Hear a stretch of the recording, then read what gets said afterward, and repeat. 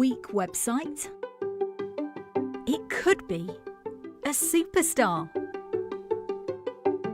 We do A/B testing, personalisation, social proof, product recommendations, baseline analysis to bring your bottom line over the line.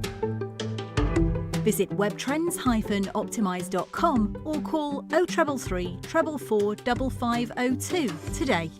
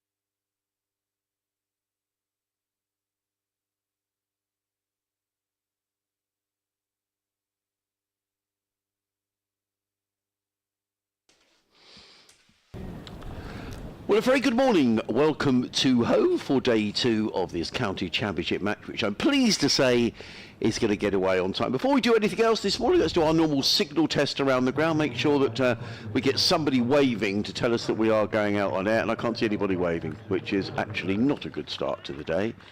Can you see anyone waving, Churchy? You see people clapping? Yes, I can't see. I think they're clapping the players rather than... Yes. Not the commentator. Your introduction and me. Please, somebody wave. Oh, there we are. No. Oh dear. An extraordinary way to start the day. No, it is. Well, this is how we always start the day at home. Lovely, I like it. With people waving to make sure the broadcast is actually going out. Okay. Well, we will assume that it is. That's what I always do. Yes, let's assume. Until someone tells me otherwise. I'm Adrian Harms, making a complete hash of things this morning. Next door to me, far more serene and calm, is Mark Church from Surrey. Well, I guess I'm from BBC Sussex. You're from BBC Surrey and BBC London. But we're covering the game, which was cut short yesterday because of rain, which was a shame. Only 53 overs possible in the day, but Sussex in a good position, 227 for 2, and it was hard graft for the Surrey lads yesterday. Yeah, it was, and it's a good pitch to bat on, and I thought Sussex batted very well yesterday. I thought Surrey were a little bit off it in the first hour, but then got back on it again. But yes, I think it's going to be hard work for the bowlers in this game. And you can tell the position we're in from the field that's set for Jordan Clark with the first over of the day from the Cromwell Road end. We can indeed, because there is only one slip who's almost a gully, but he comes in and bowls to Tom Haynes, who's 89 not out overnight, and he clips the first ball to mid-wicket, and there is no run. So there's a gully, a point, a third man, sweeper on the cover boundary, extra cover, mid-off, mid-on, mid-wicket, and a deep backward square leg. Almost he's not really fine leg, is he? I'm going to say he's deep backward square leg. The ground staff are making their way. They're well wrapped up, aren't they? The ground staff. It's not the warmest day today, but in comes Clark down the hill, bowls, and Haynes is on his way this morning with a single through the covers. He goes into the nervous 90s, 228 for 2. Yeah, I think what Surrey will look today to do is, in that first hour yesterday, too many boundaries. They'll put their hands up and say, that wasn't what we were looking for. They then found the combination of Fisher and Lawrence. So they know this is a good pitch to bat on. It's a good toss for Sussex to win. But I think they'll try and slow the whole thing down in terms of run scoring. Of course, wickets would help. Clark in bowls, Allsop drives nicely to mid-on. There is no run. And I think the other thing yesterday was...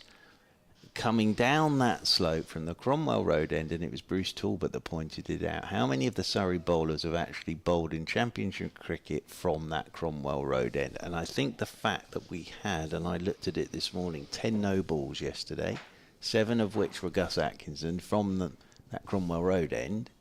Clark in bowls, let go by Allsop bounces before it gets to folks, no run. I think it's getting used to coming down that slope as well. Agree. So Surrey went short yesterday. I thought they did it pretty well. I think then the umpires got involved, which is a tactic that is used. And then I think the other thing was that when we came out again, as soon as the ball went out to the boundary, it got wet, and I think they were saying, well, why are we out here? Jordan Clark in bowls, let go by Allsop outside the off stump, no run. So conditions today better. There's a strong wind going across the ground, but I think this morning what you will see from Surrey is they want wickets, obviously, but I think on this at the moment it's quite tough to sort of pick up 2 or 3 quickly. I think it's a good track to bat on. There's no doubt whatsoever about that, and I get that, but it's also about cutting that boundary count down as well. Jordan Clark, final ball of the opening over of the morning, is in around the wicket bowls, and Allsop is forward. He's struck on the pad, the ball bounced out into the offside. There is no run. End of the over, 228 for 2. Haynes 90, Allsop 39. You had my emails were playing up yesterday, Churchy, but you were asking people who Rory Burns' opening partner. Oh, excellent. Yeah, so that question was, Rory Burns had 6 opening partners when he played for England. Who were those 6? Right. Who were those 6? So Steve Oxford got in touch. Hello, Steve. He wrote in yesterday, so apologies I didn't pick up your email to this morning. He says Rory Burns had several opening partners for England over the years. He was partnered with Keaton Jennings. Correct, on debut. Dom Sibley. Correct. Haseem Hameed. Correct. Jason Roy. Correct. Right, so that's 4 of the That's 6. 4 of them, so you need 2 more. Right, so there we are. That's the question for our listeners today. Rory Burns had 6 opening partners for England. Steve has very kindly kicked us off with 4 of those. So that's good. But there are 2 others. Right, okay. There are 2 others. Is there sort of one in there you just wouldn't think of, or...? No. Right, okay. But no, I won't give it away. It's going to be Gus Atkinson coming up the slope this morning, and he's gone short outside the off stump first up, and Haynes has nothing to do with that. Just getting back to yesterday's play, I thought incorrect. I thought that Daniel Hughes came out and took it by the absolute scruff of the neck yesterday, and he was racing along. But when Fisher and Lawrence got together, obviously he went for 62. Tom Clark went for 2, but I thought Haynes and Allsop played really well yesterday afternoon, as Atkinson is round the wicket to Haynes, and Haynes is cutting up and over the top of backward point and away for 4. Deliberately played by Haynes, and again it shows what a good pitch this is, but he's just leant back and uppercut that. And Haynes, I thought, was really good yesterday. Yes. 94 from 142 deliveries. They both had to get through that short ball barrage from Surrey, and they did that. But Haynes has looked very tight in everything he's done so far. So he's 94 not out. As round the wicket again goes Atkinson to him, and that's a short ball. He didn't look as comfy with that one. No, he didn't. He was almost get off me type shot, that, from Haynes. And there is a man lurking just behind square at 45. So again, it's this leg side predominant field. The reason being for the left-hander, it's a long boundary out to the Spenkama Pavilion here at Hove. So if you're going to hook, you've got to get a lot of it, because it is a long old carry out there to the leg side. Atkinson is in. Another short one. Oh, and he's ducking into this, and it hits the back, I think, of Haynes, and just loops away. Now, this was where the discussions yesterday with Rory Burns and the 2 umpires got interesting, because legitimate tactic this from Gus Atkinson, and that one Haynes hasn't played brilliantly, sort of ducked into it, and we're on a pitch that's really good to bat on here, and isn't the quickest you've ever seen. As Atkinson's in once more. Gone short again. Haynes ducks underneath this one. Into the gloves it goes of Ben Folkes. Sorry, won't stop this tactic. The other thing this does, slows that scoreboard down as well. Yes. So it's what most sides would do in this situation. Turn to this.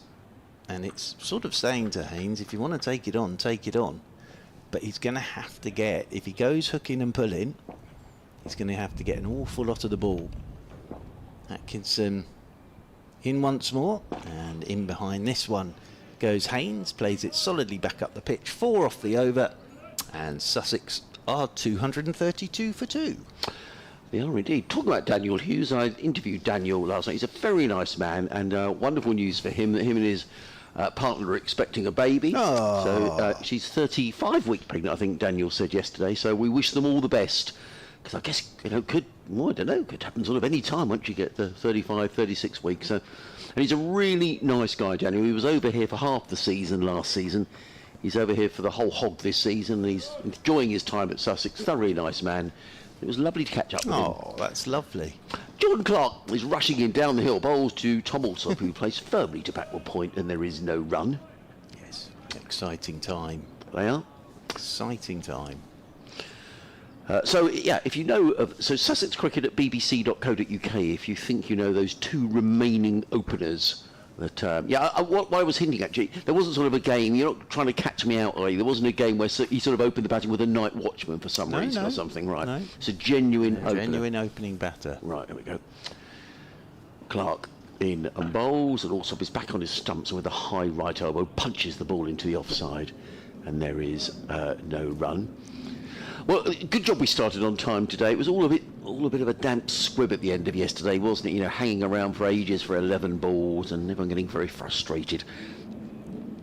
But I think the forecast today is actually for a dry day. I mean, it's not going to be beltingly hot or anything like that, but hopefully we're going to get...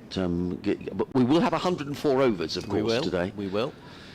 As in comes Jordan Clark, bowls and Allsop drives firmly through to mid-off and picks up a single. Does Tom Allsop? He goes to 40, Sussex 233 for 2. So lunch will be at 1:10 today, and tea, I did get a note through to tell me when tea is going to be.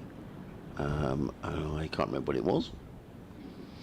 See if I can... Sometimes tea can be any time, can't it, when this happens? Yes. Well, I've got it somewhere. I've got a note through. In comes Clark, bowls and drives into the covers crisply and well fielded, because that was going quickly. Who fielded that, Joe? Dan Lawrence in there. That was very good. Will McPherson, who was here yesterday, he's listening in. Is he? Hello, Will. Yeah, but he told me them all straight off the bat, the openers. He knew straight away. Did he? Who they were, yes. Yes. Oh, well. Tea is at 4 o'clock. Oh, excellent. Well, that's nice. Yes. Lunch 13:10, tea 1600 hours. Times are fixed. They are. No 32 overs left in the day and all that stuff. They're not moving. No. So in comes Jordan Clark, bowls. Forward comes Haynes, plays down to the offside, gets a round of applause from Churchill. We've been bought some biscuits, actually. So yes, thank you very much. Thank you to Jamie, who's the Sussex Media Team Manager. I think that's his title. Very important, Jamie. He's bought us a packet of hobnobs and a packet of cookies, which are sitting in front of Churchy. They've already been opened, Jamie, so thank you. Oh, absolutely fantastic. I do like, and now the biscuits are available, obviously, but I do like a hobnob. Yeah. Well, there's some there.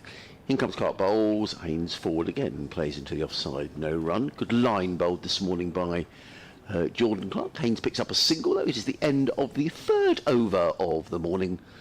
Who's just walking around the boundary edge carrying? He's eaten half a banana. Oh, the strength and conditioning coach. Is it? Yeah, just keeping an eye on his players. I think that's a good over from Jordan Clark. He's going to go length. Good length. Atkinson will keep going short, I would have thought. And Haynes, as I say, has played really nicely here. And he's 5 away from what would be tremendous 100. I'll let you do this just in case he hooks one straight into the pavilion for 6. Oh, that's a good thought. Thank you.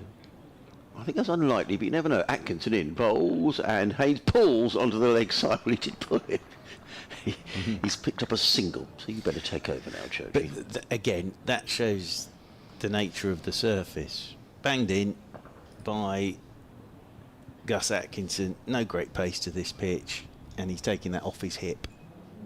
To get it up around shoulder and head high, you are going to have to almost take your own toes off. Yep. And I think that was Rory Burns' point yesterday. And they're getting a short leg in for Allsop. He did get a couple that really did hurry these two up. Both got hit on the crash helmet. But he's getting Ollie Sykes in at short leg now.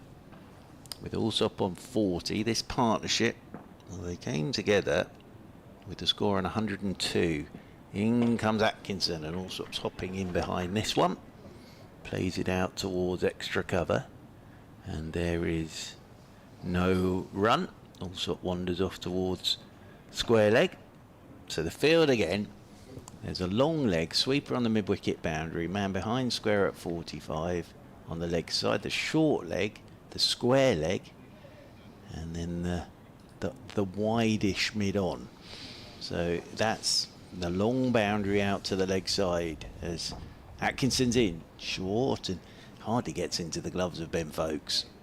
Also ducking underneath it, and it's always going down to Ben Folkes, who takes it away to his right hand side.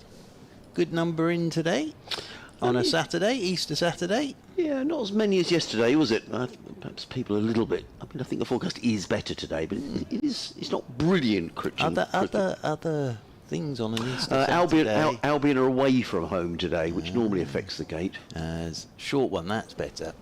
from Atkinson. And just got that one to go away a touch. Allsop was thinking of playing that and then let it go. But again, there's no, even though Atkinson's quick, that's not flying into the gloves of Ben Folkes on this second morning. No, the Albion are at Brentford Are today. they really? So last week they played Somerset. I mean, there weren't many people here at all. A lot of people do follow both. Or They do. Or a bit of cricket in the morning and down the road to the Amex in the afternoon. As in comes Atkinson once again, another short one, but it's down the leg side, and Allsop's just getting inside this. Well, it's easy to get to Brentford because there's the tube line and rail line straight next door to the stadium. Yeah, it's pretty much sort of Kew Bridge, isn't Yes, it? it is. It's a lovely stadium. Yes, it is. I actually, I've not been there seeing Brighton at all. I went there back in February to see Brentford play Everton. It's a lovely ground. And it is a lovely ground. It is a lovely ground. And it really, actually, transportation-wise, great to get to. As Atkinson's in, that's better. You see, again, it's not hurrying Allsop up, but it's just getting him cramped up for room. And he's sort of played no sort of shot to that, really. He sort of just tried to help it round the corner, missed it completely, and it hit the thigh guard. But if he plays it like that, he's going to bring the leg slip and the square leg into play. But the other thing there for Allsop is he's got time to have two minds about it. Whereas if this was quick, he'd have no time whatsoever. The voice of Mark Church. I'm Adrian Harms. Isabel Duncan is our third voice here this week, and this is live cricket on the BBC Radio Sussex and Surrey. You may be watching via the Sussex Cricket Club live stream, wherever you're watching from or listening from. A very good morning. Welcome to Hove on a blustery morning. As in comes Clark and bowls, and Haynes defends onto the onside and picks up a single. Does Tom Haynes? He goes to 97 to 36. I think that's going to go up to in a moment for 2. Yeah, there we go. I was very impressed at Brentford Church because generally, you know, when you go to big events, you sort of have to go to the bar, don't you, to get your drink or whatever. But there, it's a bit like going into a McDonald's where there's the big screen, there's the computerised screen, and you press, do you want a pint of this or a cup of coffee or a bag of crisps, and you get your number and you go to the counter and the bloke says, I thought it was really good, actually. The modern world. Yeah. I still personally like conversing with someone. He comes. Clark bowls to Allsop, who plays down the offside of the track. There is no, and of course the thing is, it was impressive. It was very efficient, and the whole experience at Brentford was excellent. But I have to say, it's like so many things these days. If you turn up with cash, oh no, you're a bit snookered. Really. And I still deal in cash. Do you? Yeah. I still Gov. I still like to deal in cash. Yes. Here comes Jordan Clark around the wicket, bowls and Allsop drives, punches to mid-on, and again there is no run. Nice and tidy and tight from Jordan Clark this morning. From the Cromwell Road. For those of you who don't know Hove, the ground slopes from the Cromwell Road end down here to what we call the sea end of the ground, because the sea is about 500 yards behind us. A drop, I always forget, I think it's about 10 feet from one end to t'other. Well, it is a proper slope. Yes. In comes Clark bowls. Allsop, is he caught behind? No, he's not. An attempted drive. And the ball shaked away from Tom Allsop, taken by a diving Folkes, and there is no run. Ben Gibson, the groundsman, might be listening and saying, I tell you this every single season, Adrian, how many feet it is, and every year I forget.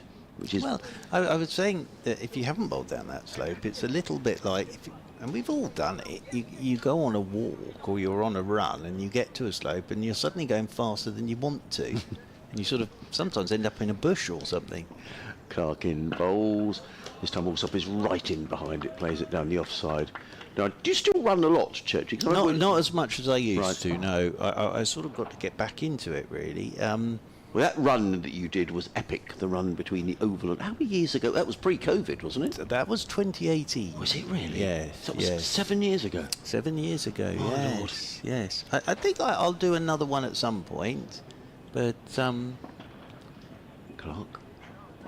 In and bowls. Allsop is... Oh, well, he's beaten. He's beaten on the inside edge there, Tom Allsop. Good delivery by Jordan Clark. Twice in the over he's beaten Tom Allsop. This is a good start by Clark, who's bowled 14 overs, 1 maiden, no wicket for 60. Sussex are 236 for 2 with Haynes on 97, Allsop on 40. That was a good ball. It was. And that went over the top of his off stump, I think, Allsop. But nicely bowled by Jordan Clark. Yes, I thought it beat him in the inside edge, Churchy. It did beat him on the inside, but it was the ball before as well. So that's why it's good bowling, in that Allsop even indicated the ball before and nipped away, so he's played for that. And it hasn't come back by much, but it's come back and beaten the inside edge because he's playing for the one that goes away. So very well bowled by Jordan Clark, bless you. In comes Atkinson to bowl to Tom Haynes on 97. Pulls the ball away onto the leg side. I thought it was in the air for a while. It was in the air for a while, but it bounced in front of the fielder, and Haynes picks up a single. What's the umpire signalling there? That was all right from Haynes because he's rolled his wrists on that. But again, that shows the nature of the pitch. But he rolled his wrists on that one, so he played it pretty well. With reference to the Rory Burns question, I have more suggestions coming. As in comes Atkinson around the wicket, bowls, ducks underneath that, does Allsop no run. So if you're just joining us, wondering what on earth we're talking about, Churchy posed the question of the 6 opening partners that Rory Burns had during his England Test career. We named 4 of them. Andrew's been in touch. Hi Andrew Rayburn. He says, I think Zach Crawley may have come in at the end of the Australia debacle on the last Ashes tour. Good work. But is he one of them? Good work. Well done, Andrew. One test was very Rory good. Burns and Zach Crawley. Very good, Andrew. In comes Atkinson bowls to Allsop, who pulls, Shot. so that will be a boundary. Tom Allsop stepping inside the line and pulling that away through backward square leg for a boundary. He goes to 44, 241 for 2. And he says, I've got 2 other options, Moeen Ali and Joe Denley, who I think may have stepped in to open. I'm not going to say, because otherwise this whole thing's fallen apart before 20 past 11. So, but there is one more to go, yes. Right. But I'm not going to say whether those 2 are correct. Welcome to listeners on 5 Sports Extra as well, who are with us now, with Sussex building on a very good day yesterday. As Gus Atkinson runs away from us. In the sunshine here at Hove, bowls to Allsop, who looks to turn this on the leg side. The ball wraps him around the glove and bounces out into the offside. And there is no run. So what's happening here is that a very good day for Sussex yesterday. Started at 227 for 2. With Haynes now moving on to 98, Allsop on 44. What we're seeing here from Surrey is Jordan Clark's going full of length from the Cromwell Road end, keeping boundaries down, and Gus Atkinson's going short to the 2 left-handers with a long leg side boundary. So this is as much Surrey trying to stop the amount of boundaries that we had in that first session yesterday. Here comes Atkinson, short, pulled away by Allsop. There's 3 men guarding that leg side boundary. And Allsop plays that one out onto the leg side. It bounces before it gets to the fielder, fortunately for him, and Allsop picks up his 45th run. Sussex to 242 for 2, means this partnership is worth 140. Seems a long time ago that Tom Clark was the last man out yesterday when he was LBW to Dan Lawrence for just 2. But this brings Tom Haynes on to strike. He's on 98 of 152 balls, the Sussex opener. Atkinson runs in up the hill from the C end, bowls to Haynes, who pulls this a little unconvincingly, has to be said, onto the leg side, but he gets a single to deep backwards square. So he's well and truly in the nervous 90s. Is Tom Haynes. He's on 99 at the end of the over. Sussex are 243 for 2. Tom Haynes on 99. Tom Allsop on 45. Gus Atkinson, 15 overs, 1 maiden, no wicket for 69. Well, I think you have to have Atkinson's pace on this to even get it up around head height. And, well, looking ahead for Atkinson, he's certainly loosening his back up with this at the moment, banging the ball in. But they'll keep going with that, because the other thing is also played one lovely shot in that over for 4, but we've only had a couple of boundaries this morning. Jordan Clark was on his way to bowl from the Cromwell Road and bowling down the slope here at Hove, and he was halfway in, and Ben Folkes, the wicketkeeper, said, "Oh, hang on a minute, Jordan." So something was clearly not quite ready. He's on his own. There are no slips in place at all. As in comes Clark down the hill, bowls to Tom Haynes, who works that to backward point, and there is no run. Rory Burns has got 6 men saving a single here for Surrey, as they try to prevent Tom Haynes going through to what would be the 14th first-class century of his career, and the second of the season for Tom Haynes, who made 141 here last week against Somerset. Haynes waits. Jordan Clark is in, bowls, and Haynes is solidly in behind this, plays it into the covers, and there is no run. But again, it's what I was saying, that what you're seeing here is he's back in the covers, he's got a sweeper on the cover rope, and he's just going to bang away on a good length outside the off stump to both Allsop and Haynes. Almost got rid of Allsop in the last over with the ball that nipped back and went past his inside edge, just over the top of the off stump. And the other thing this does for Haynes is being really, really patient. But on 99, he's just looking for a single here. Clark in bowls, and there is that single. Drives the ball away through the covers, and Tom Haynes goes through to 3 figures for the second time this season. He takes off his helmet, waves his bat and helmet in the direction of the Sussex dressing room, where the players are on the balcony. They're applauding. Good to see the Surrey players applauding as well. 100 in 156 balls in 254 minutes. 12 boundaries, the 14th century of his first-class career for Tom Haynes. Well, there's a bit of talk around England openers. I'm not suggesting for one moment that Tom Haynes is in the frame, but he's certainly worth a look. He's playing very well at the moment. Zinclump's Clark bowls to Allsop, who defends into the offside, and there is no run. That's all he could do, really, isn't it? Yeah. You know, score plenty of runs, and at least someone might have a look and think, well, he might be worth a look in the Lions game in India, against India in June, or whatever it might be. But he's all his centuries, or the 12 before this season, have come in second division cricket, and you know, people do say, well, yeah, but can you do it in the first division? And Tom Haynes has proven in the first couple of games of the season that he can. So well done, Tom. As in comes Jordan Clark, bowls to Allsop, who defends into the offside, and there is no run. Well, what I like about this innings is he just let Hughes go at the top of the order, and as I say, I thought at one point Hughes yesterday morning was going to get 100 before lunch, the way he was going. But he just bedded in. And he looks a player to me that knows his own game. He knows where his scoring options are. He's got a solid technique, solid defence. And yeah, 200s in 2 games at the start of the season. Clark in bowls to Allsop, who defends into the offside. They think about a single. There's a bit of yes, knowing, and in the end they decide the best idea is no, because that really wasn't a single there.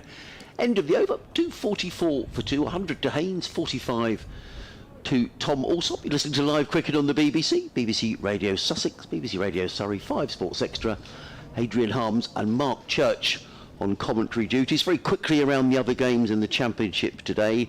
Yorkshire bowled out for 307 by Durham at the Riverside. Worcestershire 113 for 4 in reply to Essex's 179. Delayed start down at Southampton. Didn't have much play yesterday, Churchy, but Somerset in trouble, 94 for 6 down there. And also delayed up at Birmingham. They only had 9 overs yesterday and still no play today. Warwickshire 34 for 2. Those games all in the first division. We'll read the second division in a moment. Gus Atkinson it is, from the sea end with the sun out. Short one, Haynes ducks underneath it. And again, it's Folkes is taking that off his bootstraps. Always going down. Ben Folkes, all the keepers... I don't say, no, not all the keepers, that's wrong. All the keepers in the games I've seen Surrey playing have had a lot of this. And they've also covered a few miles diving left and right. As Atkinson once more is into Haynes. Another short one. Oh my goodness, that's bounced once before he got to Ben Folkes. And Ben Folkes is taking that one on the half volley, and Haynes just ducks underneath it. But at least the sun is out. That's marvellous. It is, and there's lots of blue sky actually. If you look to the, I think the weather's coming from the west today, which means it's coming up the English Channel. Lovely. It looks nice, doesn't it? Lots of blue sky there, so let's hope that remains. As Atkinson comes in once more, runs away from us from the commentary position. Short, and Haynes is pulling, and Rory Burns is diving away at that short mid-wicket position, but he's rolling his wrists on that, and that will just be a single again. Out there to Dan Lawrence, out in front of the Spen Karma Pavilion. I went to the museum that you opened last week and cut the ribbon with Isabel Duncan yesterday. We had a nice look round it during the break. I got overexcited with the photos of Garth LaRue. Right. And there's a number there. He was a proper cricketer, wasn't he, Garth LaRue? But I mean, strong, fast bowler. As round the wicket again comes Atkinson, and this is pushed off the back foot by Allsop out towards cover point. They'll pick up another single, but there's also they've got the lockers from one of the Sussex Championship sides, so the likes of Pryor and Martin Jenkins. Yeah. And, well, we did both say they couldn't have fitted a great deal in those lockers because they weren't particularly big, were they? But there's a nice way to do it. Have the lockers of the championship winning side. Yeah, it's very nice indeed. Pretty enough room to put your shoes and your I think, yes, you could have put your boots and your trousers in, yes, and your reading material. As over the wicket again goes Atkinson, another short one, and this one's ducked once again by Haynes, and probably your house keys. But that was nice, and there's some lovely photos there as well. Some lovely photos, and and the turnstile from the ground as well. Oh, I didn't see the turnstile. Yes. Well, that might be a turnstile. Right. Last year, I keep forgetting the photographer. There was a photographer who was based in Brighton who took photographs down the years, black and white photos of some of the great players. That was an exhibition last year. Very nice. Very, very nice. Atkinson's coming over the wicket now. Another short one, and Haynes is pulling this down towards long leg, and will pick up another single, and that will be one more to Haynes. End of the over. So, yes, it's been a quieter start this morning than we had yesterday morning in terms of boundaries and runs. And Sussex 247 for 2, Allsop 46, Haynes 102. I will make way, and in a moment you will be joined by Isabel Duncan. Thank you, Churchy. In the second division, Derbyshire are 227 for 5 against Northamptonshire. Gloucestershire are 393 for 9 against Kent down at Canterbury. Lancashire 61 for 3, delayed start again there against Leicester. Only had 31 overs yesterday. Delayed again in Manchester this morning, as in comes Jordan Clark. Bowls to Haynes, who works this one to backward point. There is no run. They are playing at HQ, where Middlesex are 75 for 1 in reply to Glamorgan's 199. Isabel Duncan? Isabel Drunken Duncan comes and joins us in the commentary box. You're well wrapped up today. You're fully sort of G-laid up. Oh, there's a bit of a jingle in the air going on. I better do my update in a minute. In comes Jordan Clark bowls, and Haynes works this down to third man and picks up another single. Does Tom Haynes? He goes to 103. And Sussex to 248 for 2. Yes, do you mind if I keep going? And then keep going. Because I think this is the travel. Absolutely. And important bank holiday travel. Although the roads this morning were... I flew down, practically flew down from Godalming. Did you? Did you come cross country? Right, you went cross country? Until I hit the A23, but cross country all the way to the A23. Okay. Yeah. In comes Clark bowls. Allsop he's bowled well this morning, Jordan Clark, without any luck. Tom Allsop was fishing for that one outside the off stump, taken by Folkes. And there is no run. Do you sort of follow a sat-nav, or do you just follow your nose? Well, I look at the sat-nav first, just in case there's an accident or something going, or chickens on the road. Oh, here we go. Yes.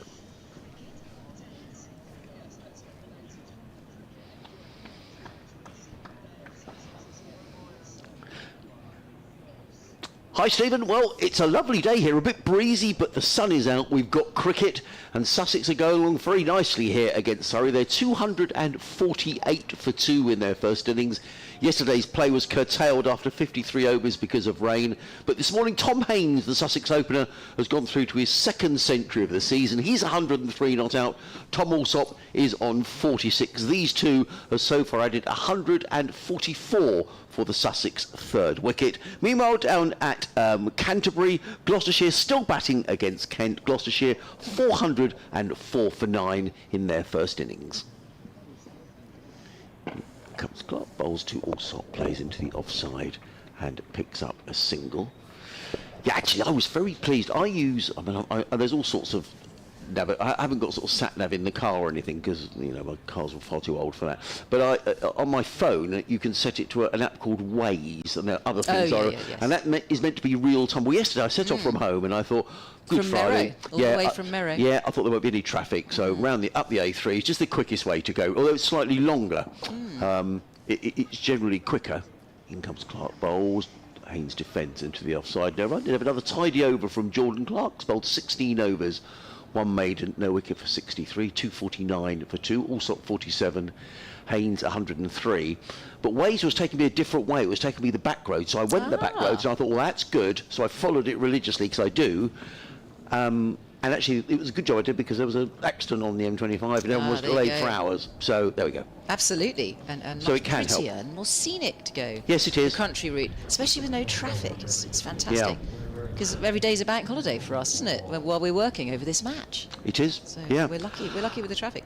Just a couple of things. Is it because Churchy was getting us to guess Rory Burns' 6 opening partners, and quite a few people have got in touch. John Barnett's been in touch. Hello, John. Lovely to hear from you.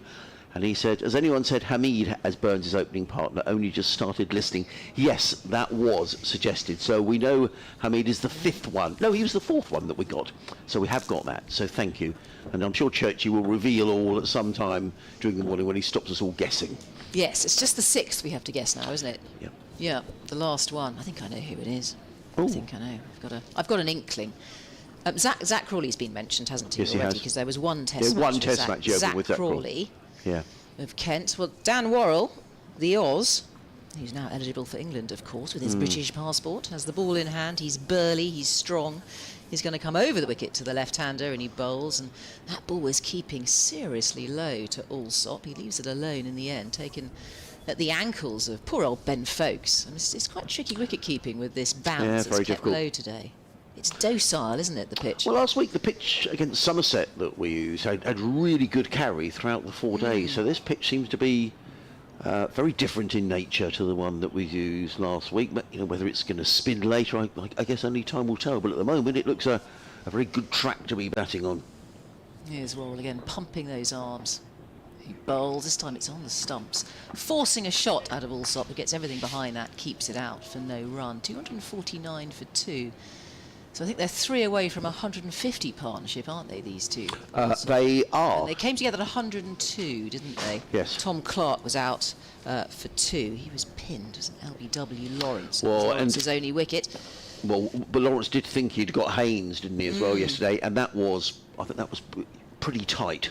It was. That produced the star jump, didn't it? Yes. From Lawrence. We enjoyed that. Worrell, in he comes and bowls, and that's flicked around the corner, backward of square leg off the bat of Allsop. He goes through for a single and goes to 48. And the 250 and the first batting bonus point is at 250, isn't it? It is. I know they do change the rules regularly in the county championship, but I think it's still 250 It for is. the first. Yes, it is. Yeah, and then it's every 50 runs up to 450, but you have to get them within the 110 overs. That's right. That's right. To get your points.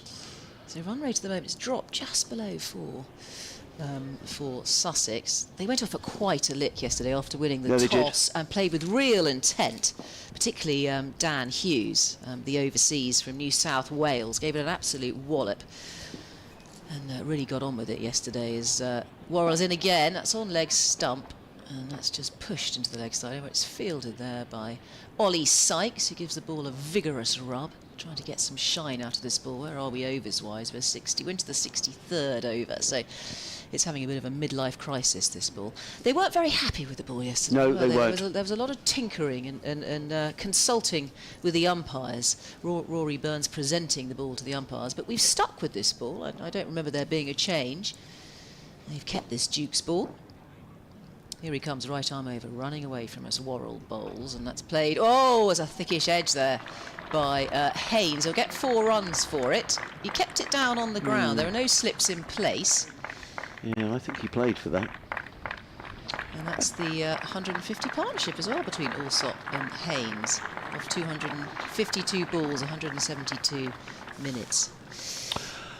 Martin in a cloudy High Wycombe says, congratulations to Tom Haynes. I was wondering what the odds on him being an England player were when he first started playing. I wish I'd had a shilling on him. Don't know. Shilling, like that. Yeah, shilling. That's a long time ago, isn't it? Is that 5p now, roughly? Is it? Oh, God, I wouldn't know. I'd have to Google it. Here comes Worrell, trundling in. It's on the stumps again. Just trying to work this into the leg side once more. Haynes, he's on 107. A mighty score of 167 balls. That is the end of the over as well. 254 for 2, with that bonus point in the bank for Sussex now. Phil Pennicott, who's a Sussex exile in London, E18 has been in touch. Where do you think E18 is in London? Is that sort of, well, it's East London. What's E17?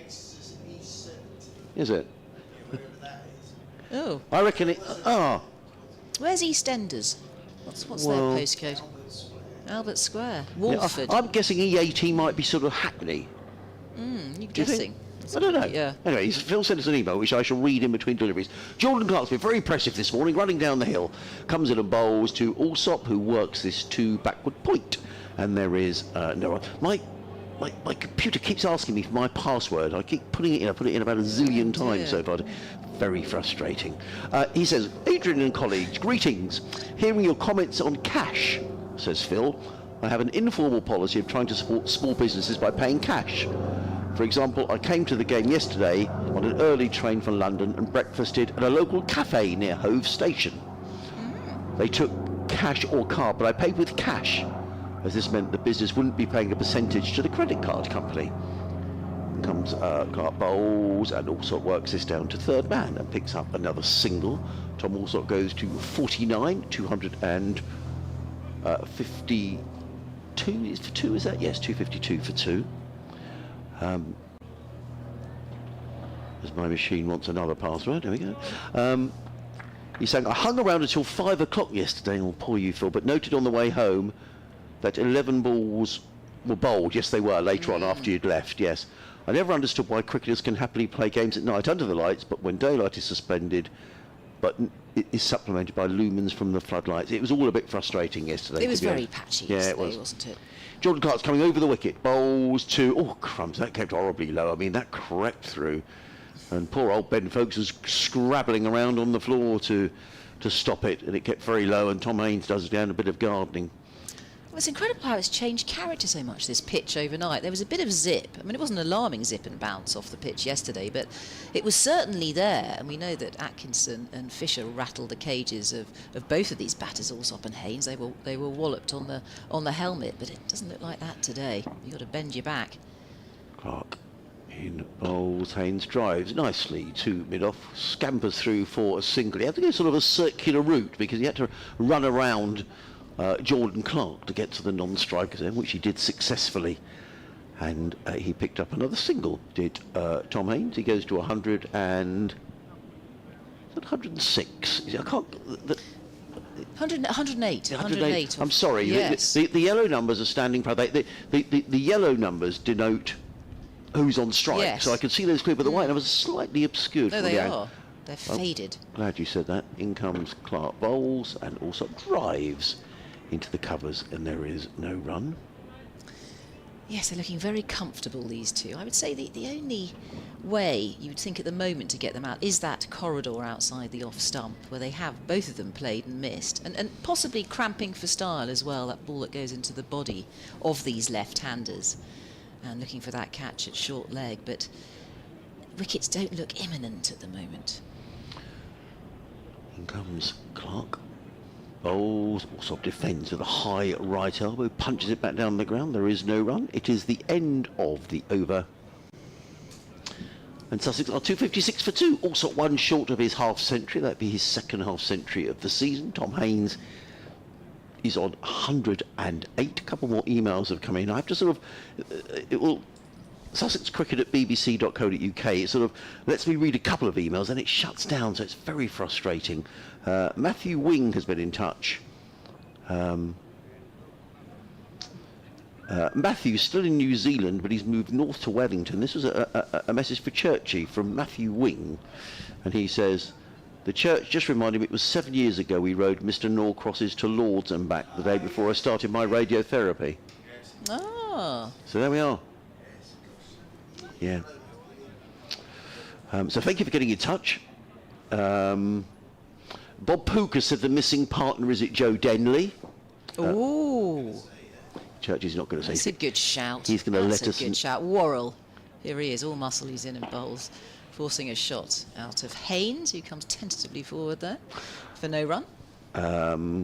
Julian Good, who says, morning Adrian and Mark, do you remember me from the ECB? Says Julian. Thank you for getting in touch. He says, couldn't get a ticket for the Albion at Brentford today, so watching on YouTube and listening to you guys. We'll be flicking to Johnny Cantor from 3. Have a good Easter. Here's to a Sussex Albion double this weekend. Best wishes, Julian in Brentwood in Essex. Hello, Julian. Lovely to hear from you. Hi, Julian. Yeah. Happy Easter bunnies. Worrell again from the CN bowls and gets everything behind that Haynes. No run again. Good tight bowling here from Worrell. Nicknamed Frankie, isn't he? Worrell? Frank Worrell. Oh, right. From the West Indies. Oh, good knowledge. Yeah, going back in time. Frankie. Oh, crumbs. Do you remember me? That is a dreadful song, isn't Dreadful song, especially when I sing it. Yeah. People are switching off the radio as we speak. Sorry about that. Apologies.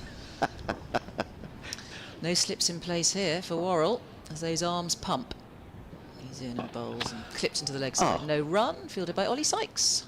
Now, this is another question about the opening partners. We're going to have to put this to bed when Churchy next comes on at 12 o'clock. So this is from Stuart. He says, morning, gentlemen, and Isabel. He doesn't say that, actually. He just says, morning, gentlemen. Oh, really?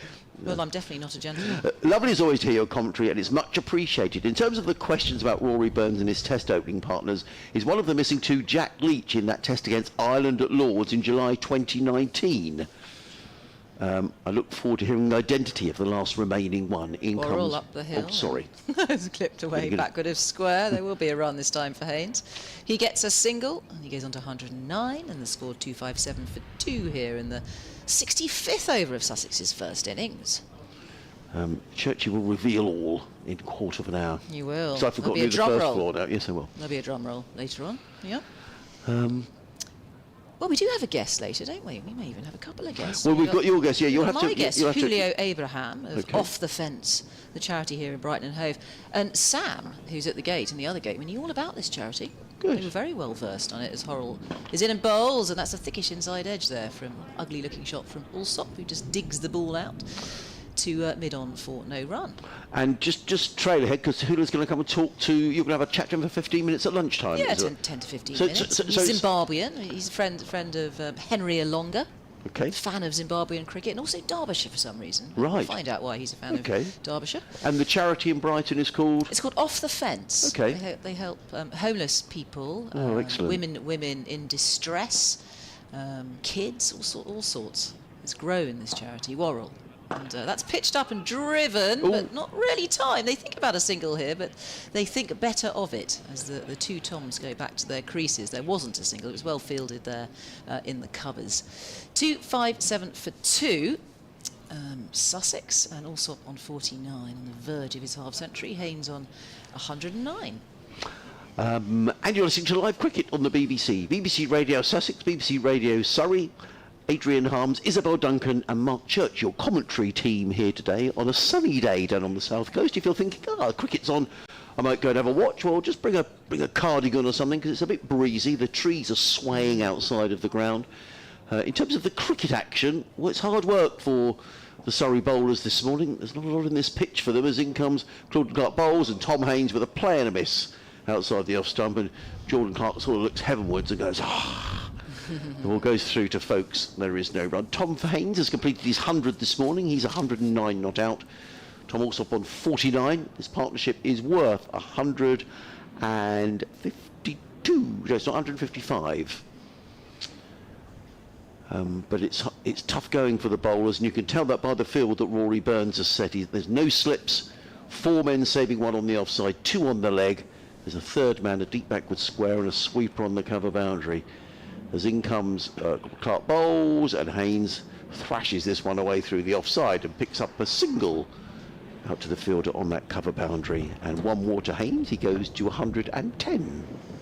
He's going back over the wicket, isn't he now, Clark? I like that, because he's trying to get the ball to come across the body of the left-hander and just trying to force the edge.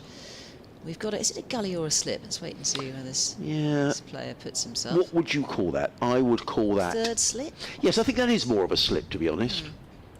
Clark in bowls. Allsop plays this to backward point, needing a single for his half-century as Tom Allsop, but the Surrey fielders are well aware of that and very quickly in from backward point. I think that was Ollie Sykes who fielded, and I get the nod from Churchy. He's got quite a good mullet going on there, hasn't he, Ollie Sykes? Yes, he's kind of harking back to almost a sort of Australian in the 1980s.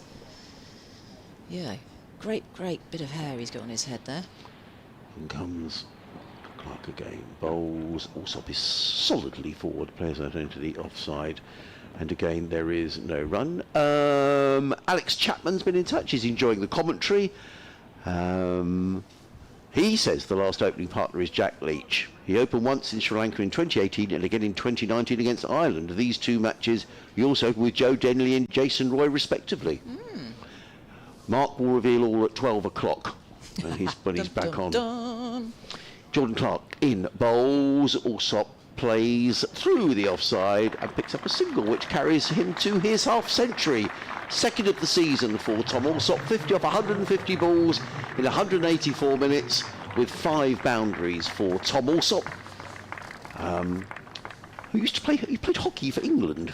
Did he? Tom Allsop. Tom Allsop, didn't know that. And he good piece of information. And he played in the Big Bash in the winter for the Brisbane Heat. And I understand, next time I interview Tom, I need to ask him, but I heard that he joined a local baseball club in Brighton. And he actually painted really well in T20 last year. Apparently that helped his, that bottom hand coming into I haven't got that it. from the horse's mouth, but I'm told he did. Yeah. So we'll have to ask him about that.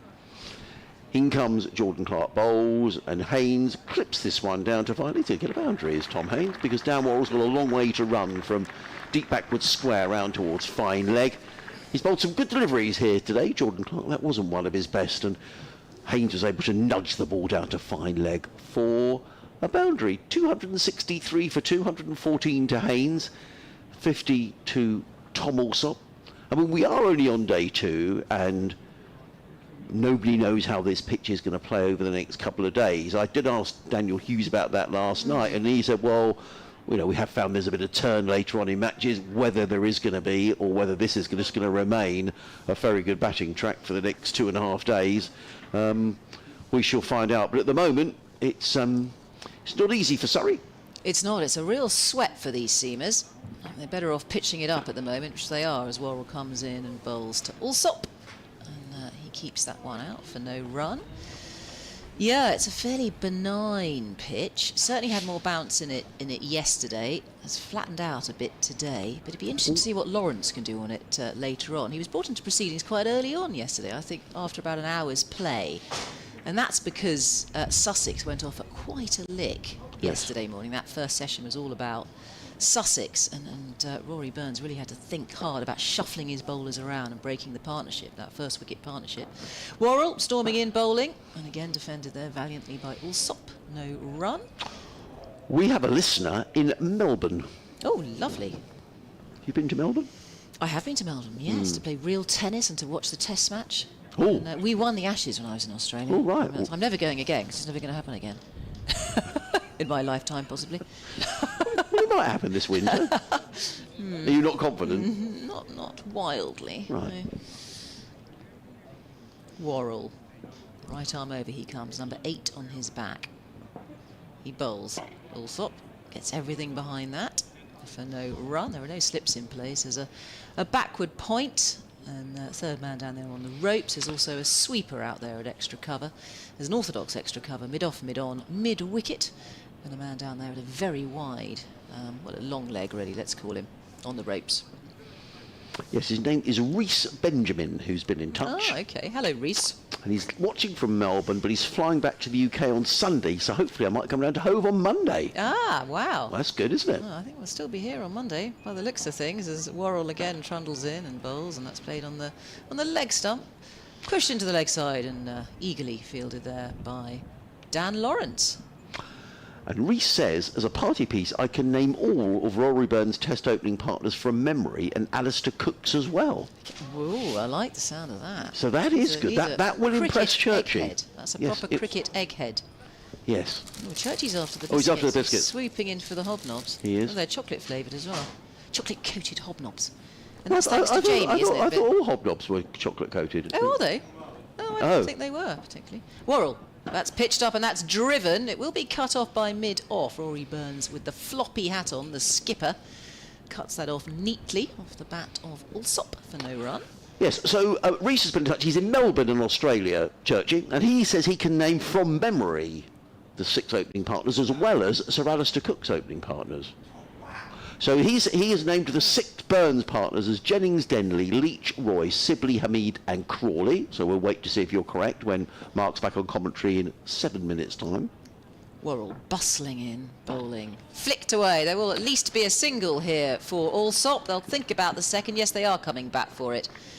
It's fielded by the young Ollie Sykes. Wings that one back in. 2 more runs to the total. 265 for 2 now. And Allsop onto 52. Haynes facing on 114. It's the end of the over. Yeah, Dan Worrell, 12 overs, 3 mains, 0 for 47. Been hard work for Dan Worrell. Alistair Cook's opening partners. Listen to this lengthy list. Strauss, Vaughan, Carberry, Peterson. Ooh. Wouldn't have got Peterson. No. Compton, Yeah, Nick Compton. Root, Robson, Trott, Lythe, Ali, Hales, Duckett, Hamid, Jennings, Stoneman. I have absolutely no idea. 15. Were there? Yeah, well, whether they, I mean, I'm trusting you, Reese, and you've done that all from memory, which is extraordinary. Oh, they're looking at the ball, so Yeah, we've got to, yeah. That's amazing, isn't it, to name those from memory? That's So, no Googling as far as Reese is concerned. Yes. Good for him. We might see him on Monday. He's flying in from Melbourne. But he's flying in from Melbourne. He's going to get here early hours, isn't he? He's going to be pretty tired. Love jet lag. Now, Brenda is coming out with a box of balls. Yeah, here she comes. Brenda Tuppin, lovely Brenda, coming out in her raincoat. She always sits over there and she brings the balls out. Oh, really? Yeah, and hands them to the fielders. And Brenda is the first in the queue every single day here at Hove. She loves her cricket. But does she work here? No, she's just a fanatical Sussex cricket fan. Lovely lady, and they had a lovely birthday party for her last year for her 80th birthday, and she's a fixture at Hove. Really? Yeah. She's out. She's got special permission to stand on the outfield. Absolutely. Woe betide an umpire if he Yeah. came over and said, get off the pitch. Wow, I like that. Yes, so Brenda always brings out the balls, and they're now selecting another ball. So Rory Burns wasn't very happy with the ball yesterday, but he's got his wish today, so the ball is going to be changed, which is good. Well, thank you, Brenda. Yeah. That's great. Because they always write the number of overs, however old the ball is. The number of overs is written on the ball. And there's usually half a dozen, isn't there, that come out. And Oh, is that what they do? I didn't know that. Because I once brought them out in Horsham because nobody else brought them out. Nobody knew where they were, and they were sitting right in front of me when we were commentating. So I thought, well, I better just rip off the earphones, run out with the balls. Did you really? I did. Wow. Yeah. Did they say who the hell are you, or did they? No one seemed to mind too much. You know, I brought the balls out. That's what they required. Yeah. That's at Horsham. That was at Horsham. How That was long probably ago with you. You must have been there. Oh, well, I don't It was remember. right by the loos. Do you remember that? Oh, yes, I right know. next to the gents. Yes, he Very was. pleasant. Yes, you could hear the loo flush. You could hear the loo flush. Hear the loo flushing, and those boys not washing their hands. Yeah, You disgusting. know, I have a thing about that. Not washing your So I hands. don't want them touching those cricket balls. No. Yeah. Oh, well, you've got a great memory. I probably was there. I can't. Oh, wow. I miss Horseshoe. I loved going to Horseshoe. It wasn't the greatest commentary Stop position, going there. No, not the greatest commentary position. But You it were was- square on, weren't you? At but Horsham? always really well looked Outside after. the You know, box. it was just to bring out. Like, it's like a lot of outgrounds, and you get lovely food and all the, really looking after you. It's great fun. Have we got to change your bowling? Oh, it's Matthew Fisher. I'll do this over from Matthew Fisher, and then I'll go, because I'm sure people are fed up with me for an hour this morning. Never. Here comes Fisher, running in down the hill from the Cromwell Road, and he bowls to Tom Haynes, who drives sweetly through the covers. They've taken one. They ought to come back for two, really. Yes, they do. But Tom Haynes needs to get a bit of a move on as the throw comes in. It actually came into Matthew Fisher, and the reaction of the Surrey fielders was that might have been close had it hit the stumps, you know. Anyway, Tom Allsop did get home. He's pretty quick between the wickets. Two more to Haynes. He goes to 116. 267 for two. The Surrey and Sussex flags are fluttering away on the clock tower scoreboard away to our right. The trees are swaying around outside the ground. The sun is out and Fisher is in, bowls, and Haynes is beaten outside the off stump. But again, Ben Folkes takes that one, sort of grubbing down on the floor. It's not easy for wicket keepers. But that's definitely the line, isn't it? Definitely the line, Adrian Harms, that they've got a bowl just outside the off stump. I mean, that's why they're much more likely to get a wicket there. And both of these batters are playing and missing outside of the off stump. If they can just get the ball in the right place. There's no bounce. It's pretty dead out there. It is. In comes. I've lost my name completely. Matthew Fisher drives to mid-off, fielded by Haynes. There is no one. I was distracted by, which I shouldn't have been, and it's... your emails. Yes. They're so popular. Morning, Adrian and Isabel says, Chris Hammond, he says, E18 is Woodford, South Woodford. Oh, thank you. Okay. And that's from Chris. Thank you, Chris. Yes, I didn't know that. Well, it's not really our neck of the woods. Well, someone's I'd get a nosebleed if I went there. In comes Fisher, bowls, Haynes drives. So that's a very good bit of fielding. Is that young Sykes in there? Yeah. Very impressive indeed. Diving to his right-hand side, prevented a single being taken.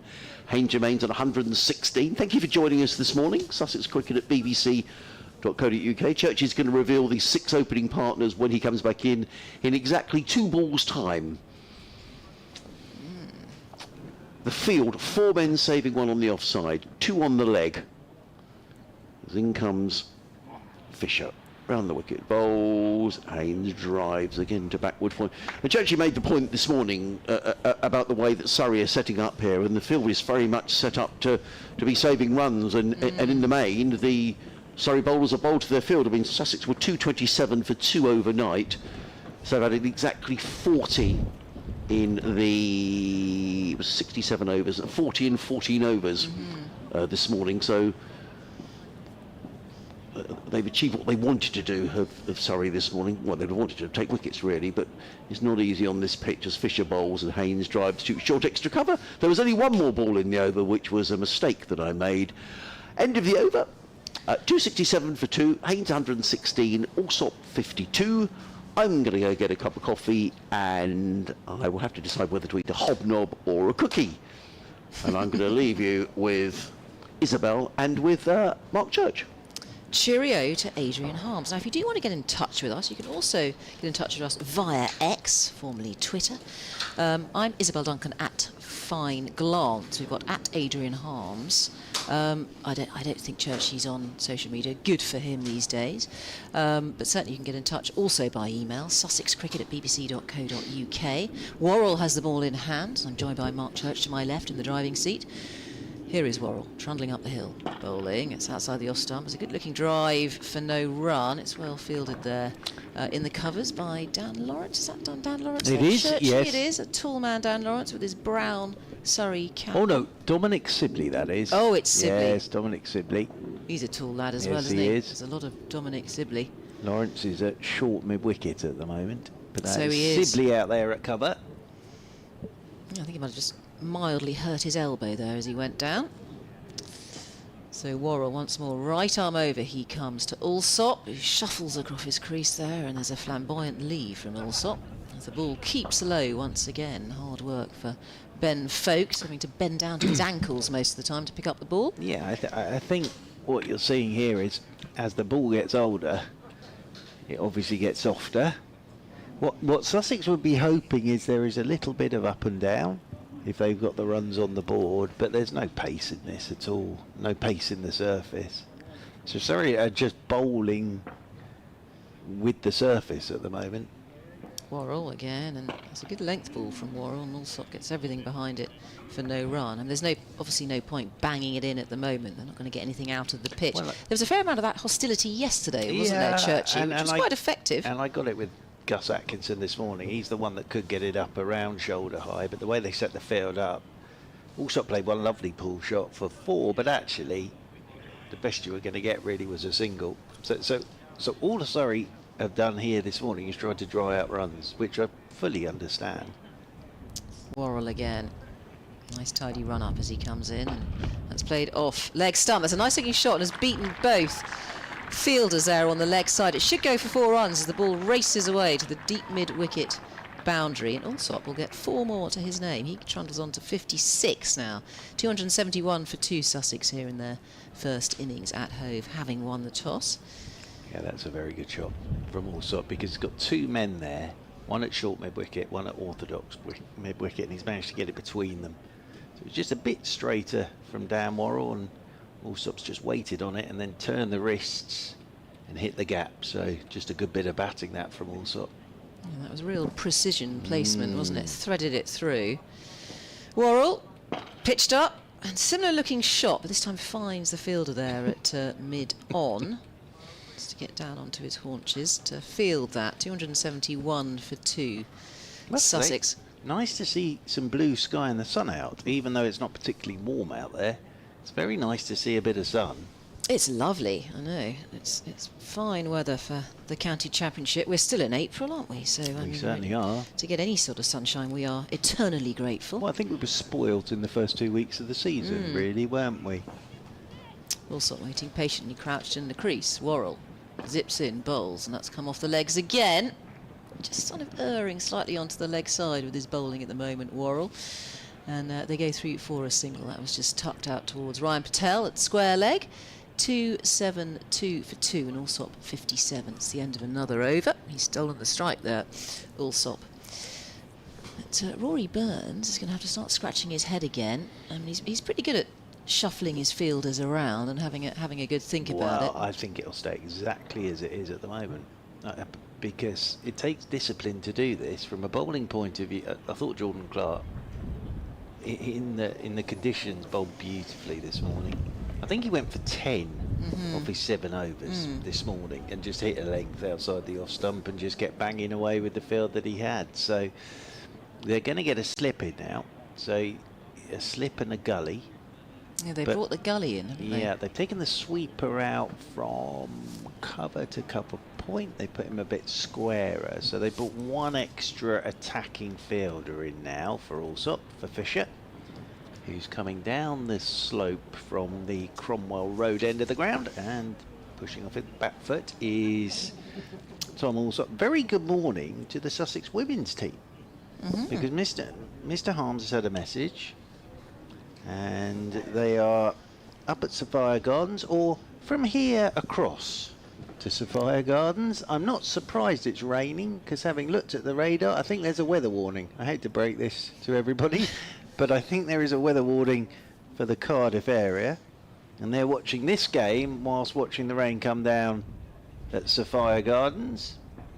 Plenty of other things to amuse yourselves as well with in Cardiff, as Fisher is in, good length ball, Allsop's forward, and playing this one down to next to mid-wicket. But next weekend here at Hove, Sussex women are playing Yorkshire in the Metro Bank One Day Cup, so that is exciting. That's all getting started next weekend, and tickets for that here at Hove only £10 for adult, a £5 for under 18s, and free for the members.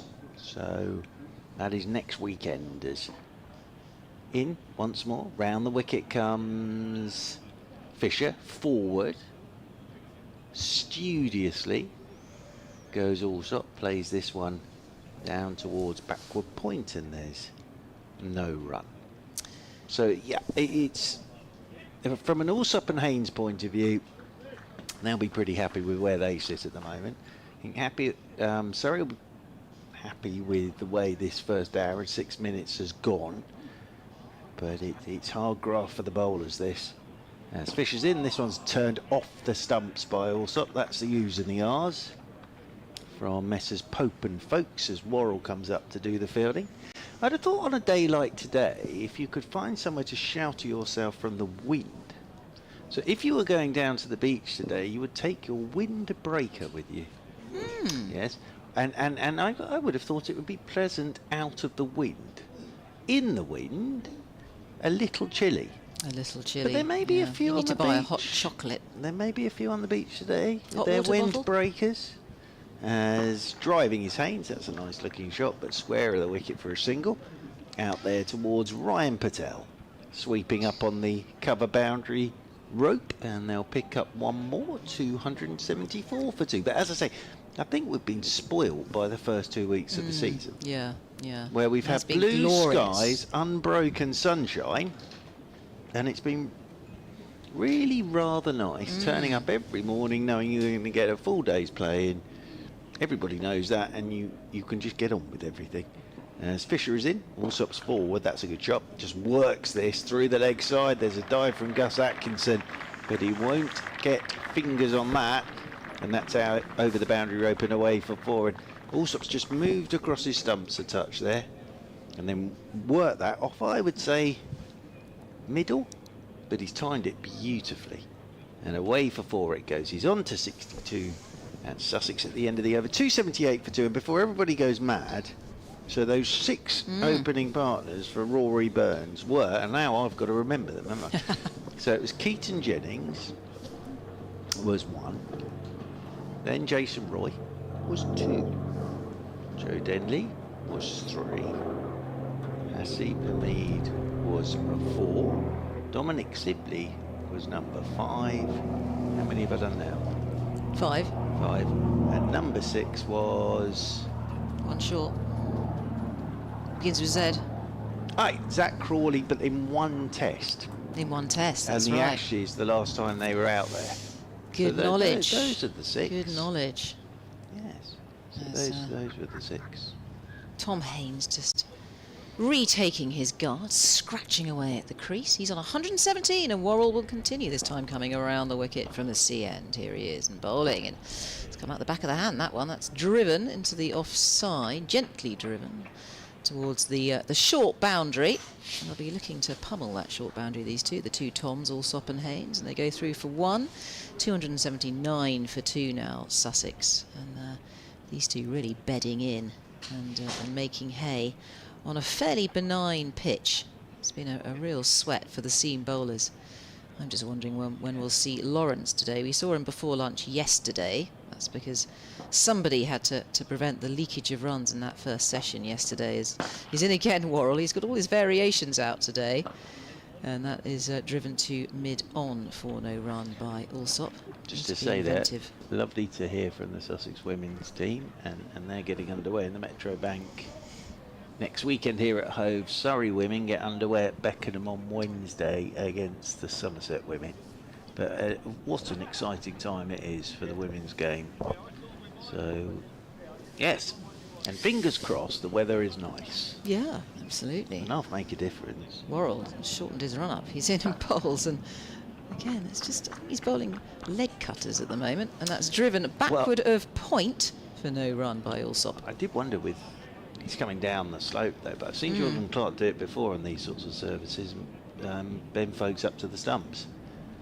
But I think because he was coming down the slope, quite difficult that, and he just hit a good line and a good length. But this is what you'll see more of today, I think. They've got to be inventive, these bowlers. There's all sorts coming out here from Worrell, and that's driven again. He's pitching it up. He's tempting Allsop just to drive and go airborne. That almost looked like a leg break. Well, he keeps bowling it. Yeah, it's interesting. It's almost coming out the back of the hand. Well, the other thing to mention is after this over, there is a new ball due in 9 overs time as well for Surrey. So new ball due in 9 overs time. We've got no slips. We've got a shortish mid-wicket in place as Worrell once again trundles in, bowls, and that is hit crisply this time by Allsop. But there is a man out there fielding on the extra cover boundary, and they go through for 1. So Allsop on to 63. Haynes now facing on 118. 280 for 2 here, Sussex. And Surrey really desperate to break these two up. Yeah, so 53 added this morning by Sussex.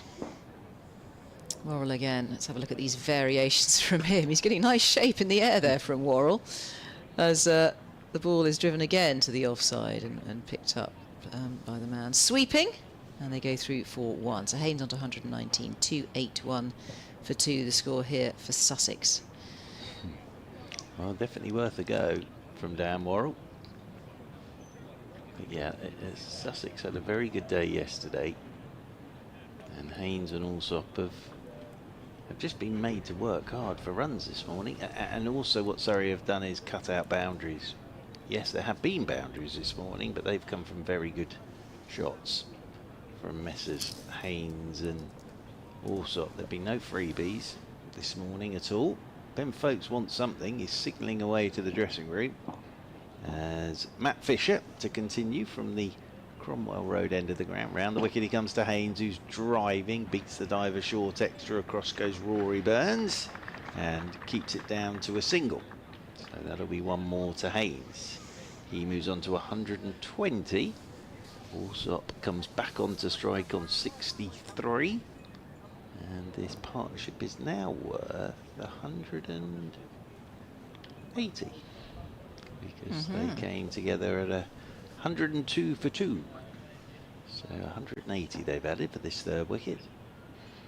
As Fisher is in to Allsop, and Allsop drives firmly back up the ground. Rory Burns, he needs his sun hat at the moment, does the fielding up there at mid-off. Few people in the deck chairs down there at the Cromwell Road end. I'm always pleased when the deck chair's already been put out, because I'm not very good at, when you get given the deck chair, making it look like a deck chair. Oh, or pinching your fingers as well. And also there's a number of times I've got myself in a real muddle with it. It's a puzzle, isn't it? It's like the Krypton factor. Yeah. I used to enjoy that programme an awful lot. As round the wicket once again goes Fisher, driving his Allsop. They've got a silly mid-off in now. That's Dan Lawrence who's whirling his arms. So we might be seeing a bit of Lawrence in the fact that Folks has signalled for his helmet and Lawrence is whirling his arms. Yes, it was mind and physical fitness. Do you remember the assault course? Yes, I was love all that part show. It was of brilliant, wasn't it? Yeah. Needed to be an all-rounder, didn't you? Yes. Sharp brain and be Yeah, it was physically good. agile It was good. and fit. Yeah. That was a long time ago. We're showing our age here, aren't we? I enjoyed that 1980s, probably. Round the wicket once again is Fisher, clipped firmly, leg side by Allsop, and the fielding done by fielder in there at mid-wicket, and there is no run. Oh, we were talking about your fitness earlier and all that running that you did for charity. Tell me the charity again that you were raising money for. And you... That was for the Pancreatic Cancer Foundation. That's right. Yes. And were you running from, was it back? It was to Lords and back from the Oval several times. Yeah, Is that 4 what it was? times a day, which 4 was times 20 miles a day from memory. As this one's down the leg side, it's flicked in the air. This will be the breakthrough for Surrey.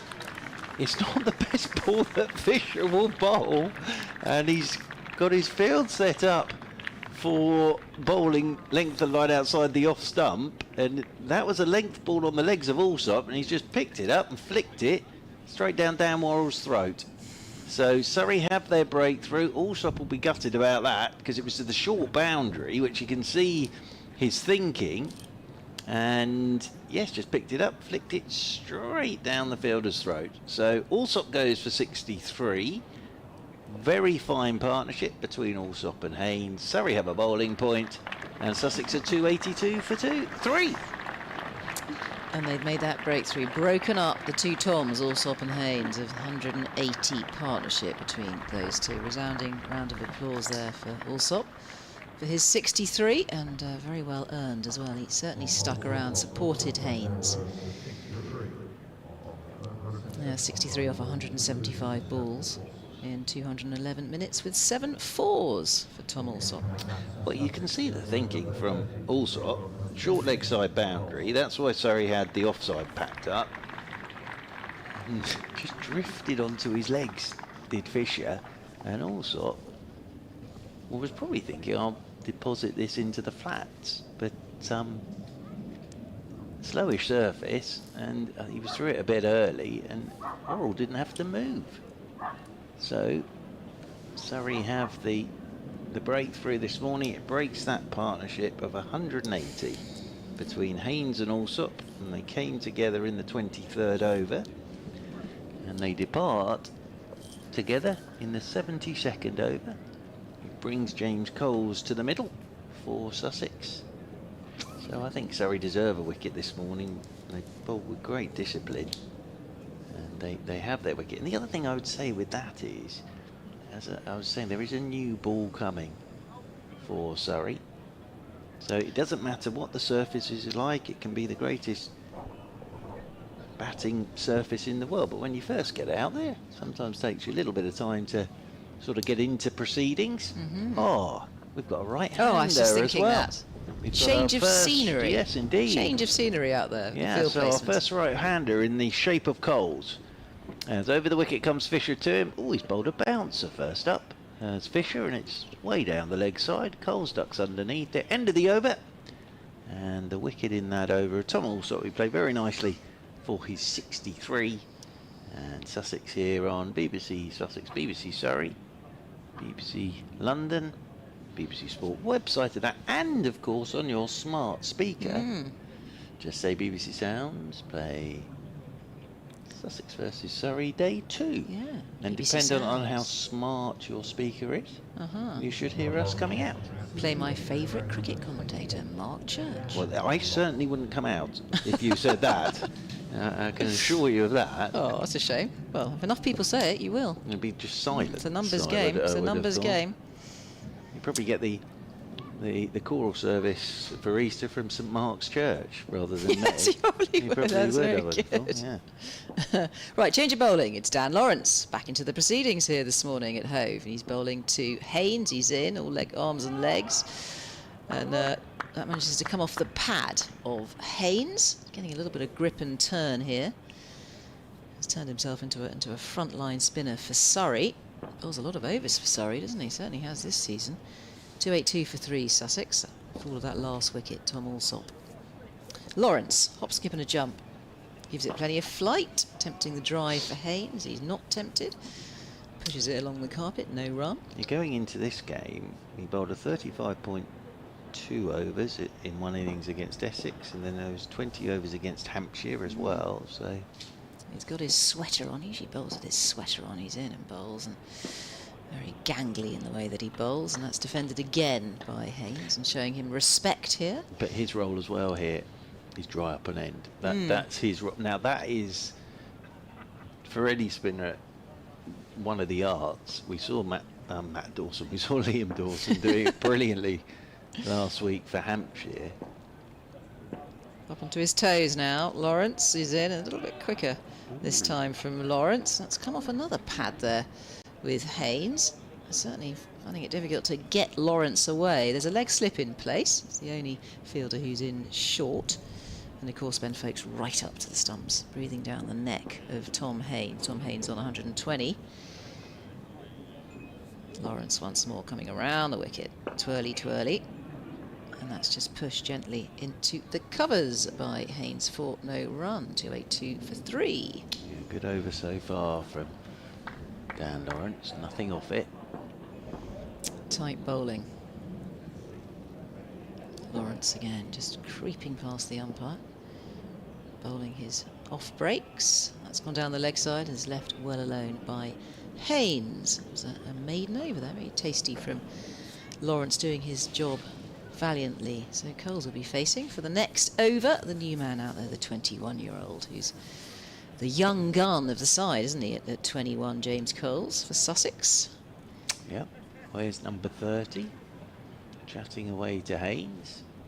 Haynes on 120. Fisher will continue from the Cromwell Road end. Well, it's a nice day now. Blue sky, bit of fluffy cloud, and the sun's out. So as I say, if you can get out of the breeze, I just thought it's rather pleasant. And much nicer weather than we had yesterday. It wasn't particularly nice yesterday. As Fisher then comes in over the wicket to Coles. Coles looks for his first run as he tucks this one into the leg side, out to another young player in the shape of Ollie Sykes. Out there at mid-wicket.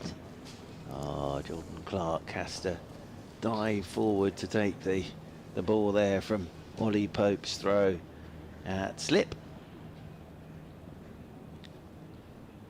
Waiting over his bat once more is young Mr. Coles. As over the wicket comes Fisher to him. Coles is turning this into the leg side, and there is Ollie Sykes again doing the fielding. tumbling away. I think he wants his gully out into the leg side after that. Does Fisher? Yes, he does indeed. So off goes Tom Sibley to the mid-wicket position, and Ollie Sykes is going to drop in at square leg, I would have thought. Just after those 2 shots, just getting an extra fielder across to the leg side. Nope, he's going to deposit Ollie Sykes out to that very long, deep backward square boundary, off towards the Spenkama Pavilion, the way to our left, and to Coles's left. As Fisher, with the sound of the birds, comes in over the wicket, and this is left alone by Coles, nicely bowled by Fisher. And I was saying yesterday, Fisher does have this knack of the odd delivery off a length just bounces on you. Even on here, that one bounced. You're right. It No. just leaps all of a sudden, doesn't it? No change of the action, but it just bounces a touch more. Elsewhere in the First Division, I say that, I've got to find the scorecards now. As in once more comes Fisher to Coles. Coles is playing forward, pushes this one back up the pitch, and there is no run. Solidly played. So Durham have lost a wicket against Yorkshire. Yorkshire 307. Durham are 38 for 1. Worcestershire 160 for 7 now in reply to Essex's 179. So that game is moving on at a rapid rate of knots. They are playing down at Southampton. Somerset 136 for 9 against Hampshire. As Coles turns into the leg side. Very good bit of work in there at short mid-wicket by Dan Lawrence, tumbling away to his right-hand side. And Warwickshire 61 for 4 now against Nottinghamshire. Didn't get much cricket in yesterday, but they've lost a couple of wickets this morning. In Division 2, Lancashire 117 for 4 against Leicestershire. Middlesex 104 for 1 in reply to Glamorgan's 199. As Fisher is into Coles. Coles covers up, plays it into the leg side. So back-to-back maidens with Lawrence and Fisher, as we saw yesterday, combining. So yes, Middlesex 104 for 1 in reply to Glamorgan's 199. Gloucestershire all out for 472. Kent 4 without loss. And Derbyshire 267 for 6 against Northamptonshire. And those are all the other scores from around the country. Well said. Well, thank you. Yeah, lovely rhythm to it as well. So I've heard from Michael Simpkins, who's a great Sussex man, Simo, yes. author of Fatty Batter. Yes, I'll read his absolutely. message in a moment. Lawrence continues up onto his toes. He's coming around the wicket and he's bowling to Haynes, the left-hander. Gently nudges that into the offside. No run. Actually, it's difficult to read out messages when the spinners are on. You have to use an economy of words here. Sorry, Simo, you'll just have to wait. I'll wait for between the overs. You will. He's playing in Richard II at the moment. Is he really? He is. He can't get down here because of Richard II's holding him back. Typical. Up to the crease, bowls. Nice shape to that from Lawrence, and respect shown by Haynes as he comes forwards and defends. No run. 282 for 3. He's hoping to be here on Monday. Excellent. Well, let's hope let's hope Richard doesn't hold him back for Monday. No, quite. He gets a day off from Richard on Monday, possibly on a Monday. I think the theatres generally, don't they? You're a theatre man, aren't you, Churchy? Yeah. 12's away. Whoa, it's a bit of a leading edge there from Haynes, but the ball falls harmlessly into the offside and hands on head from Lawrence. He's so frustrated. They're all pretty frustrated out there. That was Surrey. nicely bowled from Lawrence, just straight into touch. Look at that. I can't ever say I've played Richard II, mind. You haven't seen Richard II? Oh, I've never played him.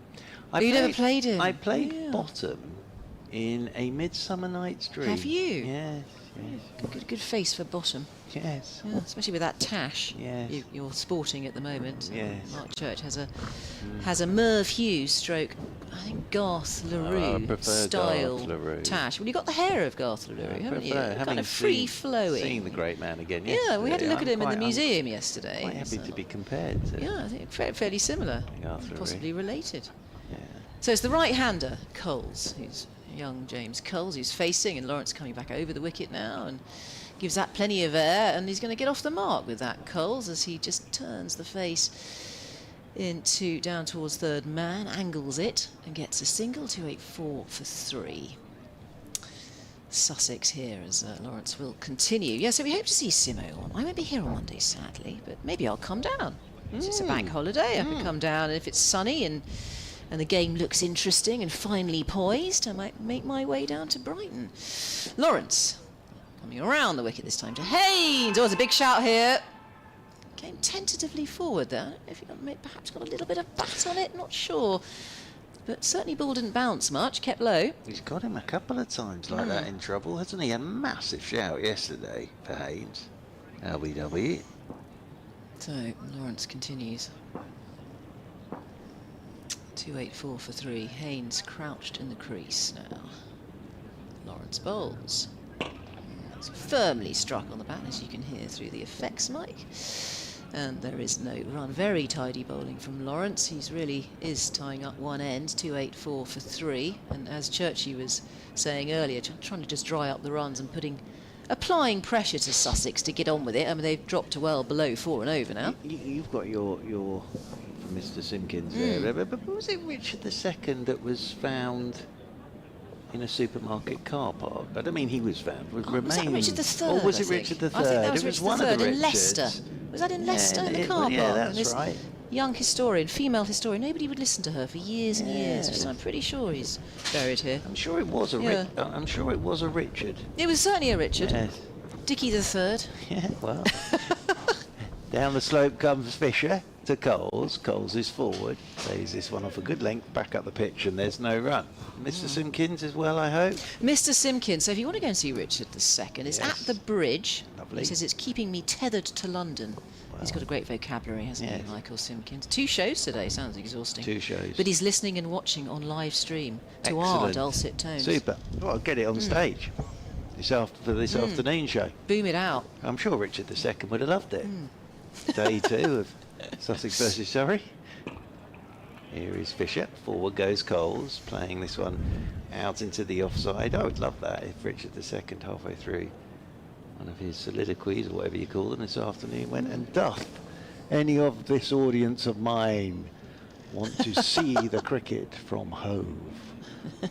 2 days are nearly past between Sussex and Surrey. Let's all sit together and use our eyes to watch. I think that would work. And I like the way you project yourself. And Mr. Simpkins could watch it this afternoon with everybody else in the audience. This one's down the leg side and got nothing on it, and it's taken by the keeper. Folks, right, I'm off because Mr. Harms has got to do an update. Yes, we're going to do a musical chairs in just a moment at the end of the over. Churchy will take my spot. Richard II, there is some, I'll remember it in a minute. In comes Fisher, bowls, Coles plays to mid-wicket, and there is a no-run. It's a way of remembering a mathematical term or something. Richard II came home in vain. It stands for something, and I can't remember what it is. Oh, crumbs.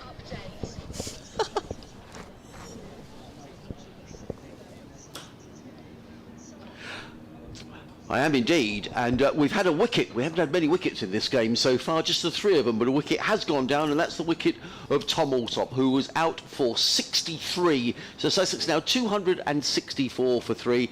Tom Haynes carries on his merry way. He's 121 not out. James Coles is just a single. It's hard work here for the bowlers on a sunny day at home on what has turned out to be a very batter-friendly wicket. Meanwhile, down at Canterbury, Gloucestershire made 472. Kent are 11 for 1 in reply. And guess what? Zach Crawley out for just a single. His bad run of form continues.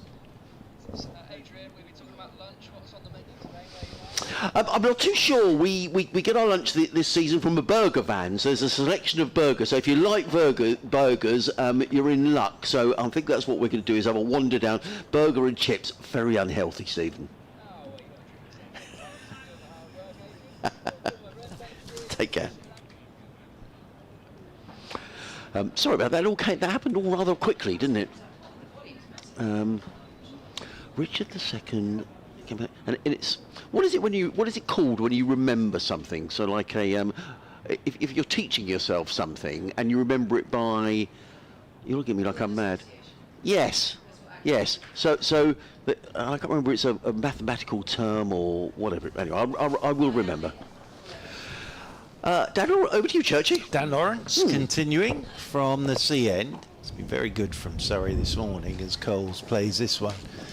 Back up the pitch, they've kept it very tight. Mr. Fisher has picked up the wicket of Allsop. Bowled very nicely this morning again as Matt Fisher.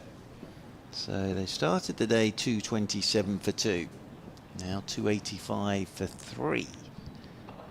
As Lawrence is into Coles. Coles is forward.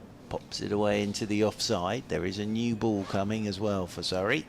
And Coles will pick up a single. He moves on to 3, apologies. 286 for 3.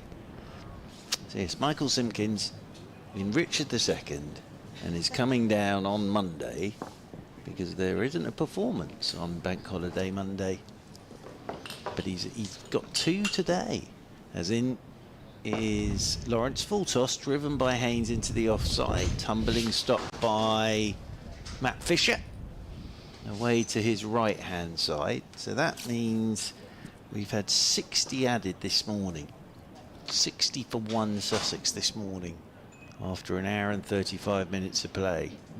So very tight stuff from Surrey this morning in the sunshine as Lawrence is in to Coles. Little inside edge onto that bat pad. He definitely hit that.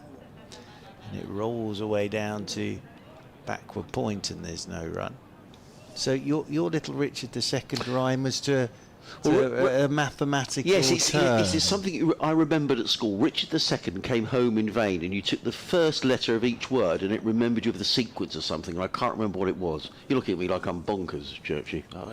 Maths was never my strong suit.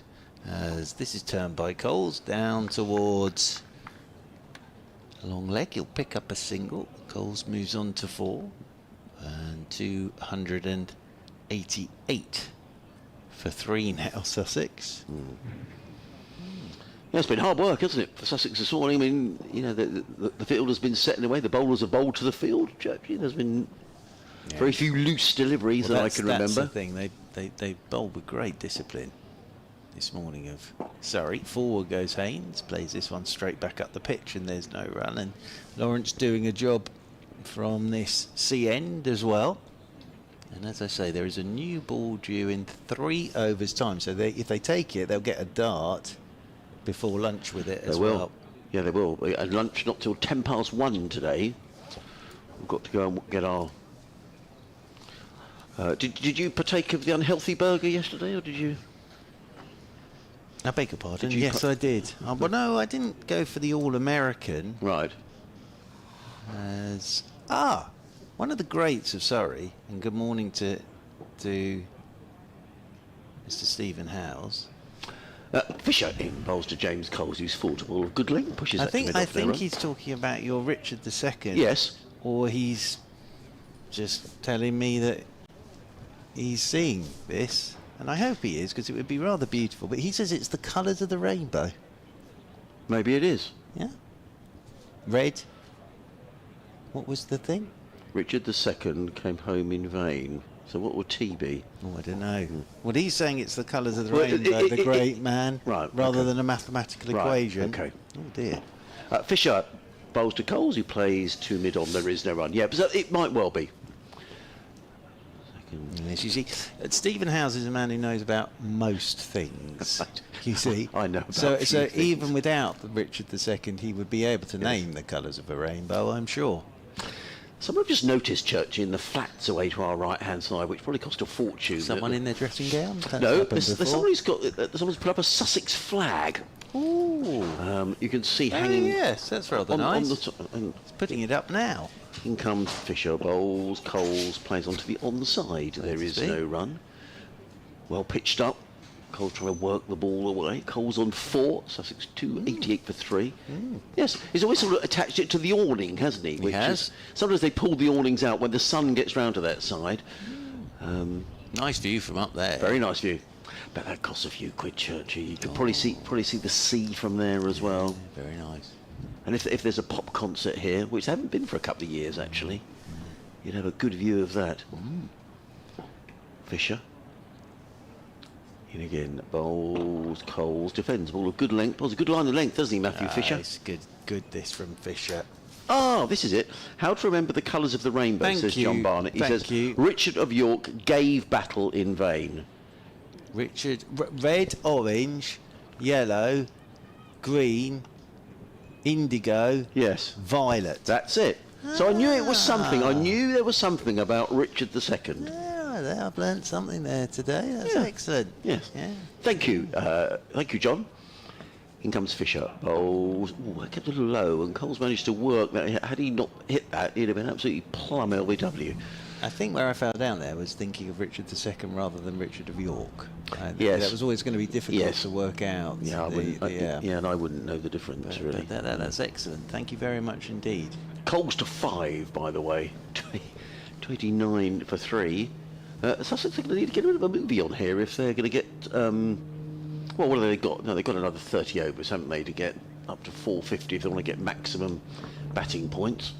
In comes Fisher bowls. Oh, Coles is beat. Haynes is beaten. Good delivery by Matthew Fisher. Now that did bounce, and Ben Folkes took that round about his midriff. That was a very good delivery by Fisher, who's bowled extremely well. I would say he's been the pick of the Surrey bowlers. 14 overs, 3 maidens, 2 for 28. Alan Gardner, who was with us yesterday, another man who knows about everything. He's just said that as well. Richard of York gave battle in vain. Right. Yeah, it's very good. There we are. Oh, and the term you're looking for is monomic. Ah, Monomic. right, Monomic, okay. Yes. I wasn't Thank you, great. Mr. Gardner. Right, I wasn't great at school. I used to have to remember those sort of things, Churchy. Well, you couldn't now. No. There's a mathematical one, and I will think of that during the day. It was something to do with angles of a triangle. I can't remember. Yeah. Very nice. So Dan Lawrence, Dan Lawrence is coming in over the wicket to Coles. Coles is forward, playing this one back up the pitch. I just wonder if they would take the new ball, because nothing's happening at the moment. That'll suit Surrey down to the ground. 289 for 3.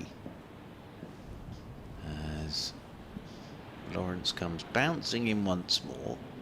Coles is forward, plays this one back up the pitch. It's rather nice to see a right-hander.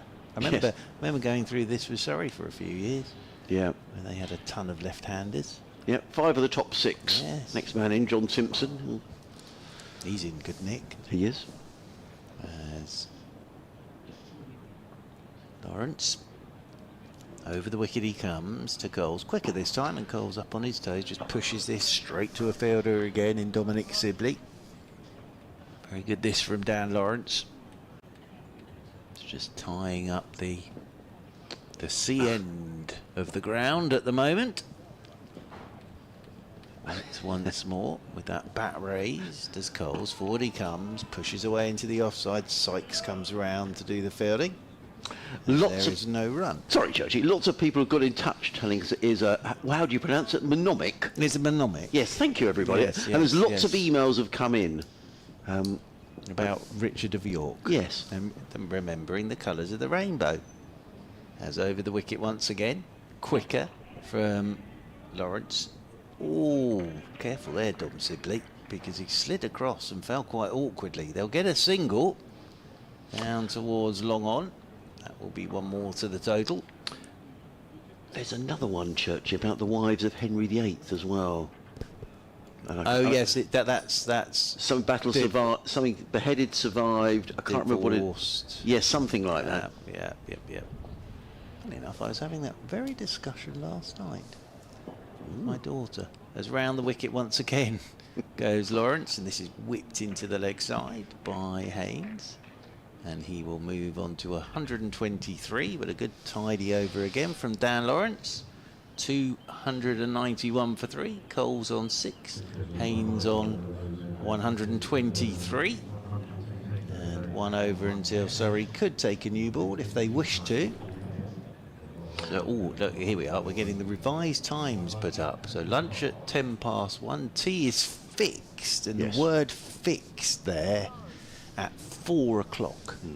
Whatever happens, tea is fixed at 4. That's right. So the tea ladies will be here getting the sandwiches ready, and in comes Matthew Fisher.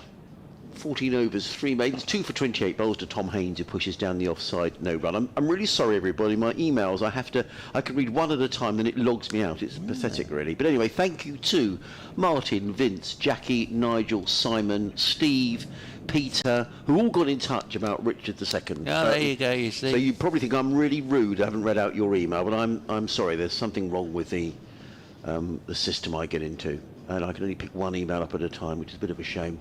In comes Fisher, bright sunshine in and bowls. Haynes forward play. Oh, there could be a run out here. Throw comes in. Well, it missed the stumps. There was a complete misunderstanding, and Tom Haynes acknowledged it was his fault. He played it into the covers. Was that young Sykes? Ollie Pope. Oh, right, okay. Thank you. And Tom Haynes had taken 3 or 4 steps down the wicket. I think James Coles, with some horror, saw Ollie Pope coming in and quite rightly sent Tom Haynes back, and Tom Haynes realised the error of his decision and sort of held up his hand and said, sorry about that, James. And there is no run. Fisher in again, bowls, all Haynes is beaten. Very good by Matthew Fisher. I mean, it's a pitch that's giving him absolutely nothing, and he's running hard, and his figures of excellent figures, 2 for 28 in his 15th over, and he looks a very fine acquisition for Surrey. Outstanding again today, Fisher. And I think Surrey have been very good this morning so far. This is not it's not straightforward, this. They've shut down boundaries. They've made run scoring very difficult. In comes Fisher again. Bowls. Haynes drives to extra cover.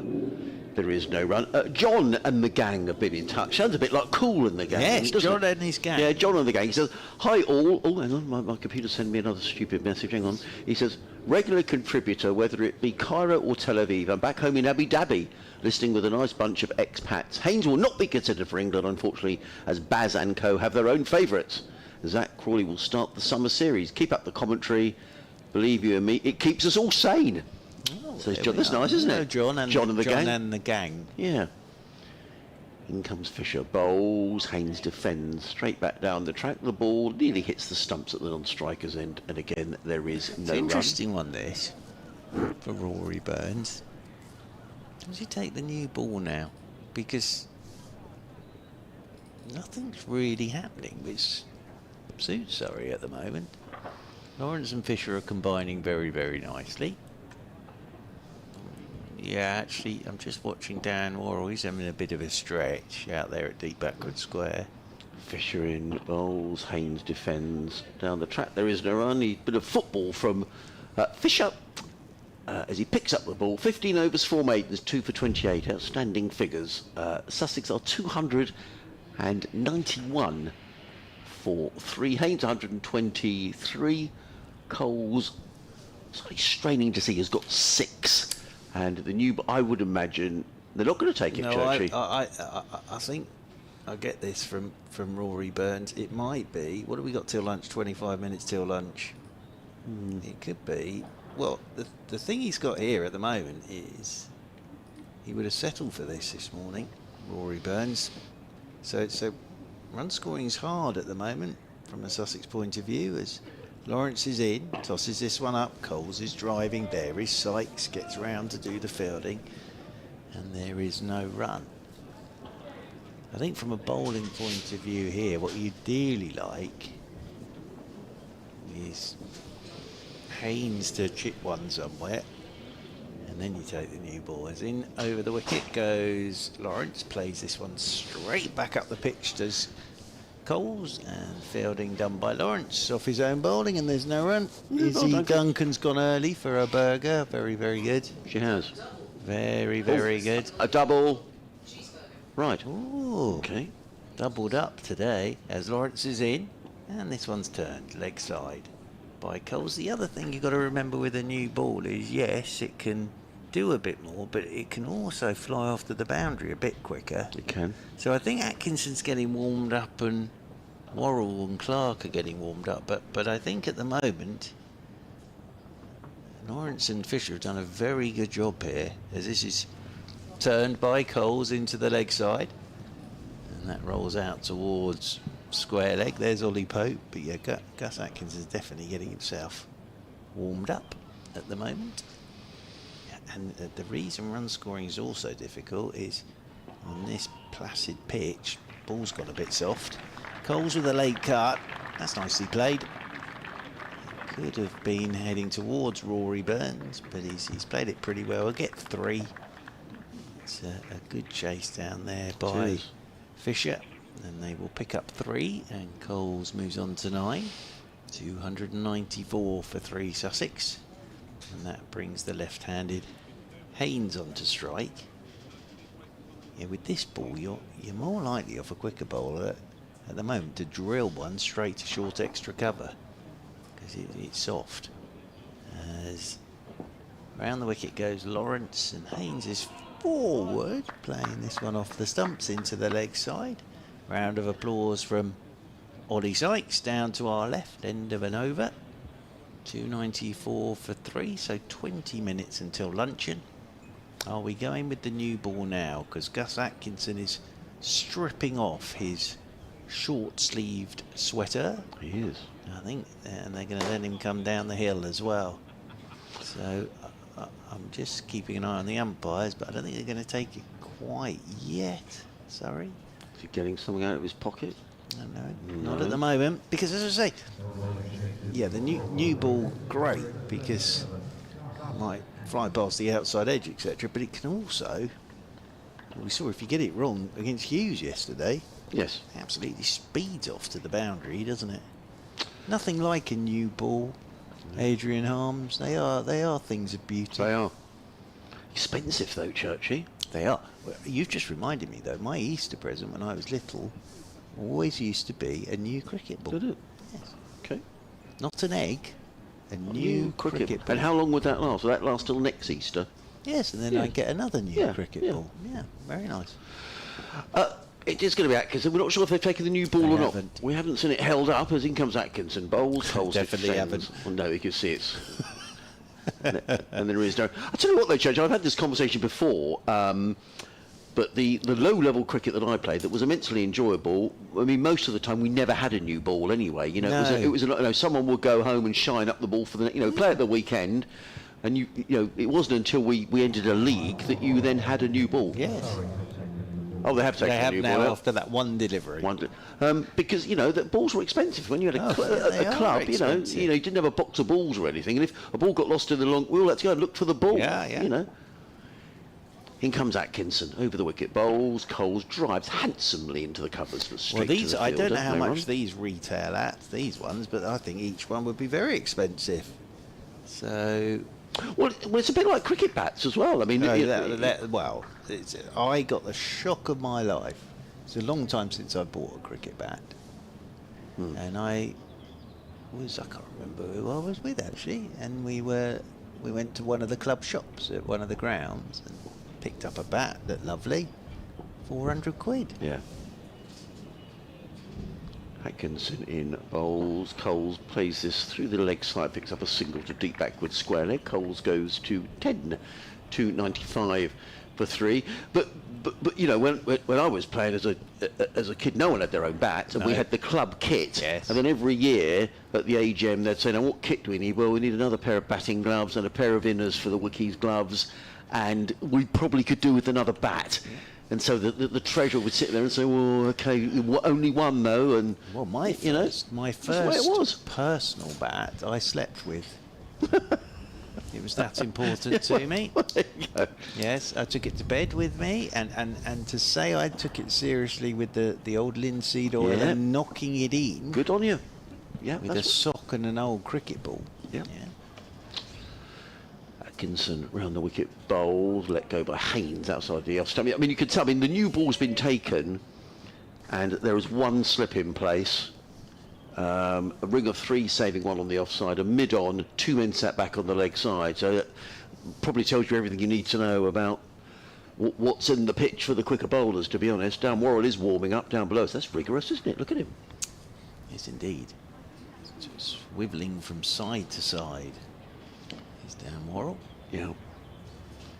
In comes Atkinson again bowls. Haynes works this through backward point and picks up at least one and probably two. Yeah, they're coming back for a second down to third man. Haynes goes to 125. It's a conversation we have a lot on here, Churchy, about the cost though of cricket equipment, because certainly back in the day no one in village cricket had their own cricket bats, and now if someone does want to take up cricket, you just hope that clubs say, well, we've got some kit for you to use. Let's face it, parents can't afford 400 quid for a cricket bat and a pair of pads and gloves. It's just out of reach. So I think clubs are pretty good in making kit available for all. I hope they are.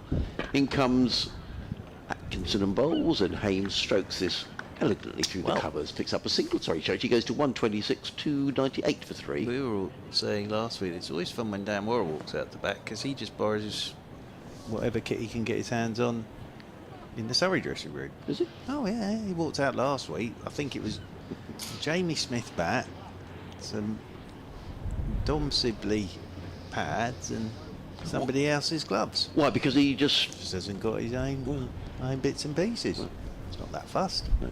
So he just wanders out. And Dom Sibley said last week it's always quite exciting to see whose kit he's going to walk out in. Yeah. So, but I do remember that. I do remember the box of kit, and it was whichever bat you could pull out and pads. And totally. gloves. Yeah, and actually, quite often in the club kit there was only 3 pairs of pads anyway. So if you were batting 4, once the openers got out, you had to quickly get the pads off and put them on someone else. That's right. Yeah. There wasn't. And in those days it was buckle pads. It was not Velcro. Oh, totally. Yeah, so it took a while to do that. It's going to be Dan Worrell with this new ball from the C end, coming in over the wicket to Haynes. Haynes is forward, playing this one out into the offside, and there is no run. Well, Haynes today, and nothing wrong with this at all, because he's doing a terrific job for Sussex, but he's 37 so far today from Haynes.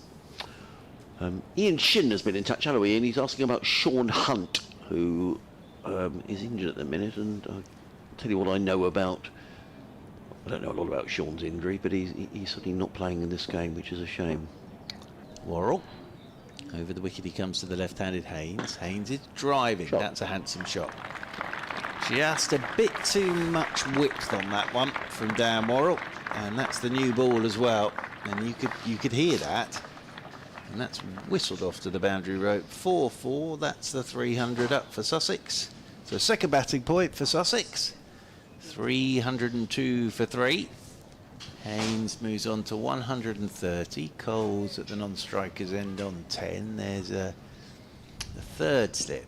Pope's just in at the third slip at the moment as Worrell is into Haynes. Haynes, that's down the leg side, gets nothing on this. Looking to flick it away. Down to long leg. We have got a lunchtime guest today. We do.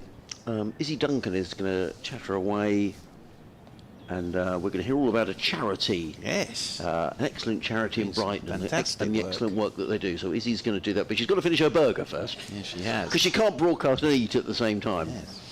Well, perhaps she can multitask, I don't know. I can't. Doubled up today on the cheeseburger. Yeah. As over the wicket once again comes Worrell, turned by Haynes into the leg side. Well, Mr. Alan Gardner, who's been in touch, he went the American burger, he said yesterday. Went full in. Right. All in. I think you get sort of onion rings on the top of it as well. Yeah.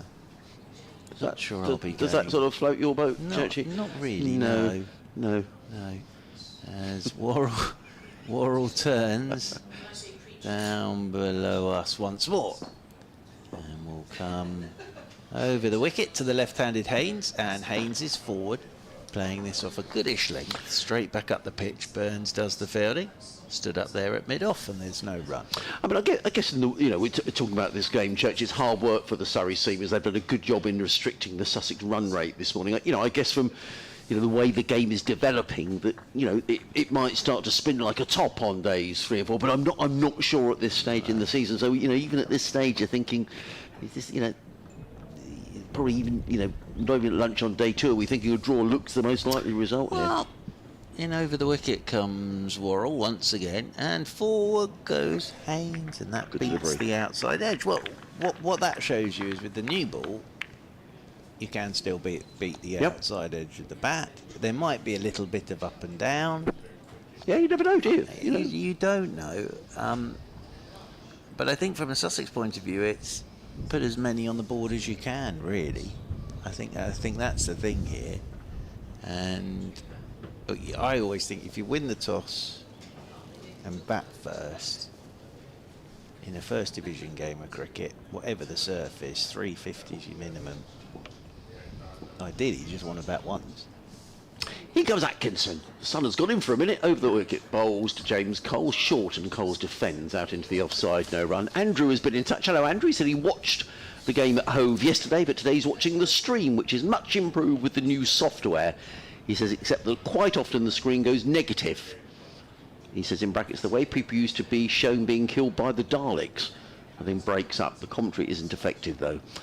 Thank you, Andrew, and well done to Isaac and the boys on the stream. Doing a great job. Who battling away with some new bits and pieces. As in comes Atkinson, bowls, and Cole's right in line, punches that to mid-off, repeat performance, and there is no run. So thank you for all your emails this morning. Yeah, I think in Division 1, if you win the toss and bat first, your minimum's 350. But I think the other thing that Sussex will be thinking to themselves is on this surface, it's going to take us a bit of time. If we're looking to win it, to take 20 wickets. Yeah. So you're going to need just about once. Atkinson in bowl. Short, pulled away by Coles. He's going to be caught down at fine leg, and he is caught. That's a very good catch coming in from the boundary edge. And James Coles is on his way for 10. So the new ball has done the trick here for Surrey. It was short. He pulled the ball away. He didn't get all of it. It went down towards fine leg. But it was a good catch. He had to probably come in 10 yards. Churchy's going to tell me who took the catch. Matt Fisher. Thank you. Well, he's in the action, is Matt Fisher. He's picked up a couple of wickets. And he's now caught James Coles, who's on his way for 10. So I think you'd have to say it's been Surrey's morning here. They've picked up a couple of wickets. They've restricted Sussex in terms of the runs they've scored. Sussex starting on 227 for 2. And James Coles is on his way for 10. Yeah, very much Surrey's morning. Good catch that from Was Fisher, a good catch. Don't forget he's in the middle of a spell. It's just come to the end of his spell. And he got in and took it low down. And Gus Atkinson has his first wicket of the summer. So, first wicket for Gus Atkinson. Yeah, Surrey have had a good morning, and it's taken a lot of discipline from the bowlers to do this. They bowled to the fields. The fields were set to make run scoring as difficult as possible. They've picked up a couple of wickets. They won't mind getting John Simpson out there with the new ball.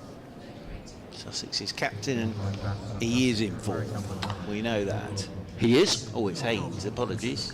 Oh no, it's John Simpson. This is. There's a nice round of applause. Just John Simpson. Just I an did email. wonder, can I just... Yeah, I looked up and there were suddenly two Hayneses on on the scoreboard. And I said it's Haynes, but obviously he's already on 130, so I wondered whether his sort of doppelganger was coming out, but it definitely is John Simpson. It is. But it's still got James Coles' name on the scoreboard, actually. Ah, there we are, you see. Now it's Cole still. You know, you were mentioning yesterday about buses in Brighton have the names of famous Yes, I people. looked at them this morning as well, yeah. Well, Bob got in touch, who lives in Fleet in Hampshire. Hello, Bob. And he says, I remember the Bus brothers, Mike and Tony, playing for Sussex. Good name for a bus. He said, now, I don't know whether their names made it onto a bus, but yeah, all buses in Brighton have a... I think Sir Ted's got one. I'm sure he has. Anyway, in comes Gus Atkinson, running in around the wicket, bowls to John Simpson, who lets that go outside the off stump, taken by Ben Folk. So John Simpson says he's come to Hove, which is the beginning of last season, has scored 700s. And he'd got 10 in his career before then, so he's had a wonderful run of form. And this season already, he scored 100 in each match against Somerset last week, where he made 110 not out. And at Edgbaston in the first match, when he made 181 not out. Atkinson in bowls. And he's... Ooh, I reckon he nicked that. No, he definitely nicked it. And it's just fallen short of Ben Folkes. Yeah, see, Folkes has taken that with his left hand on the half volley. He has got a big old nick on that. Lovely bit of bowling from Gus Atkinson. But there you go again. Genuine nick with the new ball, and Folkes has to take it on the half volley down to his left. So again, that sort of sums it up at the moment. Atkinson again. Hidden bowls. Oh, crumbs, that was a good leave. Wow. Wow. It was a good leave. It's the sort of leave that if you get bowled, you think, oh, it was misjudgment. But a good over from Atkinson. There's a bit of a spring in the step now of the Surrey fielders as they go back to their positions. Atkinson, 18 overs, 2 maidens, 1 for 76. Sussex, 302 for 4. A reminder for anyone around the ground that lunch today is at 1:10. The Sussex Cricket Museum is open. The books and the photographs are all for sale over there.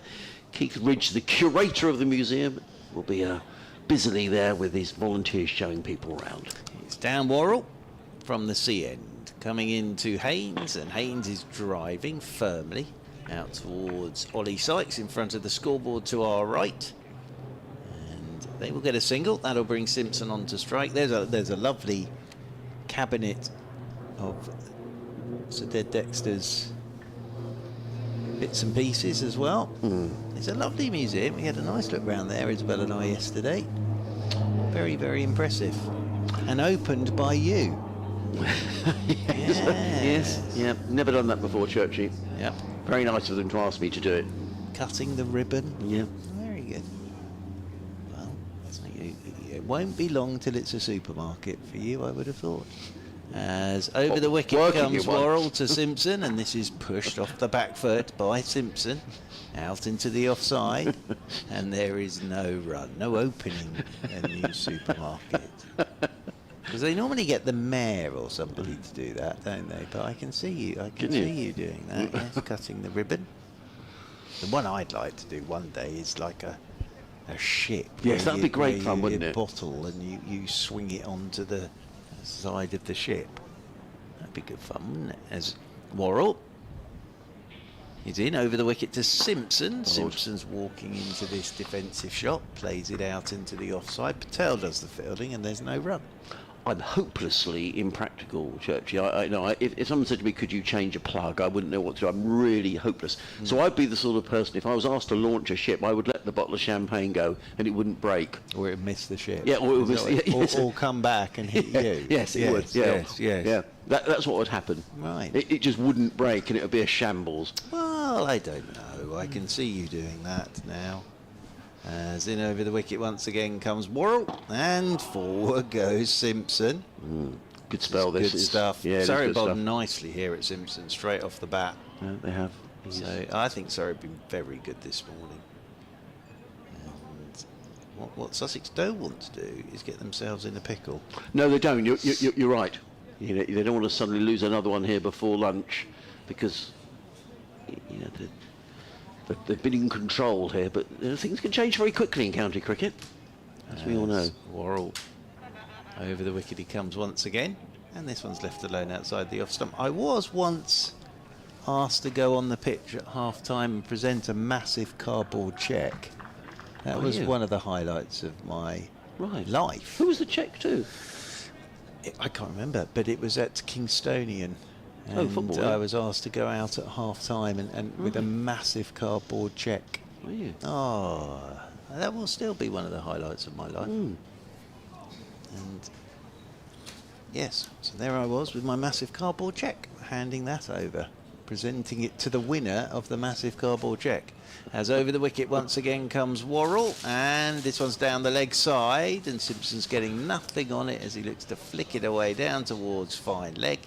End of the over, and I think we'll get 1-2 more in perhaps before the lunch break, and Sussex 303 for 4. So at the moment today we've had 82 for 2. I was explaining, Churchy, last week I was talking to somebody talking about going on the pitch pitch of the football match, and very badly on one occasion. I actually ran onto a football pitch. Isn't that naughty? What, were you commentating? No. In comes Atkinson, bowls to Haynes, who plays on the leg As a side. fan? Yes. I think I was 10. And I'd gone to see my local team, who were Guildford City, and they were playing Hillingdon Borough. Right. At Joseph's Crowd Road, invasion. which was the old ground in Guildford, no longer there, sadly. And I remember Guildford scored, and my older brother said to me, "I dare you, if Guildford score, to run onto the pitch." Oh, during the game. Well, and they scored, and I ran to the edge of the 18-yard box and back again. In comes Atkinson, bowls cut away to backward point. That was a good stop, actually. It bounced just in front of the fielder at backward point, and there is no run. Yeah, sorry I gasped, but for a second I thought Haynes Yes, I cut did that as well. straight to Ryan Patel. Yeah. It's a good stop from Patel. Very good stop. Yeah, bounced it. One of those awkward ones, just bounced it. So yeah, that was a bit. Were you naughty. escorted off, or did you just No, run back? I think I just ran back, and I don't think anyone minded too much, to be honest, Judge. It was all a bit of fun, and Good. Yeah, so that was, but not as exciting as presenting a cheque on the ground. It was exciting. In comes accidentally playing a miss from Haynes. Good delivery from Atkinson, taken by folks. It's quite They're just- interesting. This It is. now. They're just probing away here, Surrey, aren't they? I think the one side that wouldn't want lunch at the moment is Surrey. No, I agree. No, I agree. I think they have worked really hard this morning, Surrey, and as I say, it takes discipline and skill to do what they've done this morning. Not go chasing it with the ball. Atkinson again, racing in down the hill, bowls, and Haynes drives solidly to mid-off. There is no run. Just looking at the clock, it says 08. We might get another over in here, Church. I think Surrey will be quite keen to have another one if they can. Definitely. I want one more at Simpson. If they could get Simpson early, then they'd be delighted, Surrey. Because however good form you're in, you've always got to start again the next week. Sage old words from Churchy. In comes Atkinson. Bowls down the leg side. I think that's at the pad. Well taken by Ben Folks, and there is no run. No, you're right. And actually, the other point is then if a wicket were to go down now, you've then got your middle order facing a new ball after lunch. So, all of a sudden things can change. And I was sort of saying, maybe this is drifting towards a draw, but all of a sudden it changes. What are you pointing out? Atkinson's jogging back to the top of his mark. Yeah, he want to get another one in here, sorry. 13:09, it says he won't want to bowl a new ball hit. A no ball. In comes Atkinson, bowls, let go by Haynes, and now Surrey are running between the overs. There we go, look, they're sprinting. Yep. They're sprinting in to get another over. Dan Worrell comes in. Wait till the umpire gets there, and I think the umpire will get there in time. Yeah, there we go. We are going to get one more over before lunch. Yep. And we have a special guest at lunch. Izzy Duncan is going to be doing the interview. She's finished. Have you finished your burger and chips? Well, can I say, this is how the late, great Michael Parkinson used to prepare for interviews. Not eating burger and chips? Yeah, massive burger and chips beforehand. Really? Yeah, no. You'll be fine. We're going to hear all about a charity in Brighton, so we look forward to that. Yes. And a bit of cricket natter as well with our special guest. Very much so. Here we are, the last over before lunch, and it's Dan Worrell coming into John Simpson, and Simpson clips him straight into short mid-wicket, and there's no run. And, folks thought Simpson had taken that off the stumps. Comes down to do some gardening. Does John Simpson. So he's got a couple of slips in there. Third man, backward point, cover, mid-off, mid-on, mid-wicket and the long leg. There was an ooh from you. No, only that I was just looking at some of the schools around the country, and I saw that Warwickshire are 91 for 7 at Edgbaston. Yeah, well, they haven't had a huge amount of cricket there, but in the time, Nottinghamshire picked up those 7 wickets. There's Worrell into Simpson. Simpson's forward inside edge gets off the mark. So Simpson is now off the mark. So John Simpson with a single. But yes, I think you often hear it, but whatever form you're in, you can be in the form of your life, but you always have to sort of start again. Yes, you do. You always start on naught. And Simpson leans on his bat at the non-striker's end. And Haynes settles himself down over his bat. As over the wicket goes Worrell to him, and Haynes taking this off the stumps, works it leg side.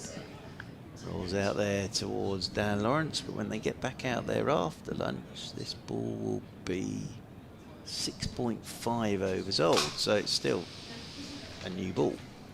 Yes.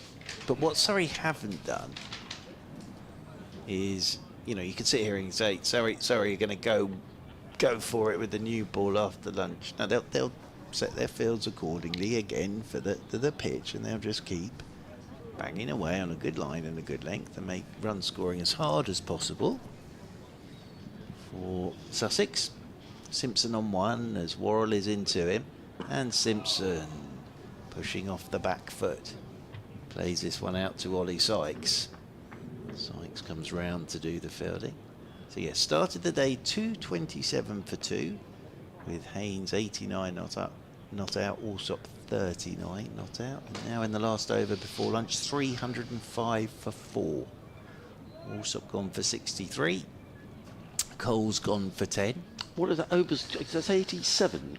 86. We're in the 87th over Yes, now. thank you. Yeah. 2 balls to go until the lunch break. As over the wicket goes Worrell, and Simpson forward, guiding it down towards backward point. Good from Sykes. Yeah, very Goes good. tumbling away to his right. In there the young man at backward point, full of vim and vigour. In there at backward point. Be a good name for a racehorse, that, wouldn't it?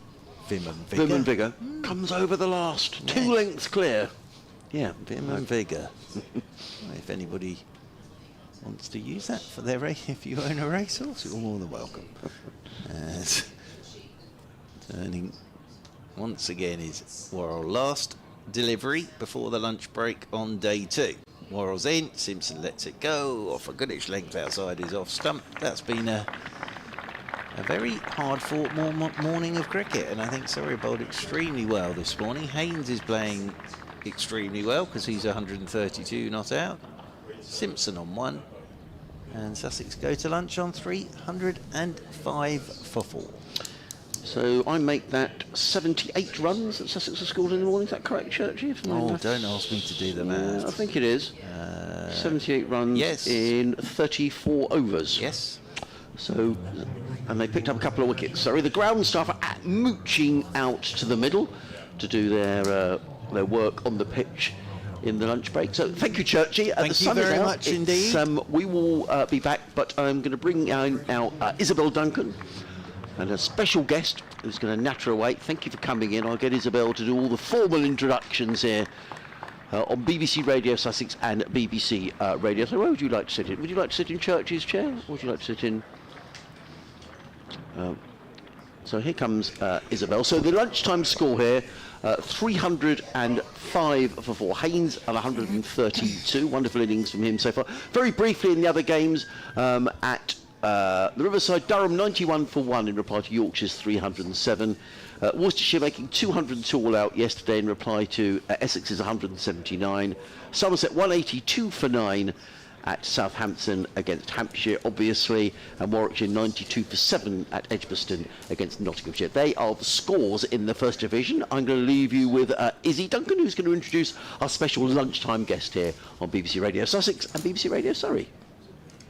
Yes, good afternoon, everybody. I do have a special guest here today named Julio Abraham, and Julio Abraham is also a pastor, as well as being chief executive of a brilliant charity called Off the Fence, which is based in Brighton and Hove, and they do a lot of work with homeless people, I think women at risk, children as well, disadvantaged children, and they've been around since the 1990s. Most people have heard of this charity here in Brighton. A lot of sterling work is done, and it's a long story how I met Julio, and I'm going to say hello to him in just a moment. I actually met him skiing in Verbier, which all sounds terribly posh and toffee nose, but it wasn't really, because he was actually out there as a pastor. And he's a brilliant man, and welcome to Julio Abraham. How are you today, Julio? I'm doing great. Yeah. Thank you for the welcome. That's all right. It's lovely to see you. And you live in Brighton, don't you? Yeah, I live at Hove, actually, where the cricket grounds are. Yes, exactly. Well, you sent me a photograph of the ground, didn't you? You can see it from your balcony of your house. Yeah, I can, but I don't have the privilege of actually understanding what's going on the pitch, because we're a bit further than most of these flats you see. Yeah. So you're a little bit further away from all of that, but anyway, I think the important subject today isn't necessarily cricket. It's going to be off the fence, because here we are in Brighton and Hove. It's very relevant. It's also Easter as well, and it's a time of giving, isn't it? It's a time of rising from the ashes. So tell us more about, please, the start of how this charity began off the fence. Very briefly, there was a challenge in Brighton, like most cities in the UK, of rough sleepers and homelessness in general, and those at risk of homelessness. So 3 sectors met, 3 major sectors, the statutory, corporates, and the community, including churches. So they were trying to figure out how to deal with the issue of rough sleepers in particular. And most people would want to sort of blame the government. They think the responsibility is with the government. But I think one councillor in that meeting sort of stood up and challenged the church. And basically what he said is, why can't the church get off the fence and do something about homelessness? And my predecessor, who was the founder, Paul Young, thought, oh, there's a charity there, off the fence.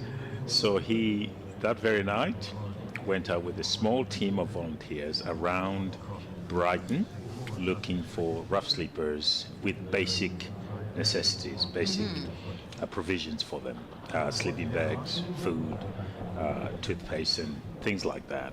And that's how we started, almost 28 years ago. Wow, and you've really blossomed into something much larger now, haven't you, in terms of your volunteers? And also, do you have different sort of offices around the place? So we have 3 main services. The first one that really we are known for is called Antifreeze. And you can tell what he was trying to do with that. Paul and Wendy Young, actually. What they were trying to do is, let's go out there in the cold where people are rough sleeping, and let's provide warmth in terms of sleeping bags, but as well as community, trying to meet people, doing outreach, connecting with people. Because sometimes homeless people might want different things, but actually one of the things I find as I go around doing outreach, they like community, they like to connect with people. Because one of the biggest causes is broken relationships. So when you can actually spend time talking to them, they value that.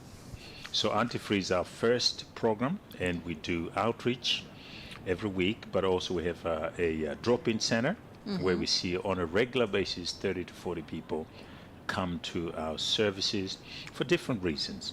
Some come for a shower, some come for a haircut, some come for food, for fellowship, or housing. They might want housing, and we help them get that, or medical attention. Whatever it is they need, we tailor-make our provisions to their needs as we work in cooperation in the city. So Antifreeze is, I guess, the best-known service. But after that, our founders found out that we need to, instead of reacting, let's respond. So they started doing preventative work rather than just intervention. And so we work in schools, actually. That's our biggest work.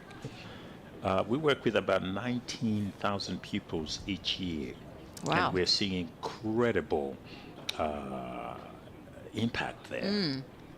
Whether it's mental health issues they're facing, or truancy, or whatever it is that they're struggling with, we are there to supplement or help the teachers and the school staff to make sure that children are in school, because it's important that they're empowered through education. So that's a growing ministry. And then, of course, we realized there were a lot of women in crisis in Sussex. And Wendy, who is one of our founders, set up basically Gateway Women's Center. And now it's grown. We got a huge waiting list, and we deal with all kinds of things. I mean, the women's services are incredible. It brings dignity, it empowers women, and a lot of them are actually in temporary accommodation at risk of homelessness. So we're trying to help them secure permanent housing as well, and then teach them some skills so that they in turn can actually be contributing members of society. Yeah, absolutely vital work and fascinating as well. It's incredible what you're doing. So in terms of sort of going forward with the charity, I mean, you have, do you rely on donations of people giving, or does the government give you some money, or even the county council towards what you're doing? So the model is very simple. As a Christian charity, talking about Easter weekend, most of our funding traditionally came from churches and individuals within those churches and Christian trusts and foundations. But as we have grown, we've actually started to look further in terms of funding. So now we have corporates in the city funding us. I was here last time actually in one of the rooms there for a conference. The ground at the Sussex County Cricket That's Ground. right. Great. And I was But no one cricket was on at the time? No, I was one No. of the speakers Okay. for I think it was a law firm that specialized in family law. And they had chosen us. In fact, we are still, this year, their charity of choice. And I had to come and speak about what Off the Fence does to their many partners and clients. So I was here basically talking about what we do so as to raise funds. So corporates, events, we're seeing a lot of funding come as well from high net worth individuals, because the terrain for fundraising right now in the city here, but across the nation, is so difficult for different reasons. Yeah. Obvious reasons: the cost of living, of course. Interest rates have been low, so most of these trusts and foundations, they don't give from their principal. They give from interest, and if the interest is not making enough income, they can't give. So it's been very difficult for us. But we do have a great, faithful group of sponsors that give us money on a regular basis. Yeah, that's really important to have that, isn't it? Correct, yeah. People who are close to you, have a good relationship with. Yeah, Yeah. and stewarding those relationships is critical, whether they are corporates or churches or trusts and foundations. It's important. I think sometimes people think that it's just the charities that need money and stewarding, but actually, if you think about it, we're all human beings, and us stewarding those relationships and making sure we appreciate what they're giving us, because we are all partners in this. It's not Off the Fence doing the work. Every single stakeholder has a stake. Yeah. Put it simply. Yeah. Without them, there wouldn't be any Off the Fence to talk about. So Yeah. we're so thrilled about all stakeholders who are contributing to the work of empowering our women, our children, and indeed those at risk of homelessness and rough sleepers. Yeah, that's brilliant. So you're nurturing all of those relationships, and you're working as a community. Correct. Yeah, it's a collaborative approach. We have to synergize. We can't work alone. I think in Africa, I'm originally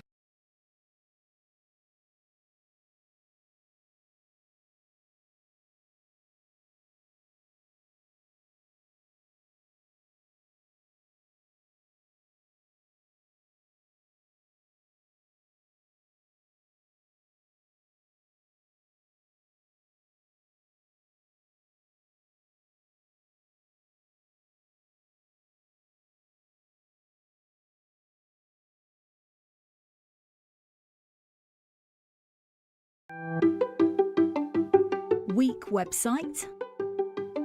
It could be a superstar.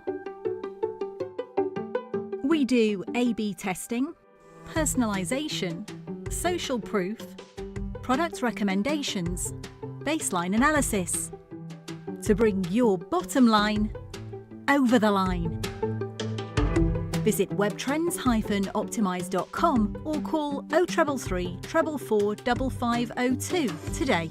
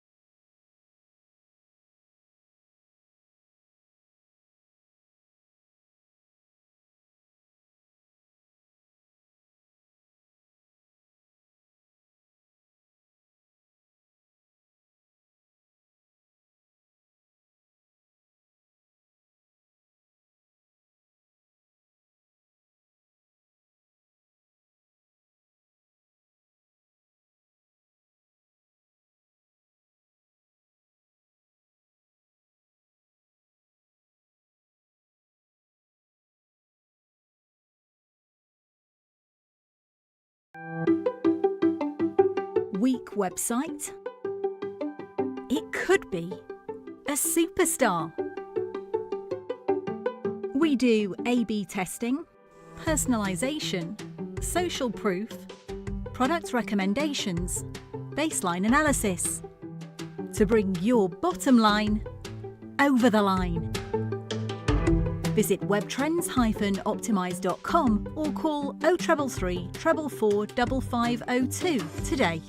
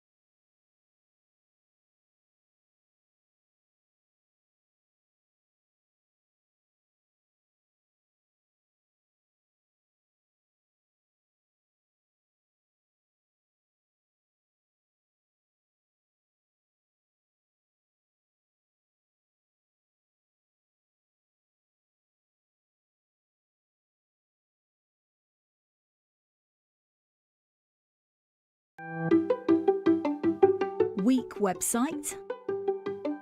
It could be a superstar.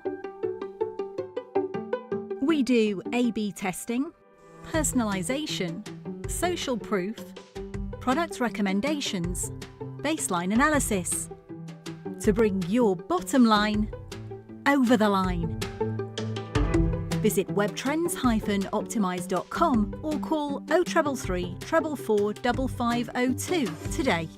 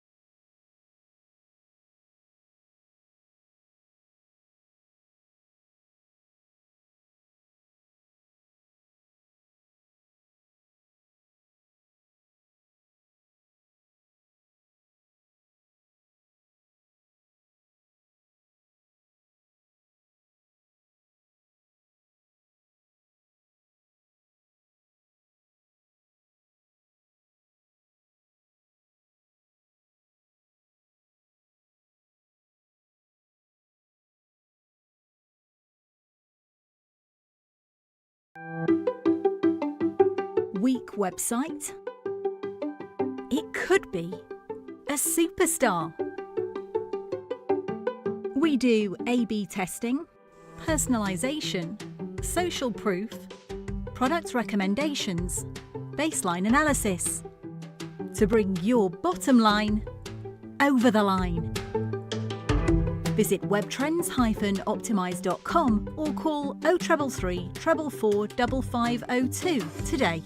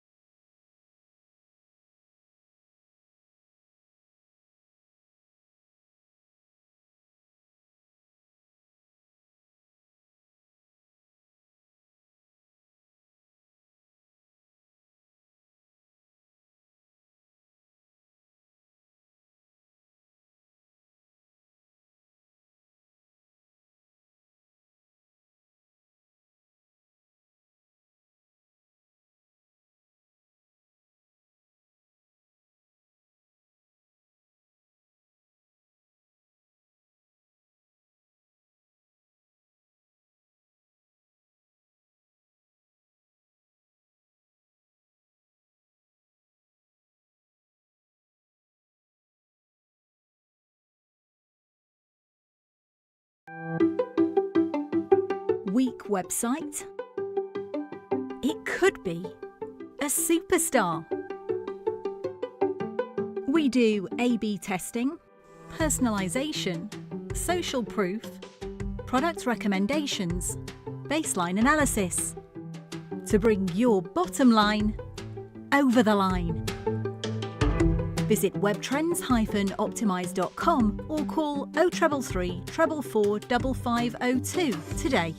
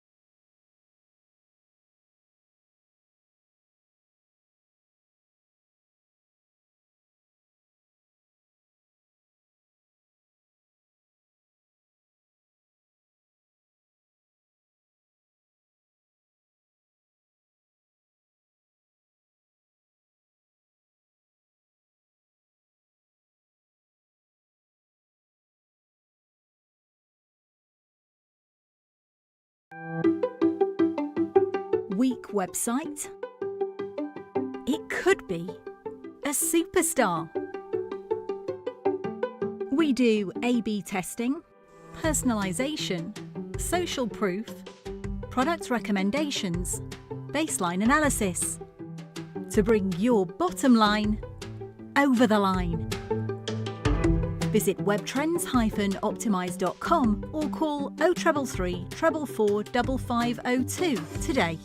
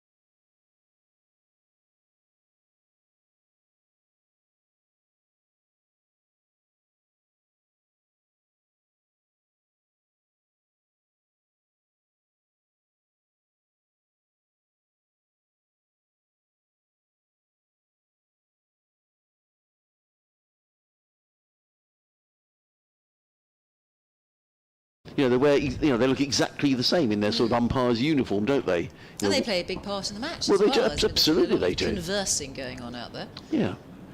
Fisher in, bowls, Haynes forward, carefully plays into the offside, and there is no run.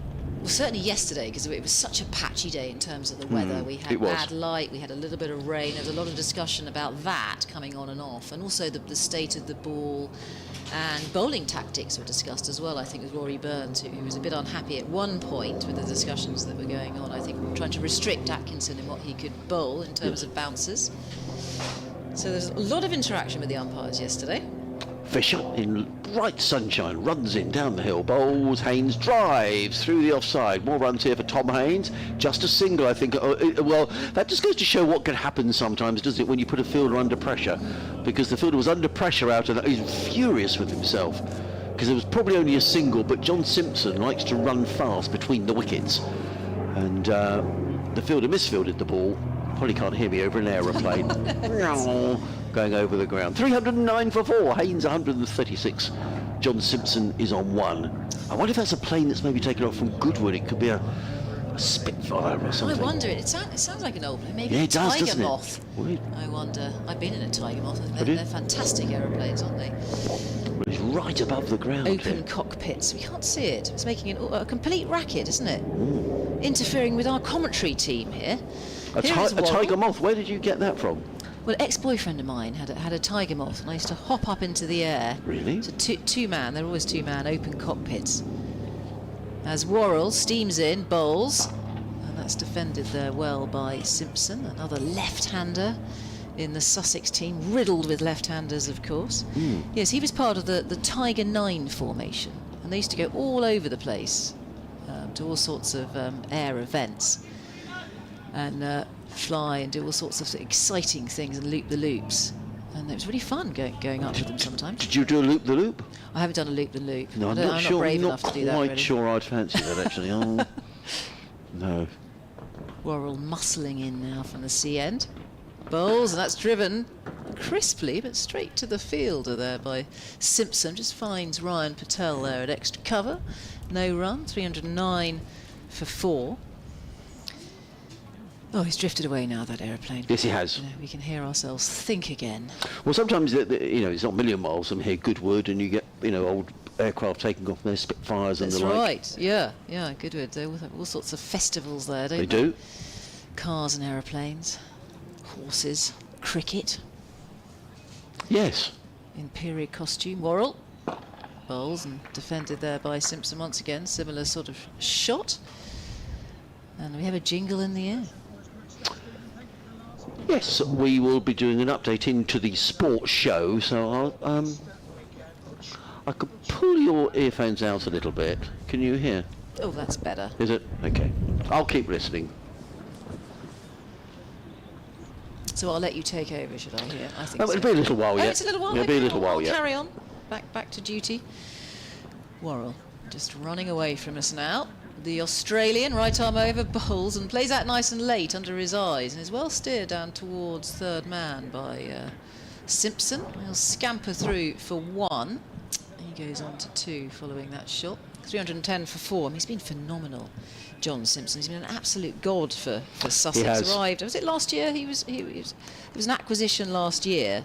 Had a fantastic year last year. Well, he did. He scored 5 centuries last year. He'd never skippered in his life before. Wow. And he came, and the idea was to skipper for the first 7 games and sort of see how it went and then have a review. Yeah, Well, yeah. I think the review meeting probably didn't take very long. 'Cause do you want to carry on? Yes. Yeah. End of meeting. Everything he touched turned to gold, He did. basically, once he got down to Hove. Worrell bustling in, bowling, this time to Haynes. Haynes comes forward there and nurdles that into the offside for no run. Yeah, he said 5 centuries, 4 50s. And for his home games, he won 6 out of 7 championship matches at Hove last summer. So I take it that the one that he didn't win was a draw. Didn't have a loss at Hove. So really impressive, an average 75 with the bat. And that was a career high run tally. And very good at marshalling his bowlers as well. He's got the captain's mind, the skipper's mind. Worrell past the umpire, bowling. played into the onside for no run by Haynes, and it's the end of the over as well. 310 for 4 is the score for Sussex here in their first innings of day 2 at Hove. Oh, and a poster's just fallen off the Yes, wall. it has. That's a bit eerie, isn't it? Good job we weren't standing underneath the poster. Do you know what? It fell off earlier before you guys arrived this morning, and I tried to bang it back in. Oh, it's just fallen off already once. I didn't bang it back in well enough, did I? It's got little sort of sticky tape It's attached to it. sort of like a poster, what we have. Anyway, well, I just, I was going to say something. It's completely... It's thrown you there, hasn't it? Yes. Yeah, it's thrown you. I was going to make some sort of a point. You're going to make a very astute Something comment about John cricket, Simpson or... Oh, skippering. That's Yeah. what it was. I'll tell. I'm just going to do this update to the radio, and then I'll start you.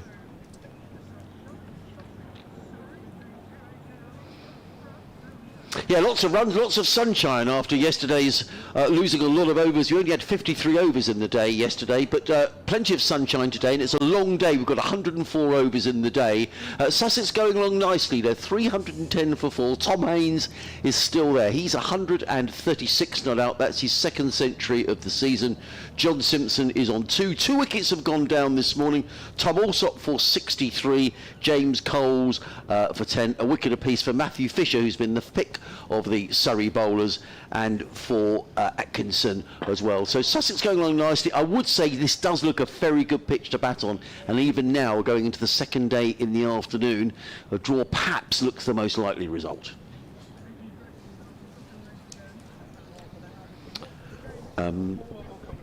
So we'll get rid of that in a moment. What was I going to say, Izzy? Yes, very good. On the BBC website, they have sort of, frequent podcasts. There's a cricket podcast on there recorded this week with Tamal Mills, with, just break off for a minute, in comes Fisher bowls, Haynes plays into the offside, is no run. So Alistair Cook and Phil Tufnell, hosted by Eleanor Oldroyd, and they're talking about the role of captains in cricket and has it changed. Okay. And Tamal was making a really good point, and he was saying that a lot of the, particularly in T20 cricket, the role of the captain, deciding what to do, a lot of those decisions are kind of made for you because of all the analytics and all the statistics that are in cricket. So whereas in the longer form of the game, sometimes you do still go by your gut feel of a game. Not so much in T20. No. In comes Fisher bowls, Haynes forward, plays down the offside of the track, and there is no run. And he was saying that what they do here at Hove is that the players get... it's up to them whether they read it or not, but they will do all the analysis and send it out to the players. So it might be, Mark Church, hooks, anything short off a left arm, he hooks for 6 or whatever it might be. So it's up to the players if they read it or not. But he said sometimes it can almost be too much of the statistics. But it's I was listening to it coming down this morning. It was really good. Fascinating. In comes Fisher again. Haynes tries to drive a ball. It doesn't come on at all. He just dribbles out into the offside. And there is no run. 311 for 4. Just a quick word to... Oh, good, they've turned off the live feed now. That's good. Thank goodness for that. Yeah, we can put our headphones back in. 136 to Tom Haynes. The field I should have described, I haven't done, so I apologise. There's a slip, a third man, sweeper on the cover boundary. There's a backward point, cover mid-off, mid-on, mid-wicket, and a fine leg, and it's Matthew Fisher. Final ball of his 17th over, round the wicket bowls. Haynes drives. There's going to be 4 overthrows here. It was driven into the offside. It was a good, sharp bit of fielding by Ryan Patel, who shied at the stumps, missed the stumps, and it's gone for a couple of overthrows. Sharp bit of fielding. Had he hit the stumps, I've no idea whether John Simpson was out of his ground or not. But at the end of the over, 313 for 4. Yeah, in fact, it was a good piece of fielding. You've got to put pressure on these batters if you want to get more wickets here. Stuart's been in touch. He got in touch earlier when he said, "Oh, good morning, gentlemen." And he didn't need to apologise, Stuart, but he said, "Dear ladies and gentlemen, please do pass on my apologies for addressing my last email to only the men. It wasn't my intention to exclude Isabel. Rather, I was writing to the commentators on air at the time. Thank you for all your work and encouraging inclusivity in our game." Stuart, we were only pulling your leg. We were only pulling your leg. But thank you for writing. Exactly. In comes Worrell bowls, and Simpson defends into the offside, no run. I pinched a ball off of you. Don't worry. So you go. Yes, I'm being. I'll have Worrell. He's just strutting back to his mark. Now Worrell's figures now 0. Hasn't picked up a wicket yet. 0 for 63 into his 19th over now. Going at 3.5 and over. He's drawn it back. When you think in that first session he was going at 9 and over yesterday morning. Yes, Daniel Hughes rather got tucked in, didn't he, early on? Yes, Hughes was taking him apart yesterday morning, but he's righted it now. He has. He's found his line and length. He's in bowls. That's left alone outside the off stump there by Simpson, John Simpson, who follows up with a bit of gardening. I'm just talking about how brilliant Simpson has been, and I was looking at his scores so far this season as well. 2 centuries already, 181 not out against Warwickshire and 110 not out against Somerset. So the man can do no wrong. I don't want to build him up and then he falls off his perch. No, as Churchy said, I mean, you have to start from naught every time, don't you? But he's in a tremendous run of form, and it's just the sort of player Sussex needed. 2 slips in place now. It's a newish ball as Worrell is in and bowls and squares up nicely to that Simpson, showing us the maker's name, and for no run. 313 for 4 now.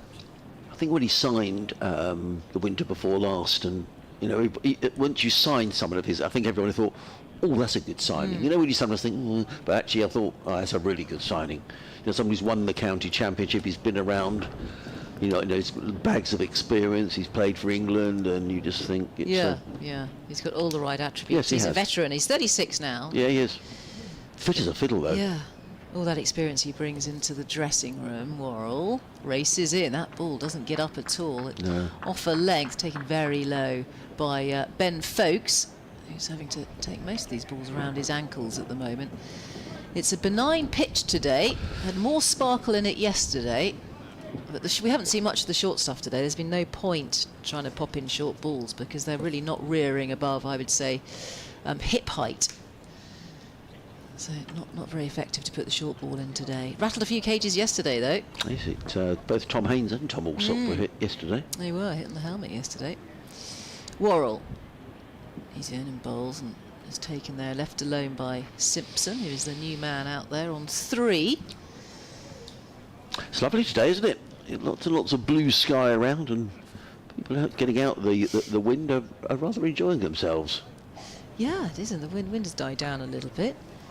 Beautiful sunshine. I don't know about the rest of the country, but it's certainly very dry down here. Yeah, funny enough, I was just saying it's raining again in Birmingham, where Warwickshire are in trouble 92 for 7 against Nottinghamshire, but at the moment they're playing everywhere else, including at Southampton, where they didn't play much yesterday.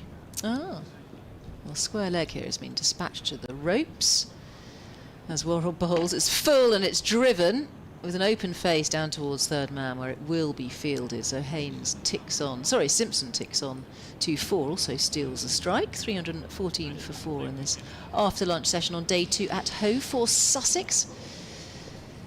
Healthy score on the board for them. Only 2 wickets have fallen so far today. That of Allsop earlier for 63. Broke that 3rd wicket partnership with Haynes, worth 180. Did a lot of damage to Surrey. And Cole's on 10.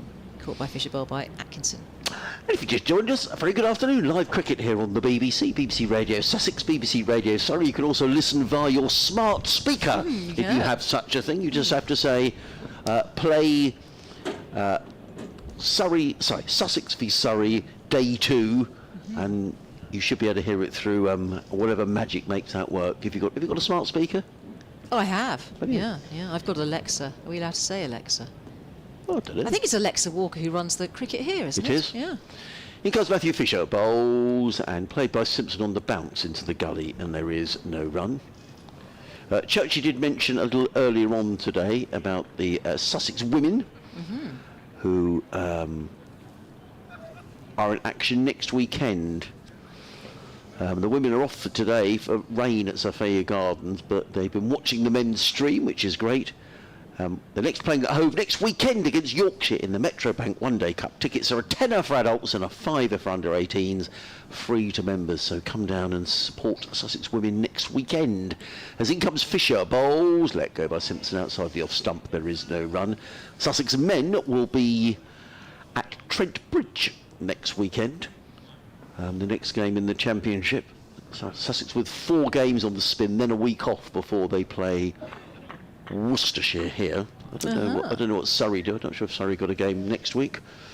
Everyone sort of has a week off at some stage in these opening rounds of matches. It's quite an intense opening 4 weeks. In comes Fisher, bowls. Oh, Simpson very nearly plays on. Well, I guess sometimes when when you're in a good trot of form, those do miss the stumps. I bet if he was on a run of poor scores, you probably find you play on there. Yeah. But it's just the way that it goes. And John Simpson comes down and has a sort of a suspicious prod of the pitch. But again, Matthew Fisher bowling very nicely. He can ride his luck a bit. Yep. But with the women's cricket at Sussex, so Chris Adams and his clan, his two daughters, Georgia Adams was skippering for a long time, wasn't she? And now Molly Adams is certainly in the fray. Fisher in bowls, Simpson drives through the offside. He's going to get a single to the sweeper on the cover boundary, but it's only a single. Throw comes in, Simpson goes to 5, 315 for 4. Yeah, so Chris Adams went off to be the professional cricketer at Seaford College. He does, I think. yes. That's right, and I think both his daughters went to Seaford College. Okay. And so he's been coaching Molly for the last 6 years while she's been there. And now she's in the Sussex 11, Tier 2 here at Hove. It is, yep. Fisher in, bowls, Haynes plays into the offside, and again there is no. I shall make way for Mark Church at the end of the over. I've next got to do an update about 2:30, so I'll come back and replace you, Izzy. That's then. Does that fine. sound about right? Fair enough. As we juggle our... I have to do inserts into the radio sort of at a convenient time in the football coverage on a Saturday. We have our rota, and we have a set time for tea, don't we? Is it 4 o'clock? Did I hear Yes, you it say is. 4 So my o'clock rota, earlier? yeah. Yes, it is 4 o'clock today. In comes Fisher, bowls. Haynes plays onto the onside. Good, tight, accurate over from Matthew Fisher. Just conceded the 1 run. He has bowled 18 overs. 4 maidens, taken 2 for 36, so he's been very good indeed. 315 for 4.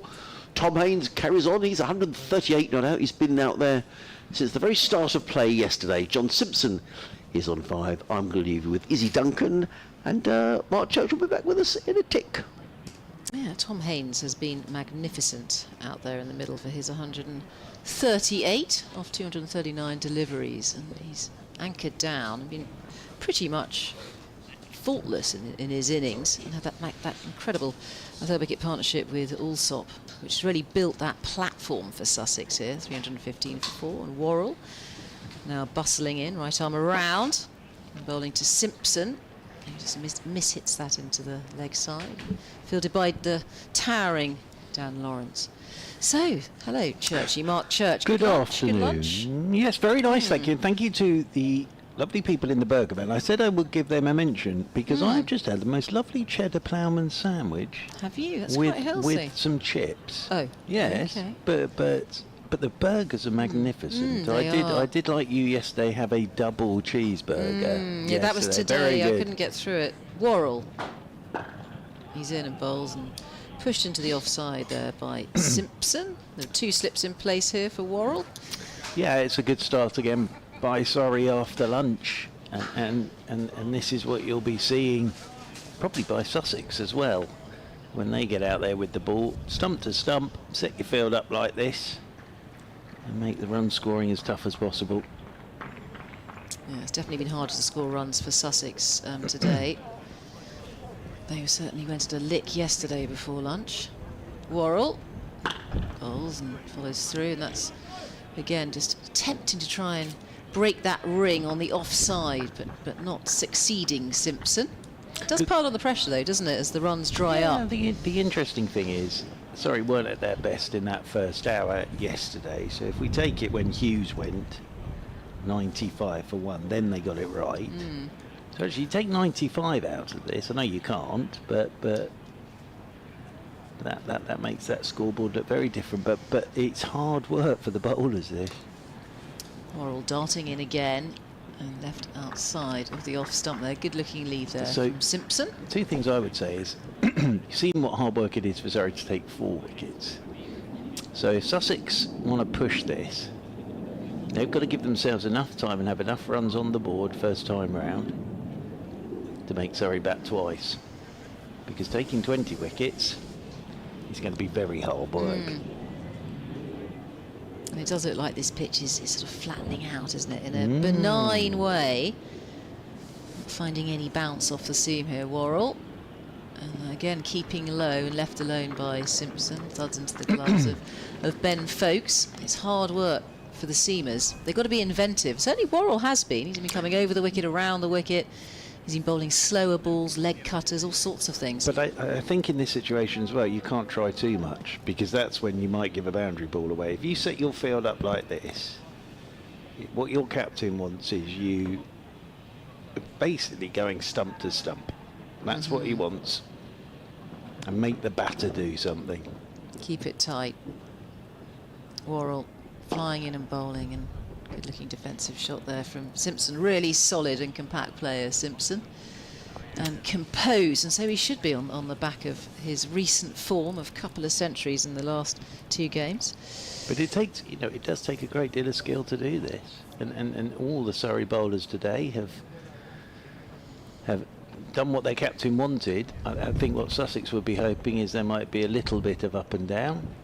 So those balls that go wicket to wicket, you'd like sort of on days 3 and 4 the odd one just to keep a bit low on the batter. It's going to be Fisher to continue from the Cromwell Road end, coming round the wicket to Haynes, who drives down towards backward point, and there's no run. And Tom Haynes has played really nicely here, but even he'll probably be thinking, I keep hitting the fielders at the moment, and they will, I'm sure, at some point, if this goes on for another hour, say, Sussex will have to make a decision, really. Are we trying to give ourselves enough time to try and knock Surrey over twice, and have we got enough runs on the board? Ooh, that's well bowled by Fisher. That's going to hurt Haynes, because he's looked to drive, got a thick inside edge straight into the side of his knee. That is really going to hurt. He's hobbled off towards square leg. That is so painful when you do that.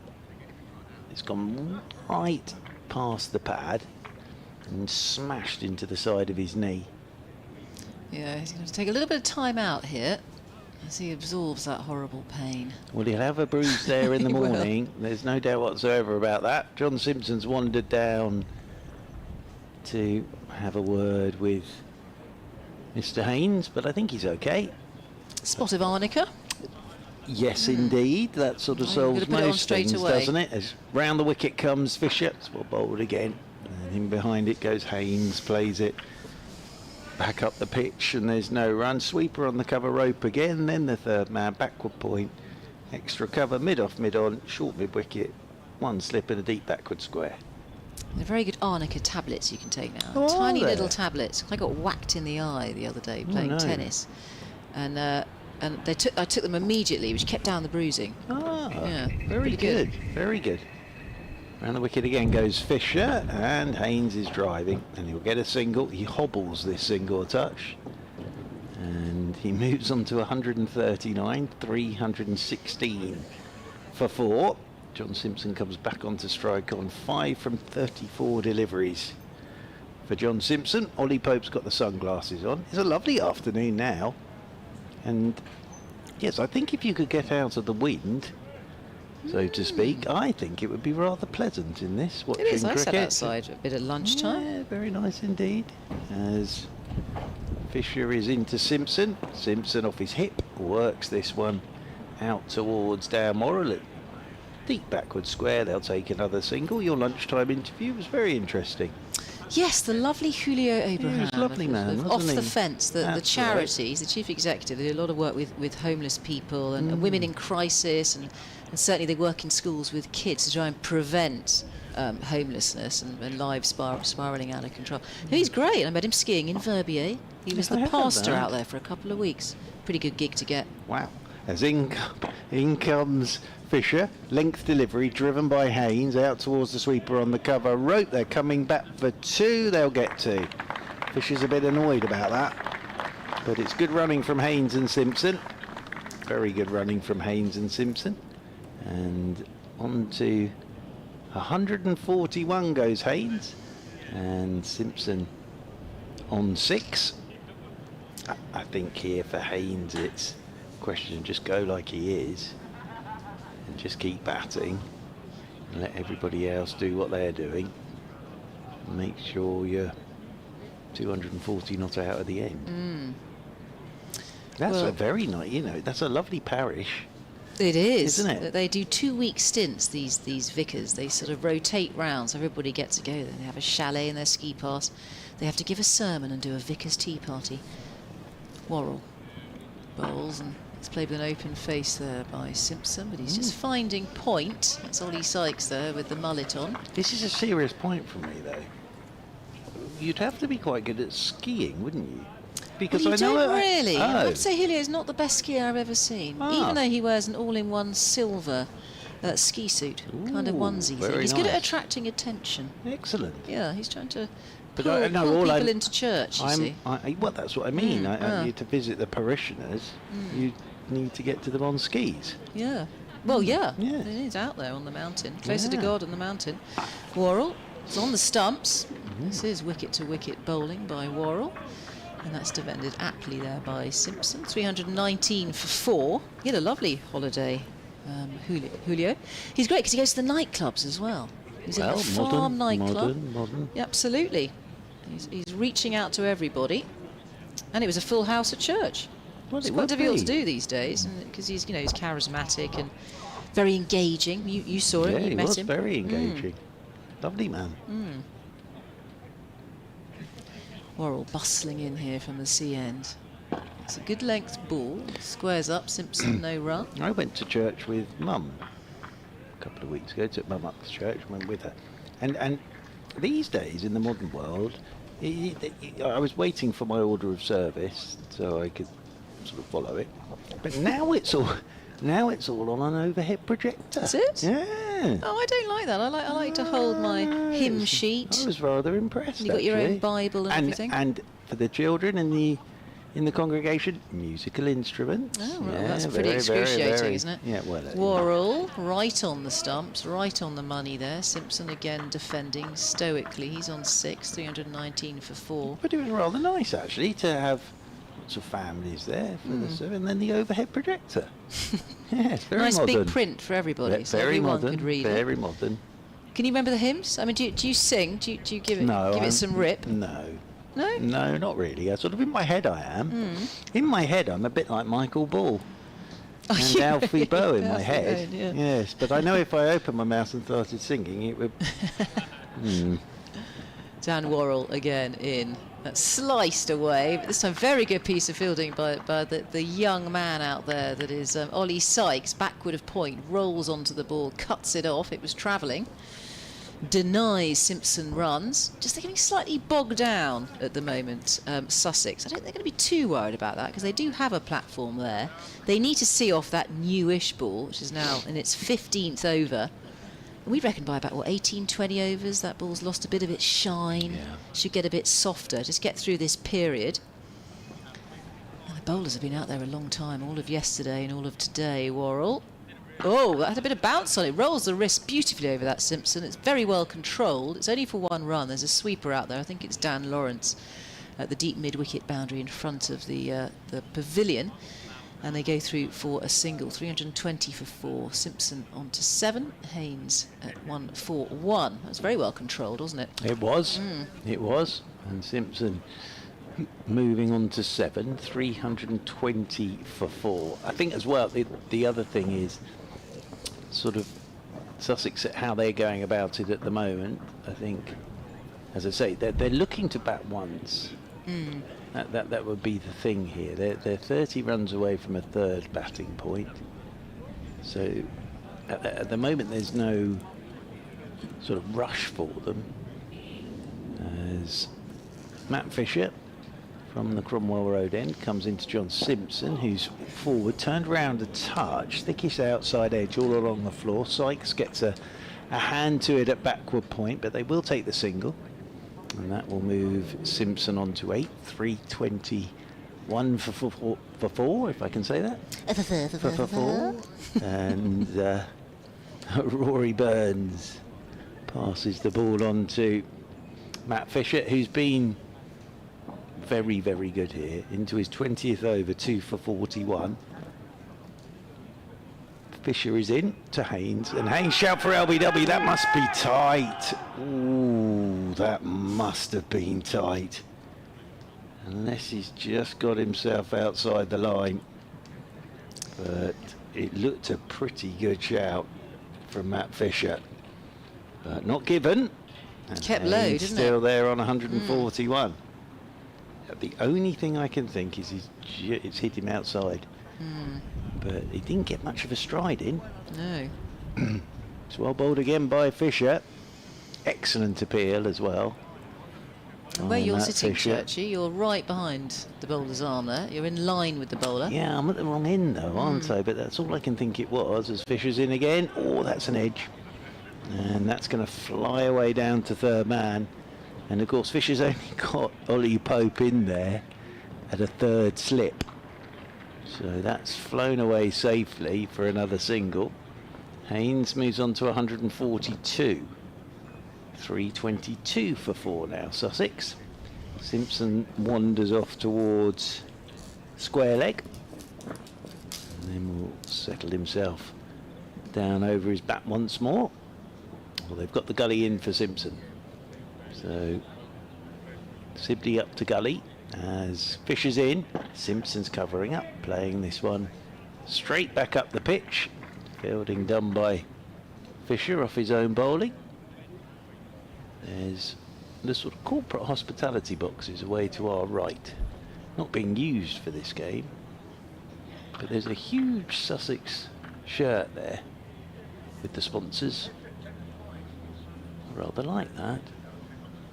Yeah, it's a lovely area, isn't it? They've got their own little garden, their own sort of terrace on Very the nice. grass. Very nice. Some very nice sort of flower boxes there, as well as Fisher's in, and Simpson's almost chipped this back. Almost chipped it back. It's well bowled by Fisher.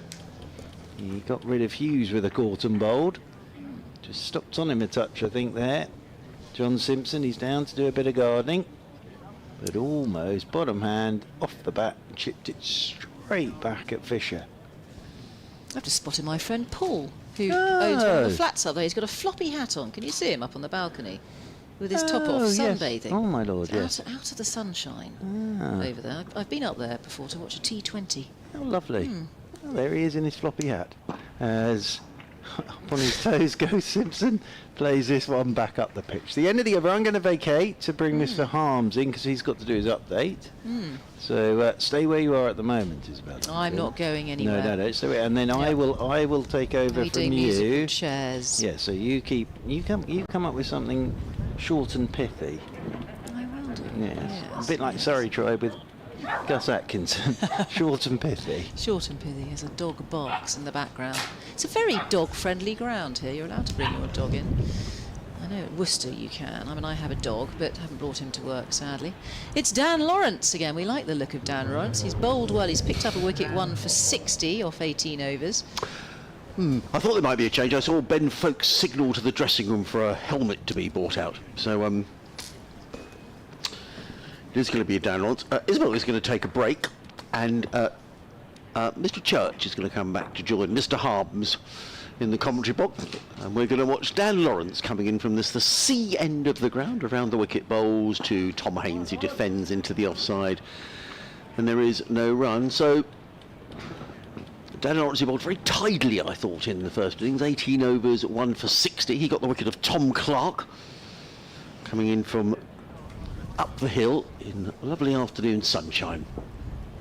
Eden bowls to Haynes, who clips to mid-wicket, thinks about a single, but it isn't there. Sussex are starting to run out of overs. I mean, they've got, what, another 14 overs, Churchy? After 13 after this one. Yeah, I think this sort of says they're not bothered about the bonus points. They're just bothered about making a big first innings total.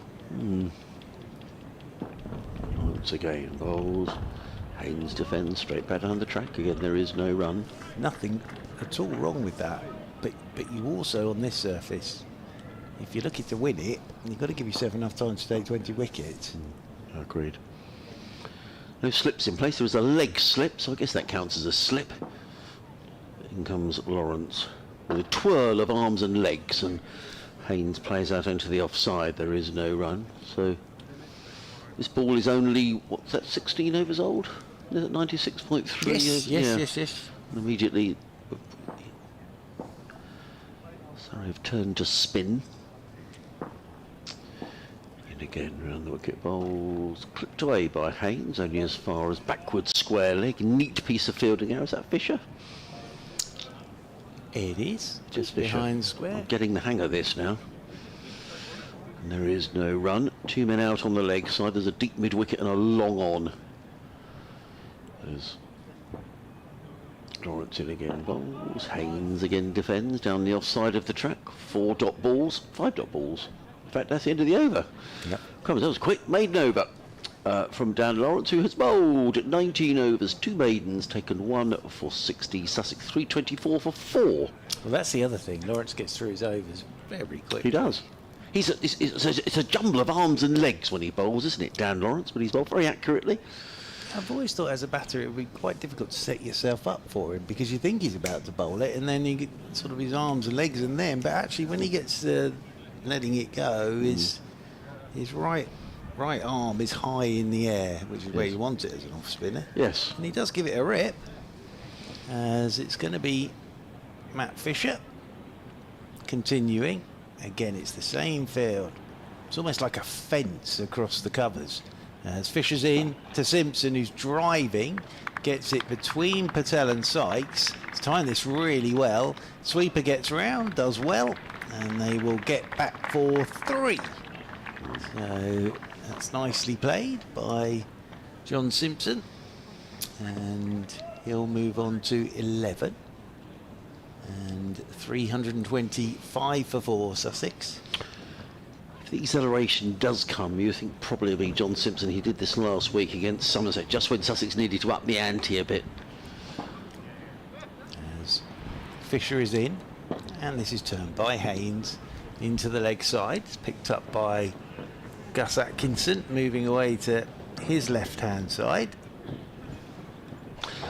Well, you know, when you are Matt Fisher and you're coming down from Yorkshire, it's a big move, isn't it? Because you're coming to an established side who've won the championship, who've got a good bowling attack. So you're perhaps under a bit of pressure when you arrive, but he's obviously settled in very well, Churchy. No, he's enjoying it. I think Surrey are very happy to have him. Ooh. As he's in to Haynes, who drives expansively. Good half stop from Ryan Patel. Quick singles taken. Throw from Burns hits the stumps. He did. And it ricocheted straight to Gus Atkinson. And they will pick up a single. So that's an eventful single for Haynes. He moves on to 143. 326 for 4 Sussex. Well, this weather forecast is very different to what we were being told. Yeah, I mean, So this is ideal, isn't it? It is, yeah. So you get out the wind, Church. I mean, it is windy, so you can look at the Surrey flag there, really sort of fluttering away. Oh, it is windy today. As Fisher's in, and this is left alone outside the off stump by Simpson. He goes for a little wander off towards square leg. Well, it'd be nice if it's like this for the next 3 days. I mean, the weather forecast, I don't think for Monday's great, but we're hearing about the Albion changes Oh, yes. for their game at Brentford. Yes. Quite right, too. So just the one slip in place. He's sort of a third slip, isn't he? Who's that, Churchy? Is that Ollie That's Pope? Sibley. Oh, Is that's it? Pope there. In comes Fisher, bowls. Simpson again defends into the offside. There's a ring of 1, 2, 3. If you include the slip, a ring of 5, saving 1. Well, I was saying it's like a fence, isn't it? Yes. Just a fence. If you can imagine a fence across the covers, that's what those 4 gentlemen are doing. The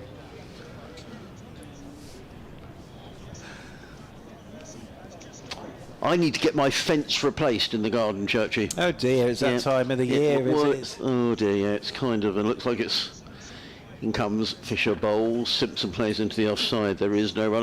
It's sort of reaching the stage where I think if a butterfly lands on it in the summer, it might fall over. I know what you mean.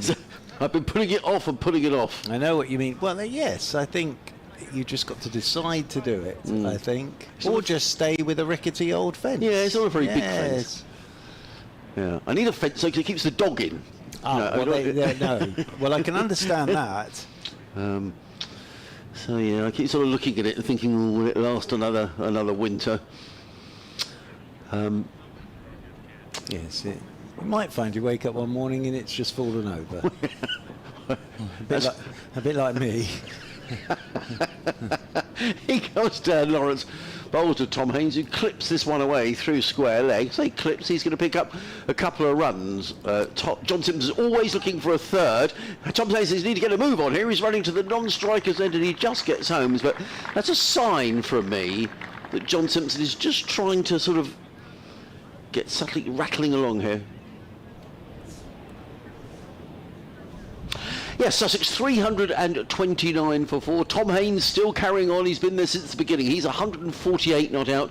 John Simpson is on 11. Just a sign here in the last 5 or 10 minutes or so that Sussex are perhaps looking to press on a little bit, because if they're going to have a realistic chance of winning this game, they're going to have to bowl out Surrey twice, of course, and they're going to need to score a little more quickly. Dan Lawrence is bowling at the minute, but Sussex still going on very nicely. 329 for 4. Nice bit of bowling from Lawrence there. Yeah. Nice bit of bowling from Lawrence. Beats the edge. Haven't seen that very often. Lawrence shining the ball on his trousers.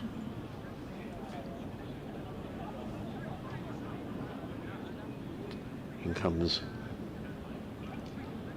Lawrence in bowls. Simpson doesn't really time it down the onside. Picks up a single. Goes to 12. I don't know if Cam in the studio can hear us. But if he was able to turn the clean feed off, that would be much appreciated. Not sure he's got the... I'm just going to pull our headphones out of it, Churchy. Is that okay? Ah, yes, very good. As Lawrence comes in and Haynes plays down the offside of the track, and there is no run. Yeah, I can tell you for free that Dan Lawrence wasn't best pleased with Gus Atkinson off that first ball of the over, where they got back for 3. Right. I think he thought it should have only been 2. So high standards. Lawrence again bowls, and Haynes plays straight back down the track. There is no run. Yeah, Simpson, despite being the senior member of this Sussex side, is very, very quick between the wickets, and he will look to turns 1 to 2s and 2s to 3s. Lawrence in again. Haynes solidly forward, facing his 260th delivery.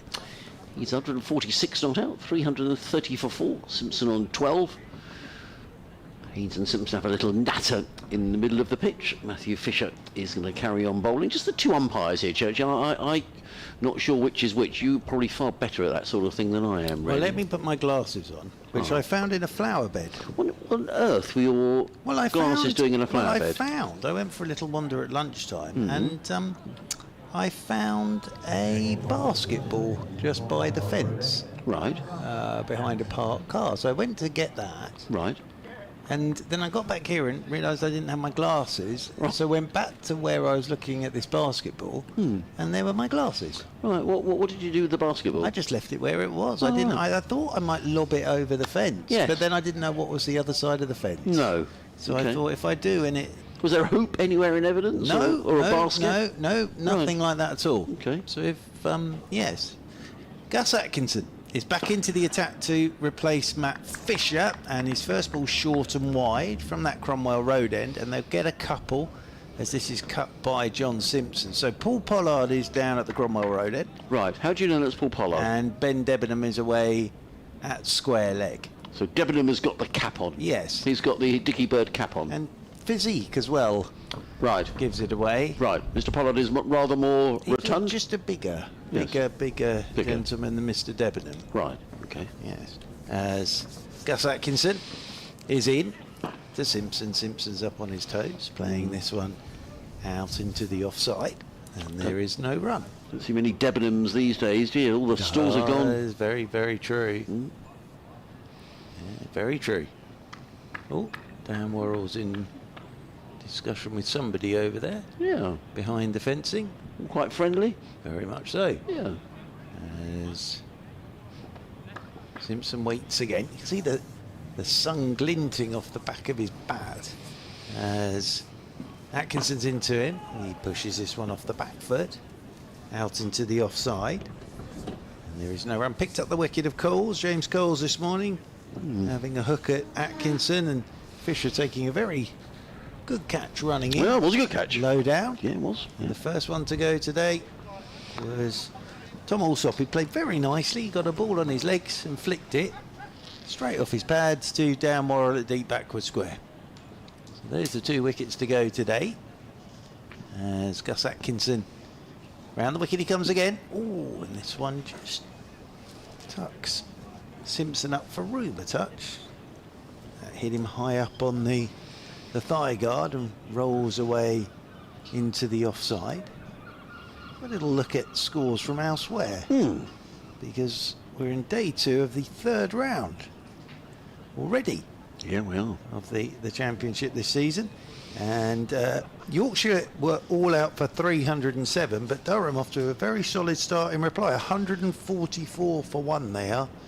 As in once again comes Atkinson, and that one's punched off the back foot by Simpson down towards backward point, and there's no run. Moving on in the game at Chelmsford, Essex 179, Worcestershire all out for 202, Essex 51 without loss, so they lead by 28, Essex. Hampshire 38 without loss after Somerset all out for 184, which is something of a recovery really from Somerset, as Atkinson's in, goes full of length this time. Simpson drives and Rory Burns does the fielding at mid-off. End of the over, 332 for 4 then Sussex. Still 57 overs remaining today. Oh dear, yes, as you were saying earlier, it's still raining, I think. Warwickshire, Nottinghamshire, and Warwickshire 92 for 7. Been a miserable couple of days up there, hasn't It it? has been. In Division 2, Lancashire 188 for 5 against Leicestershire. I've missed this with Leicestershire, but I was looking at the scorecard for the Leicestershire game, as round the wicket is Lawrence, and there is no run, and not nicking your over here, No, don't. Mr. Hans, but I was going to say Rian Ahmed is down to open the batting. Oh yes, I think he opened up. Yes, did he really? I missed that. That's exciting. As Lawrence in and forward goes the left-handed Haynes. Keep going, old chap, because he does rattle through his overs here, doesn't he, Certainly Mr. Lawrence? Means that. Actually, it's not a bad thing at times, that. No, I agree. As Lawrence in once again to Haynes, and Haynes is forward, nudges it into the offside, takes a quick single. Haynes moves on to 147. Simpson comes back onto strike. Middlesex 183 for 2 in reply to Glamorgan's 199. Gloucestershire 472, Kent 106 for 3. And Derbyshire 307, Northamptonshire 55 without loss in reply. So those are other scores from around the country, as Lawrence in, forward goes Simpson, thick inside edge, just potters into the leg side, and Ollie Pope does the fielding. It was Martin Anderson playing for either Leicestershire or Derbyshire. Is that the same Martin Anderson who was at Middlesex? Yes, indeed. Right, okay. Ian Holland's playing at Leicestershire now. Right, yeah. Former So he's Hampshire. gone to Leicestershire, is he, Martin Anderson? Yes, he has. Right, Yeah. okay. Well, he's a good player. As in round the wicket once again comes Lawrence, driven into the offside by Simpson, and there is Sibley tumbling away to his left-hand side. So yeah, and Ian Holland has started very well for Leicestershire. He's a very versatile cricketer. Yes, he's American, isn't he? Is it Ian Holland? He is, yes. As using his feet as Simpson drives up the ground, and Ryan Patel will get round to do the fielding, and there is no run. End of the over. Apologies, single. End of the over. Simpson is on 15. Haynes is on 147. And Sussex 334 for 4. Terry Sadler from Arundel, lovely Arundel, has been in touch. Sussex Cricket at bbc.co.uk, and he says, "Good afternoon, I'm just back from hip replacement surgery and watching the cricket." He said, "The camera from the CN seems to be moving and occasionally goes to negative mode. At least I hope it is." He says it could be his meds, though, says Terry. In comes Atkinson bowls to Simpson, who pulls straight to mid-wicket, and he's caught in there by Dominic Sibley, and John Simpson is on the way. It was short, and just pulled into the hands of Sibley, and John Simpson is gone for 15, and Sussex 334-4. I just got the feeling, that Sussex have just sort of wanting to get on with it a little bit. John Simpson had just played a bit like that, and it was a bit short, but he pulled it straight to the Sibley, who took a comfortable catch. Another wicket goes down. Yes, and John Simpson makes his way back to the dressing rooms. I don't think Surrey will mind this at all at the moment. I think Surrey bowled very well today in the conditions, and yeah, 334 for 5. Haynes still there, of course. He's played really nicely, but just what Sussex don't want to happen here is they sort of meander along a touch. Yeah, I agree. So John Simpson gone for 15, and there's a bit of a huddle there from Surrey. Look, let's be honest. If Surrey, and to get to 400 at the rate they're going, will take them a bit of time here, even at 334 for 5. But I think if Sussex don't get to 450 here, I think Surrey would be quite pleased with that. I think you're right. Clive Walder's been in touch. Hello, Clive. He's in Birmingham. Lovely. And he says the sun is actually shining in Birmingham, but it did rain earlier. I do live 6 miles from Edgbaston, and occasionally we have different weather. I'm sitting in my lounge watching your game rather than travel to Edgbaston to look at an empty ground. Interesting talk about Birmingham, because they've had this bin strike, haven't they? Oh, I know. And I was in Birmingham for the opening game of the season, and it's interesting, there's a piece on the BBC website about the difference in different parts of Birmingham where the rubbish is piled up. And I saw that at first hand. As in comes Atkinson over the wicket, bowls to Hudson Prentice, who ducks underneath a pacey short delivery taken by folks. There is no run. So as I drove, I couldn't get a hotel in the centre of Birmingham, so I stayed out near Smethwick, which is out near West Bromwich, near the Hawthorns. And the further out of the middle of Birmingham I get, the more the rubbish are sort of piling up. And I think you would say that the areas are not so well off areas in Birmingham. Round Edgbaston and Harborne, there's no rubbish at all. All the bins were there. It's extraordinary. There's a bit on the BBC website about it today. Yeah. So that's not great, is it? I don't know why that is. But in some areas, there's loads of rubbish piled up. Atkinson in again and bowls to Hudson Prentice, who plays into the offside.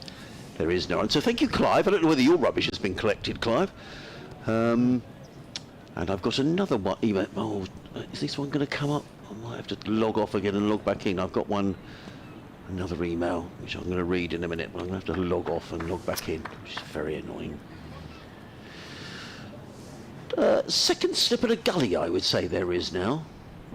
Maybe third slip. What do you reckon, Churchy? I'd say second. Second and gully. Yeah. Atkinson racing in. Bowls to Hudson Prentice, who nicks one, but it bounces short of Ben Foakes. That wasn't a desperately convincing shot, to be honest. He was playing well away from his body, was Finn Hudson Prentice. And he got a nick, and it fell... It was nothing like a chance to Ben Foakes, don't get me wrong. It's so well short. destroying for Atkinson, isn't it? Yep. He found Simpson's outside edge very early on, He did. if you remember, and it didn't get to Ben Foakes, and that one hasn't either. No, it was... no, it didn't. But it wasn't an overly convincing shot. No, it wasn't. Feet didn't really go anywhere. No. Hudson Prentice waits. And comes Atkinson bowls. Hudson Prentice batters right in behind that and plays to mid-on, and there is no run. It's a very nice afternoon. Beautiful, isn't it? Yeah. Yeah. It's a lovely ground, Hove, and you know I've got a huge soft spot Yes. for it, so to speak. But when the sun shines, ooh, it is lovely. It is a lovely place to be. Sort of plans afoot for various changes around the ground, sort of improvements to the hospitality, and talk of developments at the north end of the ground where the deck chairs are. In comes Atkinson, bowls. Hudson Prentice is right in behind that. It was a very good, solid forward defensive shot. And there is no run. The ball got over from Atkinson, a wicket maiden. 21 overs, 4 maidens, 2 for 78. And the... we know that Jeff Arnold has been here this week, hasn't he? Keeping an eye on... He's still here. Yes, he's been making notes. Yeah, And he was scribbling furiously when Atkinson was bowling. Yes, I think we know who he's watching. Yes. So he's away to our right. He's had a couple of chocolate hobnobs this morning. He has. Kept him going. I did have a little chat to him earlier on, actually, and I enjoyed watching him play, and he went, all right, probably got your autograph. He went, right. Yes, no, he's a lovely man. He is. Is Jeff He Arnold. told me he's 80. Yes, you wouldn't think so, would you? Yeah, very good. Yes. Yeah. So it's going to be Jordan Clark into the attack to replace Dan Lawrence. Haynes still there on 147. Hudson Prentice yet to get off the mark. Jordan Clark did bowl a lovely spell to open us up from the Cromwell Road end this morning. He's into Haynes. And this first delivery is pushed towards backward point. Sibley does the fielding and there's no run. The Reverend Doug has been Hello, in contact. Reverend Doug. Yep, Reverend Doug has been. He says, loving the cricket as I have some downtime before tomorrow's Easter services. Busy time. Busy for Reverend Doug in a minute, he says. Yesterday, my son Tom got a shout out for me, so today one for him, please. Yeah, well, there we are. Around the wicket once again. Oh, he is Jordan Clark. That beats the edge of Haynes' bat. Nicely bowled and taken by Ben Folkes. He has his first game of the season for Skipton Seconds. Let's hope for lots of wickets. What a great start to the season for Sussex. So, Reverend Doug's son Tom is playing for Skipton Twos today. Oh, lovely. Well, league I bet that's underway. I just get the feeling that's probably a lovely ground. Yes. Skipton. Well, Reverend Doug probably played a bit. Probably He did. might still. As in comes Clark. Forward goes Haynes. Throw at the stumps from Sibley. But Haynes is through quickly for the single. And that will bring Hudson Prentice onto strike for the first time. 335 for 5. But as you say, busy time of the year for Reverend Doug. Yes. Yeah. Easter Day tomorrow. Indeed. Hot cross buns on Good Friday, I reckon, and then Easter eggs tomorrow. I've got an email for you, Churchy, actually. Oh no. It's sort of... Has it got a subject on it? No. Ask him to leave. Turn the microphone down. But it's from somebody called Adrian. Lovely. Not me. Not from you. No. Yes. Because you're sitting next to me. Mind you, sometimes it's very irritating, isn't it? If you're ever in an office and someone sends you an email and you're in the office, you think, well, why don't you come over and talk to me? 2 slips in there as Clark is into Hudson Prentice. Whips this into the leg side, and it's very well fielded in there at mid-wicket by Dan Worrell. So, Adrian, so I'm not at the ground today, but I'm watching the feed. He says, do you remember the great handover of the Dickie Davis World of Sport umbrella at home? Ah, that's Adrian. Hello, my friend. I hope you're well. I still have it. I still have the Dickie Davis World of Sport umbrella from Adrian. You're going to have to tell me all Who about was a that. producer on World of Sport, as this one's left alone outside the off stump by Hudson Prentice. And very kindly, I said I was a huge fan of World of Sport and Dickie Davis, and I do have a World of Sport umbrella signed by Dickie great Davis. Thanks Wow. to Adrian. Wow. Was that the music? That's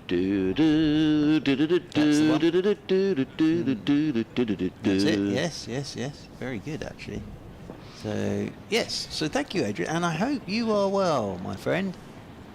As thankfully we wouldn't need the umbrella today, as Clark is in, Hudson Prentice is forward and playing this one solidly straight back up the pitch. Fielding's done by Rory Burns. End of the over, 335 for 5. Hudson Prentice yet to get off the mark, and Haynes on 148. One of the great broadcasters, you know, from yesteryear, you know, people like Dickie Davis and the great Brian Moore. Yeah. Isn't it funny you can remember those sort of tunes, you know, from... I was chatting with Kevin Howes the other day, and he was able to play a few off his phone for me. Was he? Oh yeah, Grandstand. Oh, right. All those good numbers. Gus Atkinson's not too worried about Grandstand, but he's wondering if he could pick up a wicket of Tom Haynes. He's picked up 2 so far. Comes in bowls to Haynes, who drives to short extra cover, and there is no run. Remember Sports Night? With Yes. Steve Ryder. Oh, I remember Sports Night with Coleman. Okay, but then was- I think Steve Ryder did it for a while. Yeah. That was good. I liked Sports Yeah. Night. That was excellent. as well.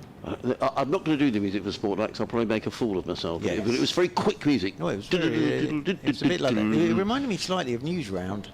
Yeah, I think he used to have sort of football on a Wednesday night on the beat, yeah. Sports night with Coleman. In comes Atkinson, bowls to Haynes, who pulls onto the leg side. That's an aggressive shot from Tom Haynes. Haven't seen too many of those today. But it was short. He belted the ball away over mid-wicket, and he goes through to his 150, does Tom Haynes. 152 not out. He raises back towards the pavilion. In fact, to all corners of the ground as Tom Haynes. Well done, Tom. 152 in 268 balls in 427 minutes, including 16 fours. Yep, he's doing a very good job here. He is. But his whole thing here, I think, is to be not out at the end. Atkinson in again, bowls to Haynes, well pitched up. He just plays that to mid-wicket. He's probably very buoyed, Tom, by Tottenham Hotspur. He's a big Tottenham fan. Would he be at the moment? Well, he does admit to it, yes. He is. No, I mean, but they've not been going. No, they haven't been going in very league well. form. They've not been going terribly well. No, their league form is dreadful, but they reached a European semi-final the other night. Did they? Yes, they did. Oh, so he's probably very pleased. That is good news. Yeah. So we do rib him a bit about Tottenham, but he's probably not bothered about them at the moment. He's scoring runs aplenty as Atkinson is in, bowls to Haynes, who's forward, plays into the offside, a quickly taken single, the throw comes in, they'll need to get a little bit of a move on the throw. It's going to be 4 overthrows. No, that was a little bit sloppy. No, it was played to mid off by Haynes. Was it Rory Burns' throw? It was, and Ben Folks was trying to get round, as was Ollie Pope, and it's beaten both of them and run off to the boundary rope for 4. Although Hudson Prentice was dawdling a touch on that single. When you do that as the skipper, I wonder whether everybody just sort of looks at the floor or sort of doesn't like to say, because generally you might say, you should be backing up or whatever, but it was a slightly wild throw. Anyway, Haynes benefits. He goes to 157, 344 for 5. Sussex within 6 of another batting bonus point. In comes Atkinson down the hill, bowls to Hudson Prentice, drives sweetly into the offside, and there is no run. He felt that, did Hudson Prentice. I think that came off the toe end of his bat and vibrated straight up the bat handle, because he was shaking that bottom hand as he wandered off towards square leg. So when was this great handover of the Dickie Davis umbrella? Oh, it's a few years ago now. Yeah. It was very kind of Adrian, and as I say, I've still got it. Right, okay. And I don't think there are many of them about. Well, I'm sure there aren't. No. Atkinson in again, bowls. Good delivery there. That cut back into Hudson Prentice, who had to be watchful and played it into the offside. And there is no run. It is the end of the over. 344 for 5. Hudson Prentice yet to open his account. Haynes 157 not out, and Atkinson 22 overs, 4 maidens, 2 for 87. And Jordan Clark is marching back towards us. So were you more of a world of sport man than a grandstand man, Churchill? Not really. I think I was equal on both, but there was just something about Dickie Davis. Right. Yes, and of course the wrestling. Well, we used to switch to the wrestling a bit. Yeah. Yeah. As Clark, round the wicket he comes to Haynes, and Haynes drives thick edge, flies away past that solitary slip, which is Ollie Pope, and down to the boundary rope for 4. So Haynes moves on to 161. Sussex move on to 348 for 5. So 2 runs away from a 3rd batting point. Surrey a wicket away from a 2nd bowling point. And we're in the 105th over. So you have to get them in the first 110. As Clark is in to Haynes, full of length, he drives straight up to Rory Burns at mid-off. I never really understood. I've always been, and this will surprise you probably, but I've never really been a huge fan of bonus points in any way, shape or form. Have you not? No, because I've always, but these days with the way England go, but I've always thought it's meant to replicate what you're going to go into in international cricket. Oh dear, there's a full toss from Jordan Clark, and it's whipped into the leg side by Haynes, and they will pick up a single. And you obviously don't have batting and bowling bonus points in Test cricket, but there we are. That's what we have. But then this strange thing of turning it into 450, and I think that was because England at that point were going hell for leather at everything, that it was trying to encourage aggressive play. Aggressive cricket. Yes. Yeah. As Jordan Clark comes in over the wicket to Hudson Prentice, and he's in behind this delivery. The right-hander plays it out into the offside, and there's no run. So you say, I'm going to sound like an old fuddy-duddy here, but I think at times you can tinker with it all far too much. Oh yes. Keep it simple. Yep. Keep it simple. I'm going to vacate at the end of this over. Are you? Bring in Isabel Duncan. Okay. Well, I'm looking at your rotor, old boy. Well, yes. I think the road went slightly out of sync. Right, you tell me when. It's forward. Sorry. As forward goes Hudson Prentice and plays this one out into the offside. Rolls there to Gus Atkinson at backward point. Yes. So I did try to. It's definitely Isabel to come back. I can't remember if it's you or me to go off. Ah. Well, did you want me to stay on and you have a break, old chap? Are you happy to stay on? Yeah, of course I am. I'm just going to read an email. Of course I am. As Clark is in over the wicket to Hudson Prentice. It's a full toss, low full toss, and he's always, or almost, flicks straight to Ollie Sykes, but it bounced a good few yards in front of Sykes. Ended the Clark over. 3:49 for 5. Then Sussex. Hudson Prentice yet to get off the mark, and Haynes has 162. Well, they're going to have to go some, aren't they, to get a fourth batting bonus point. So I think I'm pretty certain that is not going to happen. The Surrey over 8's very good. You know, they're -1, Churchy. Oh, can you hear some music? They've gone level now. Oh. Oh, no, I haven't got them. I haven't got it pushed in. No, nor did I. And I suddenly thought maybe you had, and I was getting summoned to do an update. Oh, no. I haven't, which is good. I'll do one more over, and then I will hand over to Isabel. Super.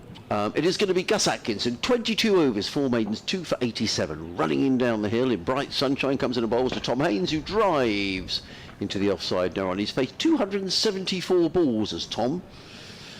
He's been out there a long time. Let's see how long he's been out there, Churchy. Well, since the beginning of yesterday. So we'll see if we can get a number of minutes. Well, the last update said he'd been out there for 433 minutes. So what's that divided by 60?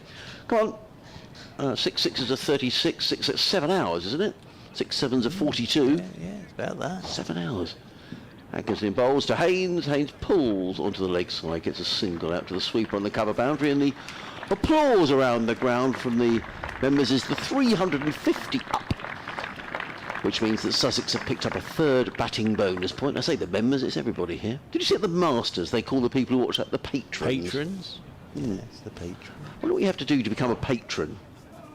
Ooh. I think you probably have to be quite well behaved. They do seem very well behaved at Augusta, don't they? Wealthy, I would have thought. Wealthy, that's probably, it probably does help. Probably excludes me then. Helps, I think. In comes Atkinson bowls, Hudson Prentice up on his toes. Plays down in front of him, no run. Yeah, I'd have thought that's probably two of the criteria: well behaved and wealthy. Yes, I think you're probably right. It was exciting last weekend, though, wasn't it? Oh, the it golf. was wonderful radio. I listened to the final round when I got home from the cricket on Sports Extra, and it was just a fantastic listen. It really was. It'd be great if one day they said to us, Church, you know what, we're going to have a little switch around with the golf coverage, and we'd like the Church and Harms to go to Augusta I wouldn't mind and cover the Masters. I'll probably do that for free, actually. Yes, I think. Yes. So they could save a few quid, the old corporation, if we did it.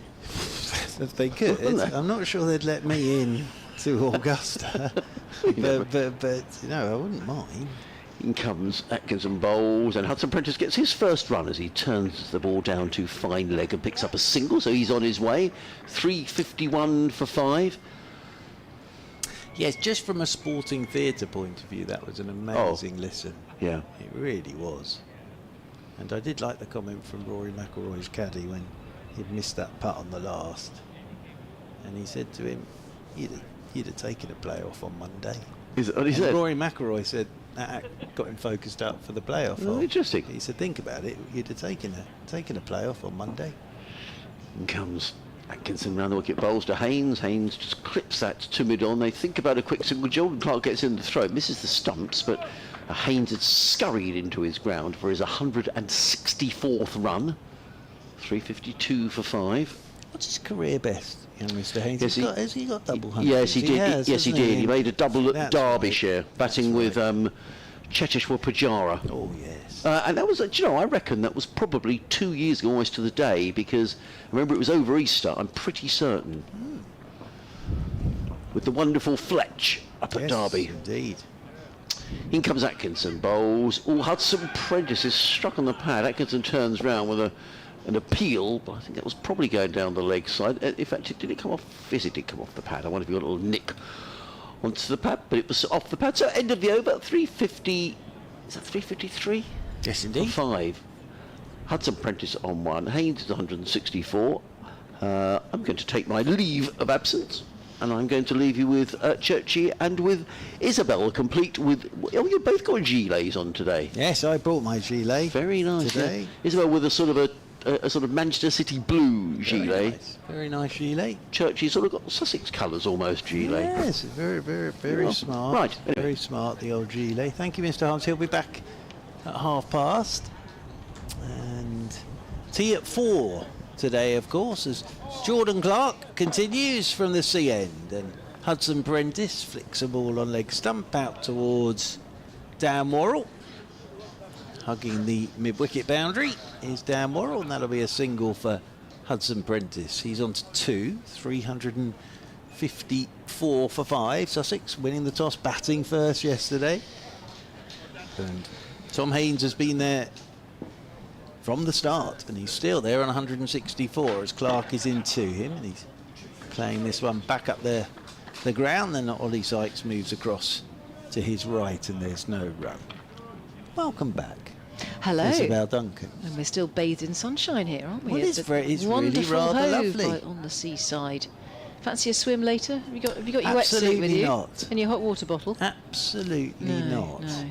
Swimming's Fairly not one of my torturous. strong... There aren't many strong points for me, but it's definitely one of them that's not strong. As Clark is round the wicket, and forward goes Haynes, pushes up the ground. There is Sykes again to do the fielding. Looks like Dan Lawrence is getting warmed up for another bowl.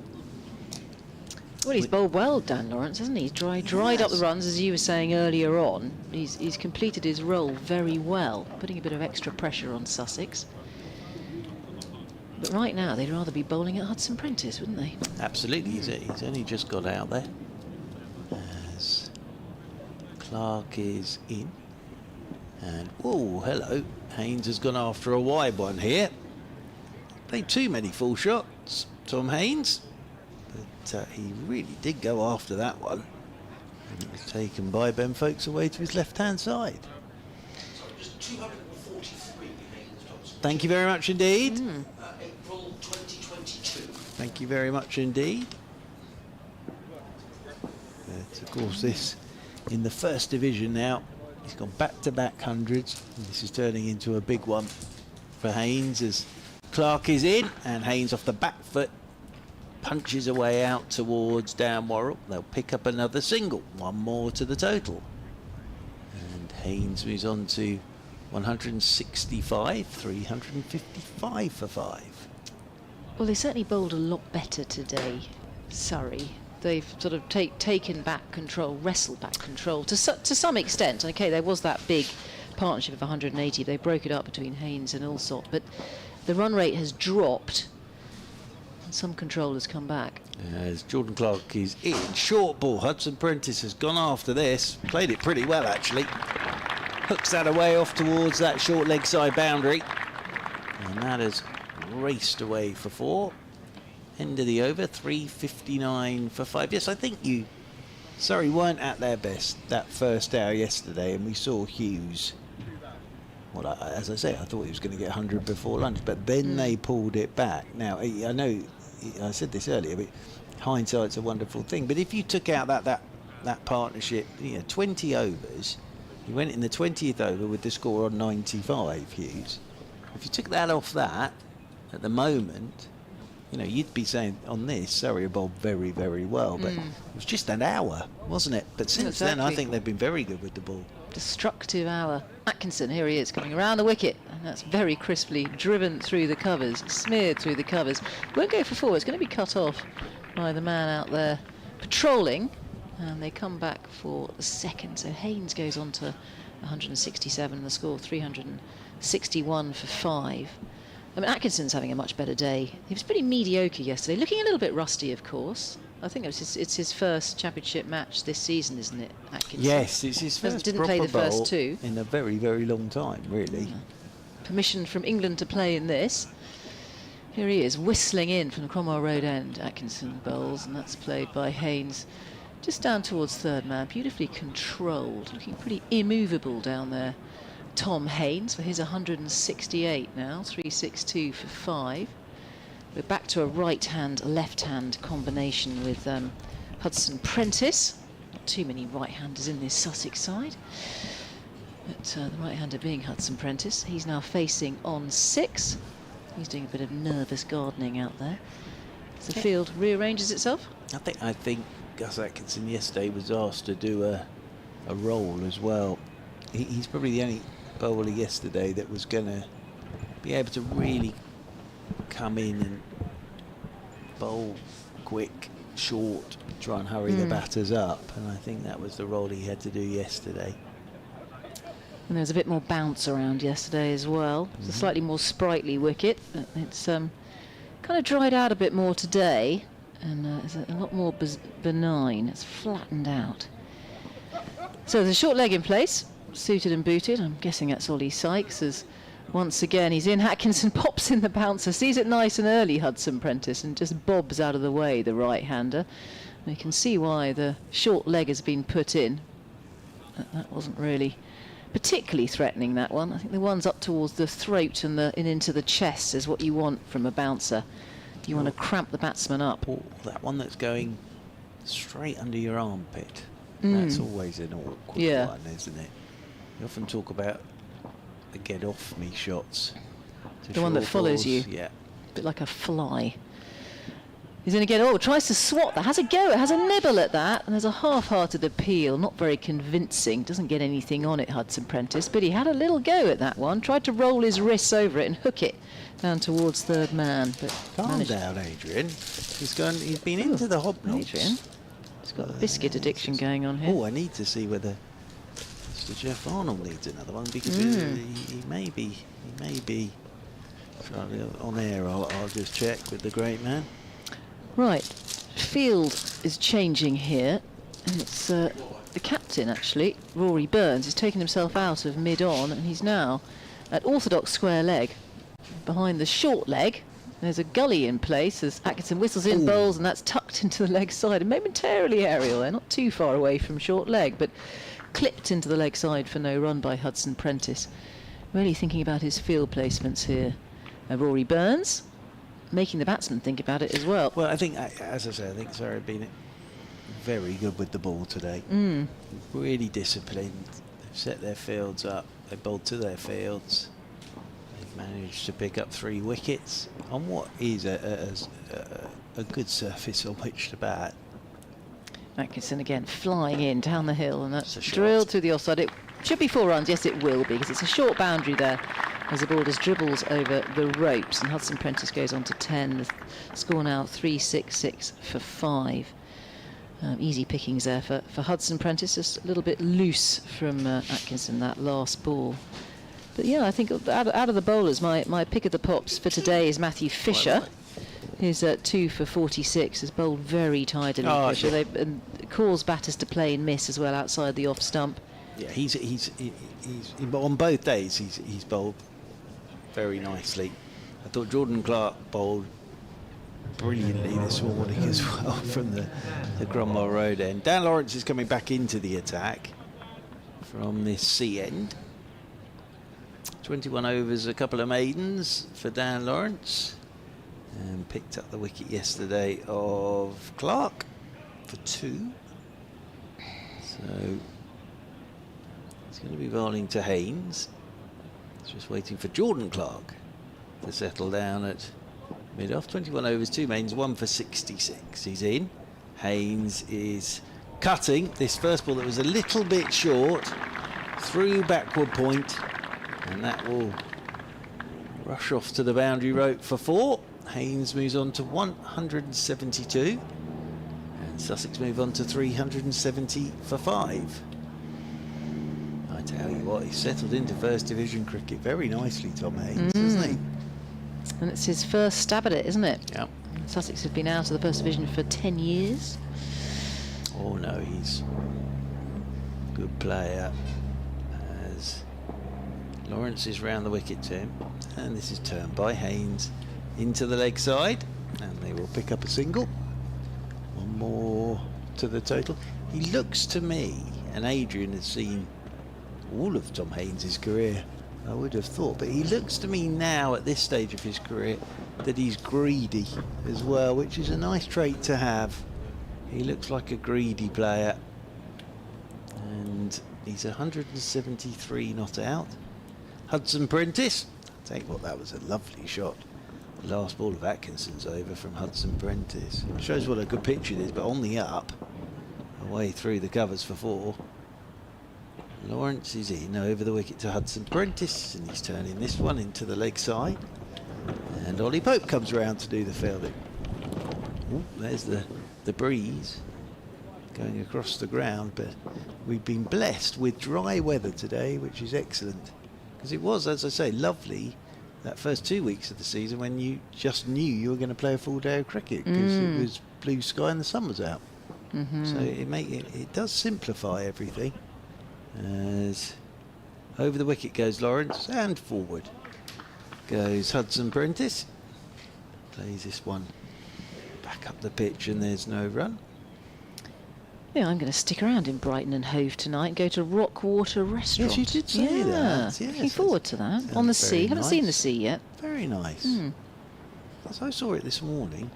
As forward again goes Hudson Prentice to Lawrence. And Folks comes round from behind the stumps to pick up. As I went for a little walk to get a coffee this morning and saw the sea. As you do every morning. You are a creature of habit, Yes, I think, aren't you, I Mark Church? am. On that front, I am. On that yes. seafront. Yes. As over the wicket comes Lawrence again. And driven down the ground and away for 4 by Hudson Prentice. Lawrence tried something there. His action was a little different, but Hudson Prentice, tall fella, and got forward and drove it down the ground for 4. Nicely played. He's on to 14.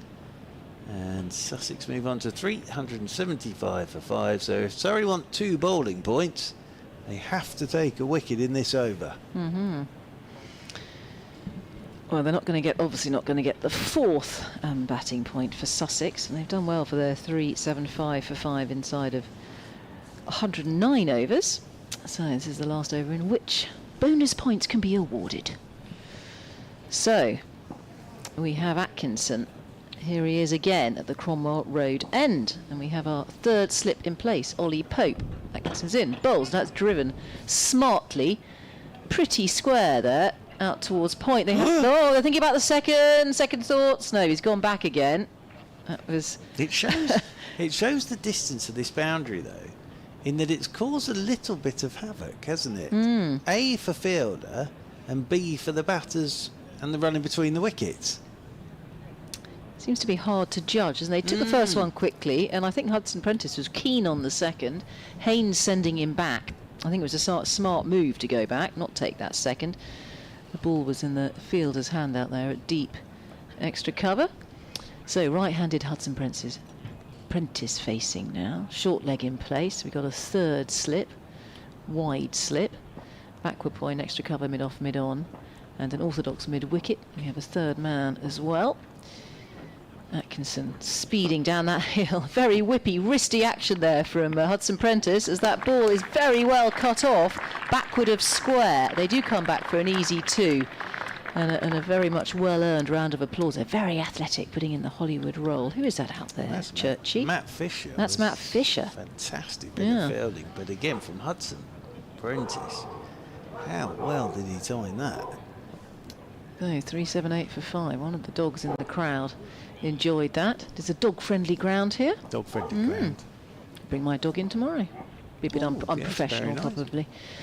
Atkinson bowls, and that's a good length ball, and it's a check drive out into the covers, where it is cut off at extra cover. They go through for an easy single in the end, 379 for 5. Hudson Prentice ticks on to 17. He's going on a little bit more of a canter now for his 17 off 28.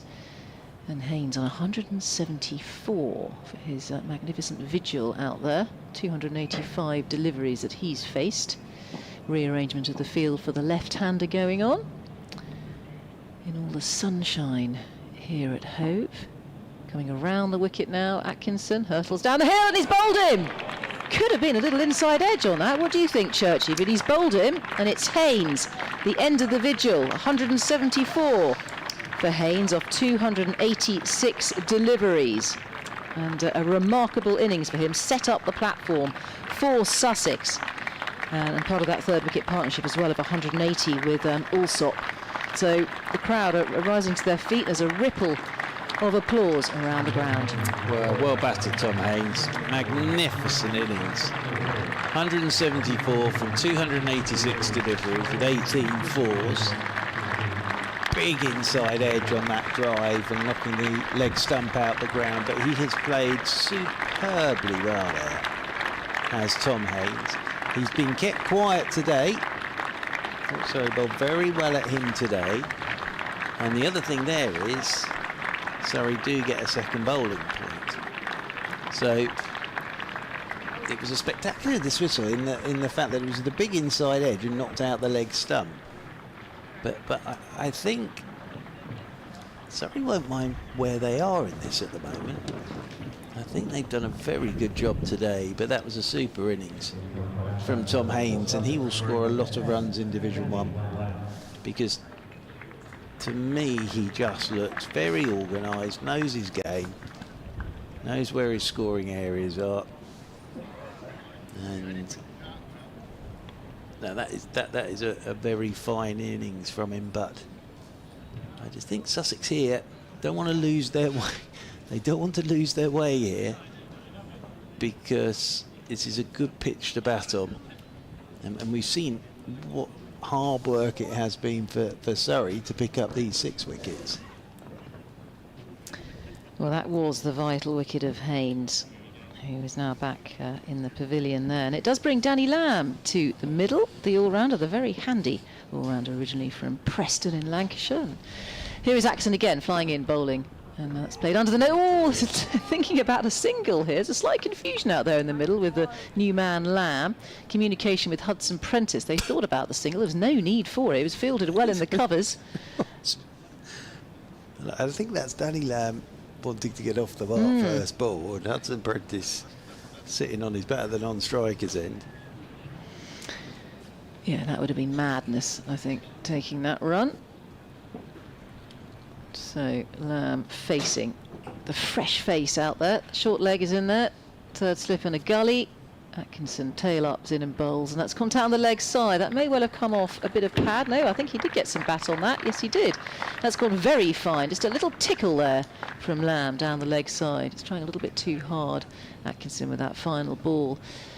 So he does get off the mark with a boundary, and the score now 383 for 6. And Surrey just picking up that 6th wicket. And you said that's another bowling point, isn't it? They've done it in the final over. Exactly, and they just snuck it in, didn't they, in that 4th ball? Yes, and they'll get 2, and it'll be 3 batting points for Sussex. Hudson Prentice on 17. And Danny Lamb off the mark with that boundary. So it'll be Lawrence to continue, but Gus Atkinson's just stuck at it here. Picked up 3 now. And just waiting for Ryan Patel to get down to his fielding position down there at long leg.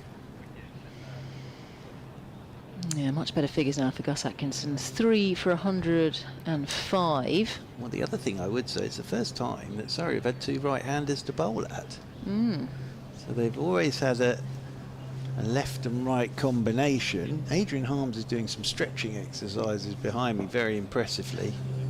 Now the umpires looking at this ball. Yes, they are, I think, at the moment. So we've had the ball changed before this second new ball. it did get a change. The first new ball, this one's all right though. It's lobbed back to Dan Lawrence in his short sleeve sweater. Yeah, it's only 30 overs old, this ball.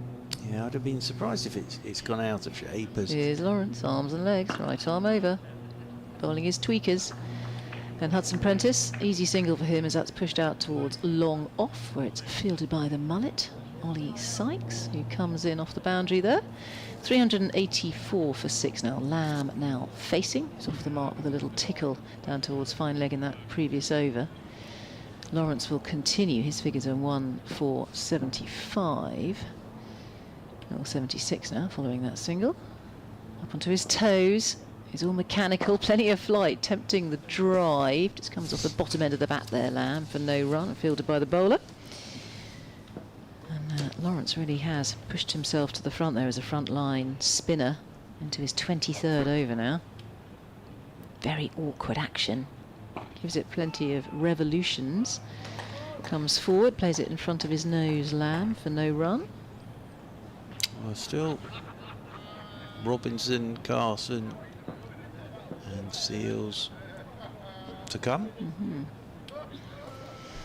One slip in place here. As Lamb just turns it round the corner to square leg. Did I dream this, or did I see in the museum yesterday that Ollie Robinson got 100 on his debut? Yes, thank you very much. So, yes. Marvellous. Dan Lawrence again. He's in and bowls, and a defensive shot there, showing a bit of respect from Lamb. Just replays the shot. So Rory Burns in there at slip with his floppy hat and his arms folded. Looking very austere. Bobbing at the knees is Lamb.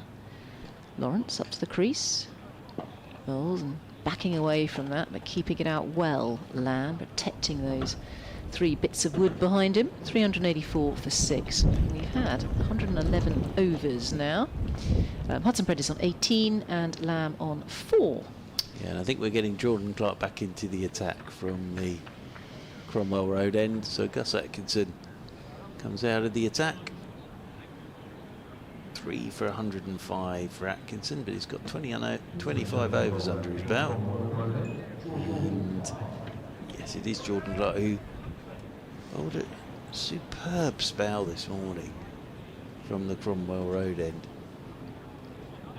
And he did a real job for his captain this morning, did Jordan Clark.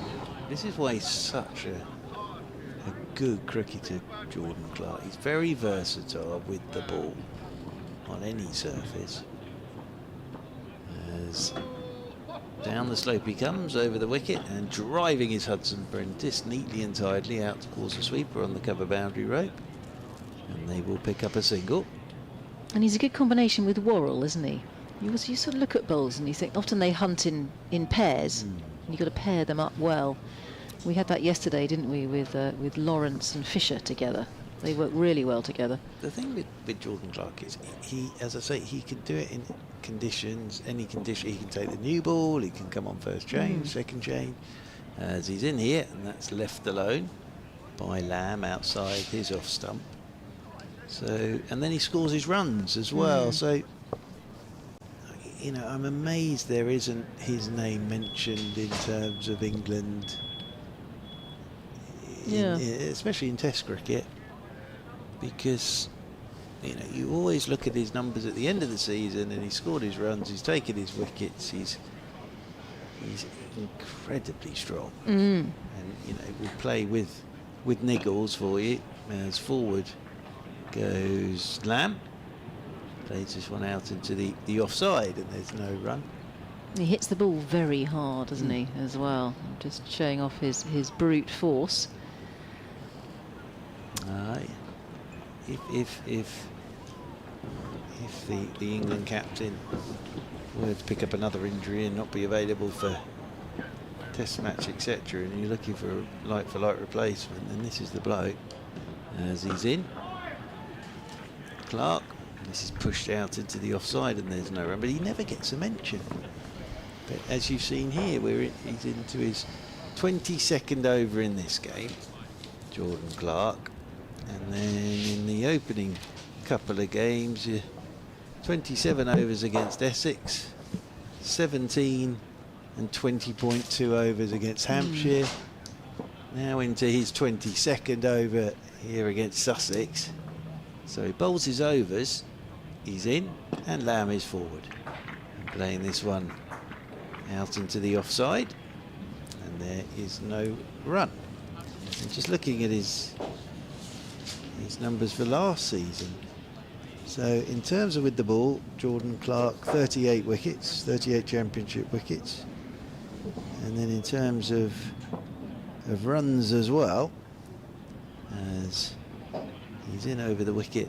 Oh, and that beats Lamb. It's beautifully bowled by Jordan Clark. End of the over, but in terms of runs, 467 championship runs at an average of 33.55 with 102 50s. So you're looking at a guy who's averaging 33 with the bat, picking you up 38 wickets a season as well. There's 100 in there and 250s. That's a pretty good all-rounder, isn't it? Yeah, and so vital to Surrey. That vital cog. Yes, sort of holds the whole side together. He's the cement, really, that holds the side together. He's a tough Have you got lad. an update at past? Okay. Yes, indeed. Lawrence. Here he is again, tiptoeing in and bowling. There will be a run here off the bat of Hudson Prentice, who drives this out towards long on. Again, it's young Ollie Sykes, the 20-year-old. He's got his brown Surrey cap on. He's a good athlete, Ollie Sykes, isn't he? You watch in the field, he moves nicely in the field, Ollie Sykes. He's got youth on his side, hasn't he, Ollie Sykes? Lawrence twirls in, comes forward here. They're going to steal a single as the ball is pushed into the onside, the offside by Hudson Prentice, who will steal a run there. 387 for 6. I think it was Danny Lamb actually who took the run. He goes on to 5, and that was a bit of tip and run. Saw the gap. Good piece of running from these two. That slip still there. Rory Burns with his hands folded there. 28 on his shirt comes Dan Lawrence from the sea end. Bowls good foot movement there. A couple of steps up the pitch to work the ball into the onside, and it's fielded well by Ollie Pope, who dives onto that ball athletically. 388 for 6. And they only get away with a single. Hudson Prentice under 21. Well, we haven't seen anybody get after Lawrence, have we? We haven't seen anybody get down the pitch and put him over the top yet, or anything along those lines. I'll vacate at the end of this over and bring Mr. Harms back in, who is doing it. He's doing a lot of technology behind this and technicals. Once again, Lawrence. Whoa, there's a full swipe of the bat there. Not a particularly attractive shot there from Lamb, but he's just finding backward point. Doesn't really get hold of it. I wanted to give it a good welly this time. But you're right there, Mark Church. They haven't been targeting Lawrence. They've been treating him with a fair amount of respect. Been bowling a good length. The odd tempter. Flighting it. Lawrence again. In he comes and squares up, crab-like to that Lamb.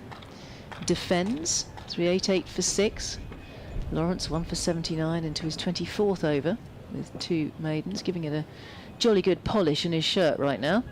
Untucked shirt. Green soles flashing in the sun as he comes in and bowls. Defended once more. Respectfully by Lamb, who's on 5. Hudson Prentice on 21. So when we play musical chairs here, does it mean that... it's got a different microphone there, Yes, Adrian he's just Harms. doing a bit of technicals behind us. He is, yeah. He's Are you deep, coming deep into in Isabel's thought. seat? Yes, yes. Yeah. So if Adrian comes into your vacate. seat, Isabel, then you can come and sit where I were. Well, one thing's for definite here. This is going to be Sussex batting after tea. Of course, we lost about an hour and a half, couple of hours yesterday. Yes, my recordings haven't been up to scratch. My interviews. Oh no. There's been a problem with the sound. Oh dear. One-legged, whatever that means. So I think it's a technical term. Anyway, here comes Jordan Clark, bowls to Hudson Prentice, who turns that down to fine leg. Picks up a single. I wonder whether Jordan Clark and Danny Lamb know each other from Lancashire days. They might do, might they? That's a good point. Yeah. And they won't have played together, though, will they? Because I'm trying trying to think when she went to No, Clark, Danny- 2018, Clark. Well, Danny Lamb came down here. I mean, Danny Lamb didn't play a lot of county cricket, which is one of the reasons that he moved to Hove. I saw him play an excellent innings, though, Danny Lamb, up at Sedbergh School, which we were talking about yesterday. Beautiful Sedbergh School. Jordan Clark in bowls to Lamb, who defends to mid-on. There is no run. It was a super game, and which Sussex looked like they were going to win. And Danny Lamb shared a partnership with, I believe it was Tom Bailey. And Lancashire beat Sussex in that particular game in the One Day Cup. Isabel is furiously searching through her notes. I'm just having a look at Danny Lamb.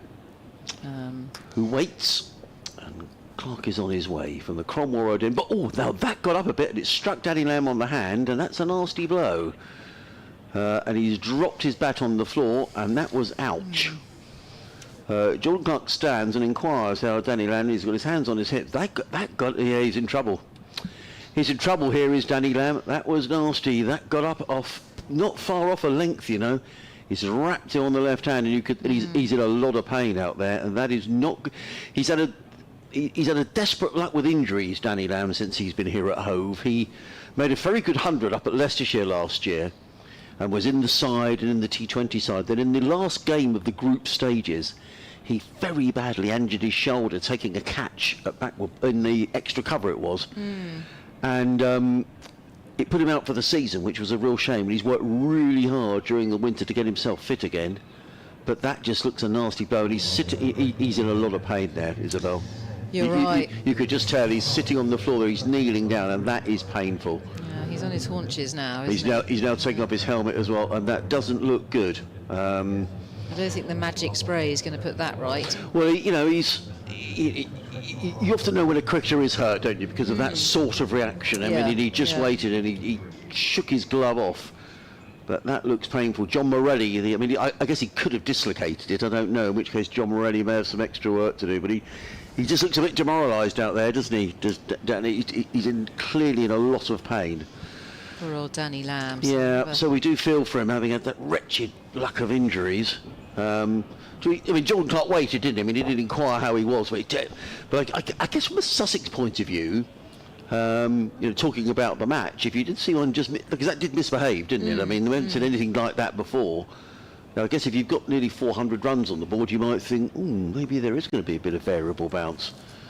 But he's in a bit of trouble, and the umpires are having a natter away, but it's a long delay. I suspect maybe if it was a break or something, he'd be off the field by now. So maybe John Morelli. Now this doesn't look good, because he's actually. I thought he got him on the glove, but he's now seems to be struggling with his shoulder. Would that be right? Yeah, he's trying to lift his arm up. Rotate his shoulder. Now that was the shoulder that he injured. Yeah. Last year. That's strange, because he didn't fall over. Well, I thought he got hit. I could have sworn he got hit. Well, he did get hit on the hand, didn't he? He did get hit on the hand. Yeah. It was a snorter of a delivery. Yes, I'm a bit surprised. You know, he's definitely struggling. He's trying to lift his shoulder up, and that was the shoulder that he damaged last year. Well, they probably want to first of all check his shoulder out. As you say, it was it's half the season, wasn't he, that he lost? Oh yeah, last year it was a real shame. Well, he's now exercising that shoulder. Yeah. But I wasn't aware that he was hit. Now the umpires are just coming down to have a word to see how he is. John Morelli is standing out, their hands on hips. Well, it looks like it's his left hand, though, the way he's holding his left arm up. That's slightly odd, like isn't he's it? clutching his hand. And he's getting plenty of attention from the physio. Now the umpires are getting involved as well. They'll want to know whether he wants to come off the pitch or not. I think he's going off. To retire hurt or not. I think he might be going off, you know. He doesn't look very comfortable, does he? No. Well, he can always come back on again. I mean, perhaps John Morelli will get him off and have a look and further examination. But he said he doesn't look to... No, he's going off. That's really sad for Danny Lamb. Well, I was completely confused then, because I could have sworn that the ball hit his hand. It looked very much like that. And he threw his glove away, didn't he? His left glove away. But now he seems to be sort of holding his shoulder, which will be really bad news, because it's the shoulder that was the problem last year with that nasty injury. One or two of the Surrey players just inquiring that he's okay, which is nice to see. It's quite hard for us to see, because he's batting with his back to us, so we can't see. We haven't got the front-on view of the actual shot, but certainly his right arm is looking a little bit limp. but he was able to rotate it and lift his arm. He didn't look comfortable though, as he did it. No. So sympathetic applause around the ground for Danny Lamb, who is retiring hurt on 5. But with the score on, is that 380? Crumbs my eyesight. Here we go. Is it 389, I think that 6? says. Yeah. 389 for 6. Lamb retires hurt. But Sussex won't want any more injuries, you know, in their fast bowling group, because Henry Crocombe is out with a shoulder problem. Sean Hunt got injured in the last game against Somerset, and Miguel's going to be out for a little while. The last thing Sussex need is another injury to their bowlers. So they'll be hoping that that's not too serious. But I was just puzzled because it definitely hit him on the hand, or we thought it had. Unless it reared up more than we thought and it got him on the shoulder. I just didn't. I don't know. We'll have to watch a replay. Yes, it was a strange one, wasn't it? But either way, slow motion. Danny Lamb is retired hurt from a ball that did get up off a length, and it surprised Lamb. So the new man in is Jack Carson, who you'll imagine have plenty of bowling to do in this game. Yeah, well, he had a problem with a split finger, didn't he, in the last match? He did. Yes, he did. He's patched it all up and it's healed yes, up. He did. Yeah, he was telling us he puts Manuka honey. That's right, Manuka honey. Yeah. Very interesting. Yeah, I was talking to someone yesterday and they said, I said, I think the Manuka honey comes from a special sort of bee, and someone said maybe it's a Manuka bee, but I don't know if there is such a thing. It's a very expensive bee. It is. I've given Manuka honey to my dog to try and heal my dog before. Did it work? Not particularly. Oh. It's very good. It's very good for you, My though. dad loves it as well. He has a spoonful a day. Does he? It's meant to be very good for you, isn't it? It's meant to be very good for you. For all sorts of medicinal They put it on purposes. horses when they injure themselves. Right. Yeah. If you get hay fever, isn't it a good idea to eat honey? Is it? I think so. Oh. Well, I don't know. Yeah, It's very nice in yoghurt, runny honey. Yes. I like honey. Yeah. Right, where were we? medicinal. Jordan Clark running down the hill to bowl to Jack Carson. He's in and bowls, and Carson clips to mid-wicket. Oh, I thought for a minute he'd been caught. But it just was short of that fielder in there at mid-wicket, and there is no run. Yeah. Yeah, so that's not only is that a blow to poor old Danny Lamb, it's a blow to Sussex as well, to lose him so early, only on 5 runs. Yeah, I have to talk to the lads in the press box, because I thought it hit him on the hand. I thought that was where it hit, but then he felt his shoulder, and that was the shoulder he badly injured last year. And that'll be really awful news. Clark in, bowls to Carson, who's forward, plays into the covers, and there is no run. I bumped into, I think I told this story last week, I bumped into a man walking my dog last summer. I was just chatting away for no other reason that he had a dog as well. And he said he was going back to his house, and he kept bees. Ah, it's quite a big thing now. And he said, in the summer, he said, I put the pots of honey outside my front gate, and people can come and buy them. Ah, it's lovely. Yeah, so I had a swarm of bees in my garden, and a beekeeper came and took them away. Really? It was very interesting. In comes Clark, bowls. Carson plays onto the onside. There is no run. End of the over. 23 overs, one maiden, no wicket for 84. I think, in fairness to Jordan Clark, he's bowled better than 0 for 84, but he's doing a good job for his county. Sussex 3, 89 for 6 at the end of the over. Just to reiterate, Danny Lamb now off the field, retired hurt, and we'll keep our fingers crossed for Danny. Yes, I had this magnificent swarm of bees in my garden Right. last summer, and I didn't even know it was there. Okay. And this gentleman had been following this swarm around the village and was hanging around outside my gate. And I thought, who's this strange man? So I had a chat with him. I said, can I help you, sir? He said, well, there's a swarm of bees over there. I'd rather like them. And I said, well, come in. And he knew all about bees. And I watched the whole thing. So it took hours. Lawrence, here he is, swirling in and bowling. And that is played with the spin, just backward of square by Hudson Prentice. He'll get a run for that. He goes on to 22, 390 for 6. How many bees constitutes a swarm? Oh, he did tell me. I mean, I don't know. I'm guessing 50,000, 100,000, maybe. Really? Maybe more. It's Wow. a huge quantity of them. And you have to capture, first of all, the queen bee and the majority of the swarm. How on earth do you find the queen when there's 100,000? She's in of the them? middle there somewhere. She's Right. protected. She's Okay. protected, and you put her in a skep upside down. As the twirly man comes in again, Lawrence once more. There's a big stride forward there from Carson and defends well. One slip in place. So once they'd captured the queen, I think it's called a skep. I could have got that wrong. It's a sort of upside down bucket that's got a hole in it. Right. And then the bees give out certain chemicals that is a nice forward defensive there from Carson, who's still on board of the bowling of Lawrence. A honeybee swarm typically contains between 2,000 and 40,000 bees. So a lot of well, I bees, gave a isn't it? wild number there of 50,000. didn't I? Includes the queen and worker bees and a The few worker drones. bees, yeah. As he's in again, Lawrence. All arms and legs. That's come off an outside edge, but along the ground it's safe off Carson's edge. Right. There is no run. It takes hours. You capture the queen, and then there's a certain hormone that's given off by the working bees that attracts all the other bees from the swarm into this skep. And that's worked off the hip of Carson into the leg side for no run, as Lawrence keeping a very tight line here. Never heard of a skep before. Does it talk about that in what you... I'm trying to see. I could have got that wrong. That's what I thought that was the name of the kind of bucket thing, and they collect the swarm. Oh, there's an insider bottom edge here from Carson, who tries to slap that away. Will it go for 4? I think it probably has. It has just gone for 4 down where the covers are. Very fine. But it was a bottom edge. But it's still 4 more runs to the total for Sussex. 394 for 6, and Carson is off the mark with that shot. He's on 4. Sorry, no, it's... You're correct. It's a skep. Am I right? Yes, It's a skep. A beekeeping skep for catching bees. Yes, it could be a basket, and they turn it upside down. It has a little hole, so it's slightly tilted. But once you've captured the queen, all the bees will follow. Right. So they give off a certain hormone that attracts them. I'm no expert here. This is what I learnt from the beekeepers who came around to my house. And I think the queen bee stays alive all winter, don't they? I think so.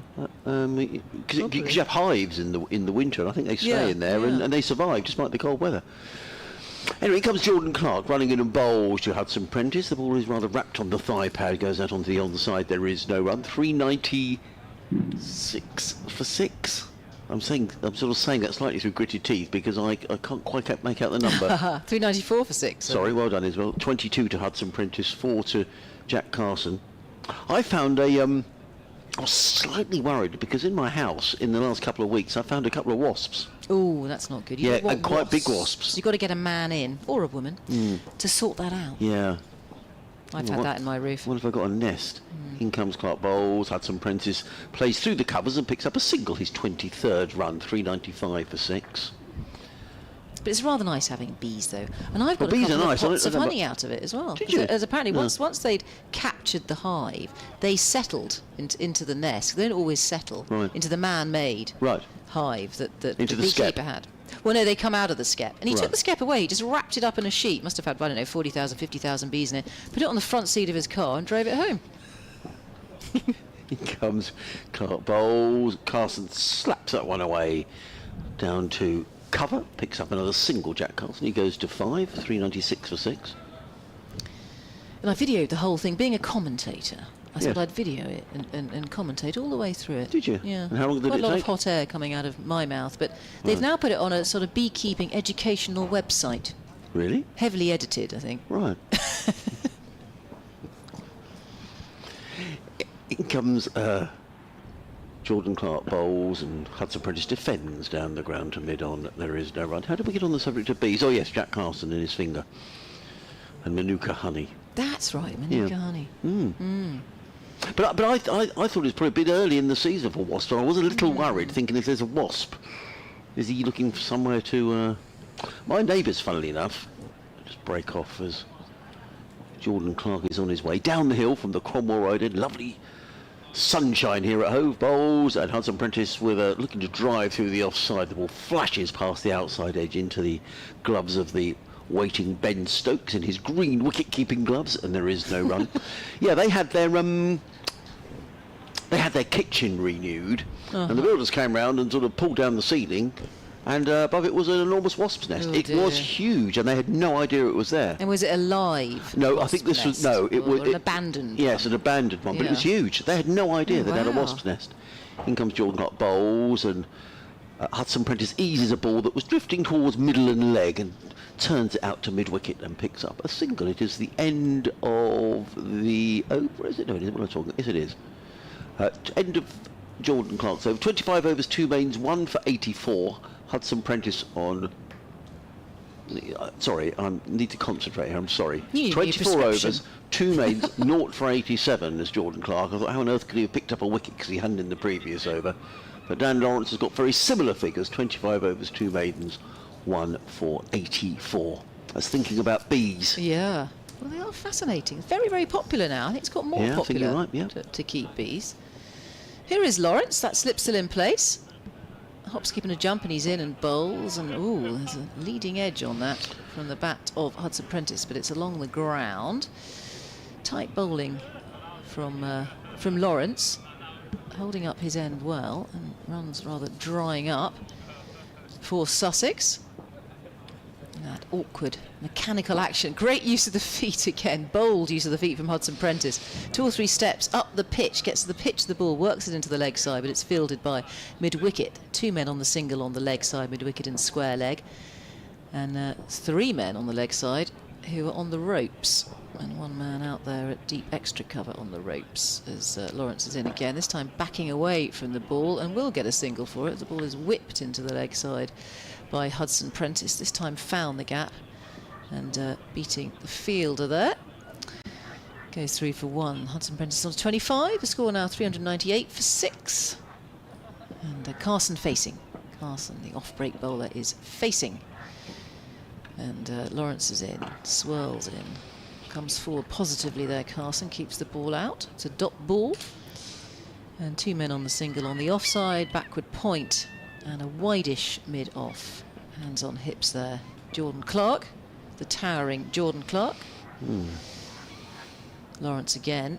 Towering Lawrence is in a bowl, still wearing his sweater, and that's defended neatly there by Carson. No run. We're going to have an update soon. It must be half-time in the football, I think. Do you want me to do this last ball, or do you want to take Yeah, over? you do it. They Okay. might be a couple of mins. Okay. Lawrence continues. This will be his last ball. Here he is, right arm over. Green soles flashing. He's in and bowls, and that's pushed gently out towards long off, where Ollie Sykes picks it up and wings it back in with a good arm that he's got. Strong arm. 399 for 6 now, Sussex. And the end of the over. Hudson Prentice on 25, Carson on 6. And of course they won't get that extra bonus point because we're now into the 117th over.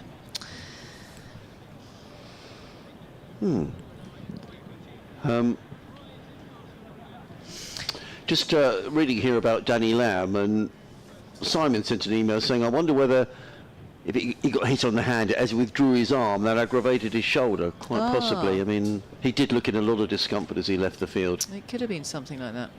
399 for 6. In comes Jordan Clark running in down the hill. Bowls to Jack Carson, who's going to be caught at mid-wicket, and another wicket goes down. Looked like a leading edge to me from Jack Carson. And Sussex are now 7 down. Jack Carson is on his way for 6. And effectively that's 8 down if Danny Lamb doesn't come back out, when we'll have to see. Yeah, he's causing a few problems, isn't he, Clark? He's He is. getting a bit of extra bounce. We talked about his strength and bending his back. That was a leading edge. A very easy catch there at mid-wicket in the end. He was only there for 17 minutes. Hit 1-4 for his 6. We've had an email from Michael Simpkins. Oh, who you were Simo's been speaking in about. touch. Yes, Yeah. he has. He says, hello Adrian, Mark and Izzy. I'm enjoying the coverage and your commentary from home. Sadly, I can't be there in person, but currently stuck in London where I'm performing a matinee of Richard III at the Bridge Theatre. The laptop is constantly on in the dressing room for in-between entrances. Crumbs. Whilst witnessing the banishment of Henry, a Duke of Hereford by Shakespeare's flawed monarch over the last 20 minutes, I've missed 2 Sussex wickets. So I've asked my fellow cast members to get on with the rest of the act with all the appropriate haste. So as not to invite more bad news. Oh, okay. So he's Simo. listening to us in between acts. Thank you, Simo. And Simo, actually, we did give Simo quite a lot of airtime earlier for Richard II, and people know where he's performing, at the bridge. Where's the bridge? On a bridge somewhere in London. Right. No, he's in London somewhere. So, yeah, he's doing 2 performances today. A matinee and an evening performance. He's going to try and come down on Monday if he Right. can. So the new man coming out is Ollie Robinson. So Danny Lamb is not coming out to bat, and that's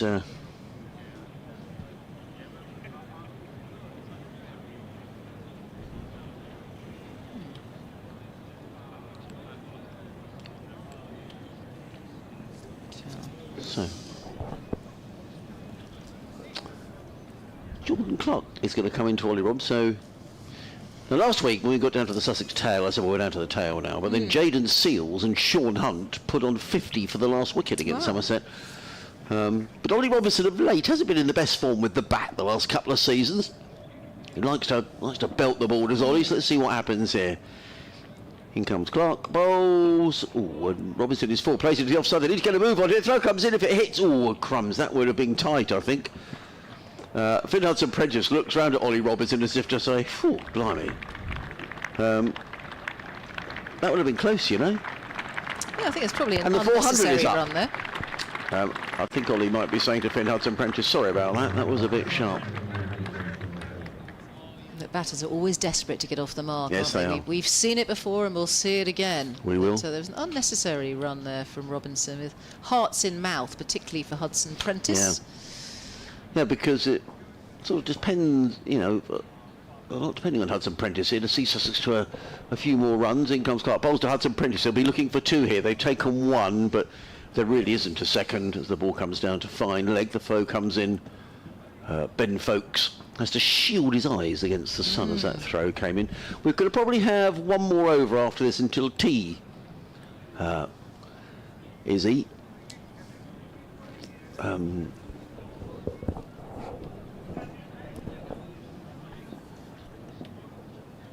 Clark. In again. Bowls. Robinson drives sweetly into the offside. No run.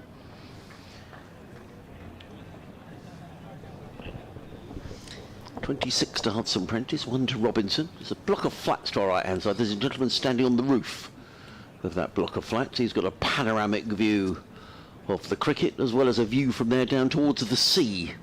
You were talking to Churchy about swimming. Does that mean you're sort of a keen swimmer? No, but I've got a friend who swims most days, all through the year. I think she's absolutely barking. What, in the sea or? In the sea. Oh, Lord. In comes Jordan Clark, bowls, and Robinson cuts to backward point fielded by Ollie Sykes, and there is no run. It's almost like a form of torture, really. I mean, she takes a hot water bottle and a flask of tea, but it's meant to be very good for you. It's meant to be good for your brain. I think it sort of kicks you into action, staves off dementia. I mean, I love swimming, but I'm a bit of a wuss, really, and I don't like it when it's cold. You'd rather be in Antigua, wouldn't you? On a Well, I'd just rather be... I don't like it when you beach. get in the pool and it's all cold, you know. It's not very good at that. In comes Jordan Clark, bowls. Robinson, well, he was rather squared up by that. The ball comes off the thigh pad, and goes to backward point. There is no run. There will be 1 more over before tea, 401 for 7. Hudson-Prentice 26, Robinson 1. Yeah, I mean, I do go swimming quite regularly, but often I get there and I think, oh, it looks a bit cold. And you see these people swimming up and down and you think, oh, come on, Adrian, for goodness sake, you know, get in. But I'm not sort of a diver in. I tend to sort of put my feet in and then... Bit of a paddler. Yeah, well, and then just sort of slowly get I think you should get a immerse hot myself. tub, Adrian Harms. I think that would suit you a bit Do you know, better. during COVID, we did get a hot tub and we got rid of it because it's so blooming expensive to run. Expensive, and also the chemicals. I got a rash. I went in one and I thought, never again. Couldn't stop itching. Lawrence bowls and backs away from that and squares up Hudson-Prentice. He's on 26, 401 for 7.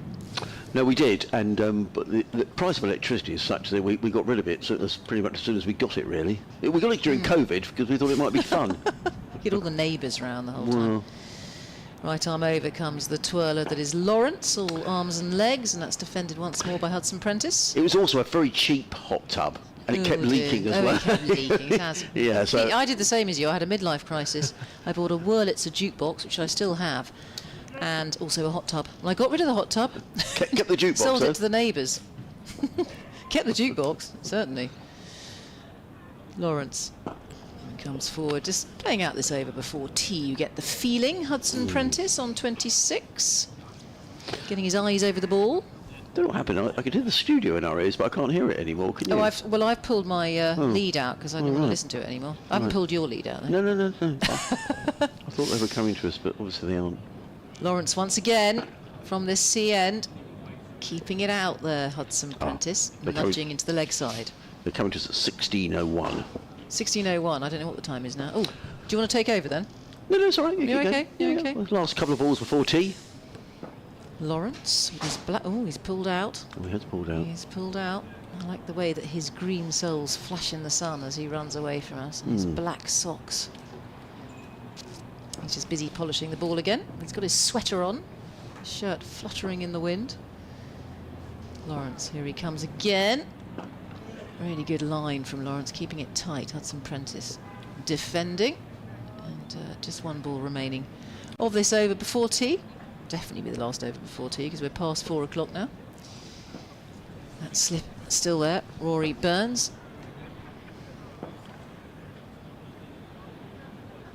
Yes, thank you, Tim. Well, actually, we're just seeing the final ball before tea, and Finn Hudson Prentice just clipped that to deep mid-wicket. He picks up a single, so he will go and have his tea and his sandwich and cake on 27 not out.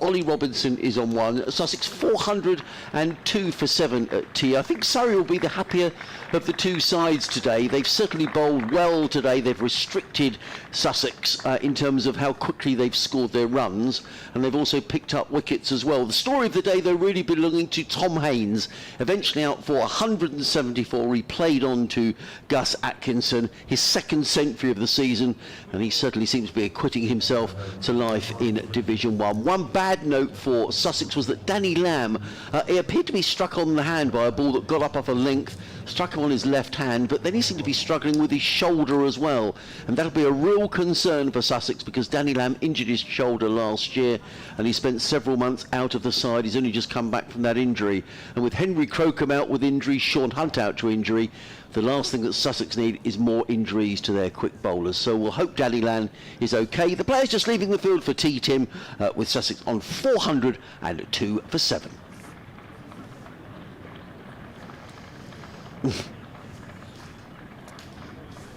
So we've had 119 overs.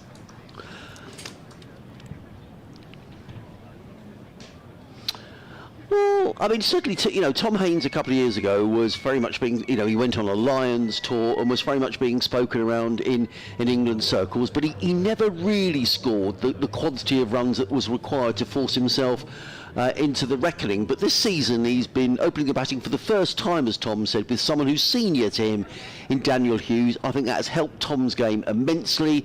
No longer do we see the 20s and 30s and he plays a rash shot and gets himself out. So he's tightened up his game and he's still scoring a lot of runs. So, I think absolutely there's a Lions game against India coming up in June. I think there's every chance he'll be selected for that. And England, at the top of the order, Zach Crawley has failed again today. He was out for a single. I'm not advocating that Tom Haynes comes into the side, but all he can do is score runs, and when you're scoring runs and big runs, you have to force your way into the picture. Jeff Arnold is here this week watching the bowlers, but I'm sure it won't go unnoticed that Tom Haynes has made back-to-back hundreds and looks in terrific form. So I think the answer to your question is yes, I think he will be forcing himself at least into the thoughts of the selectors.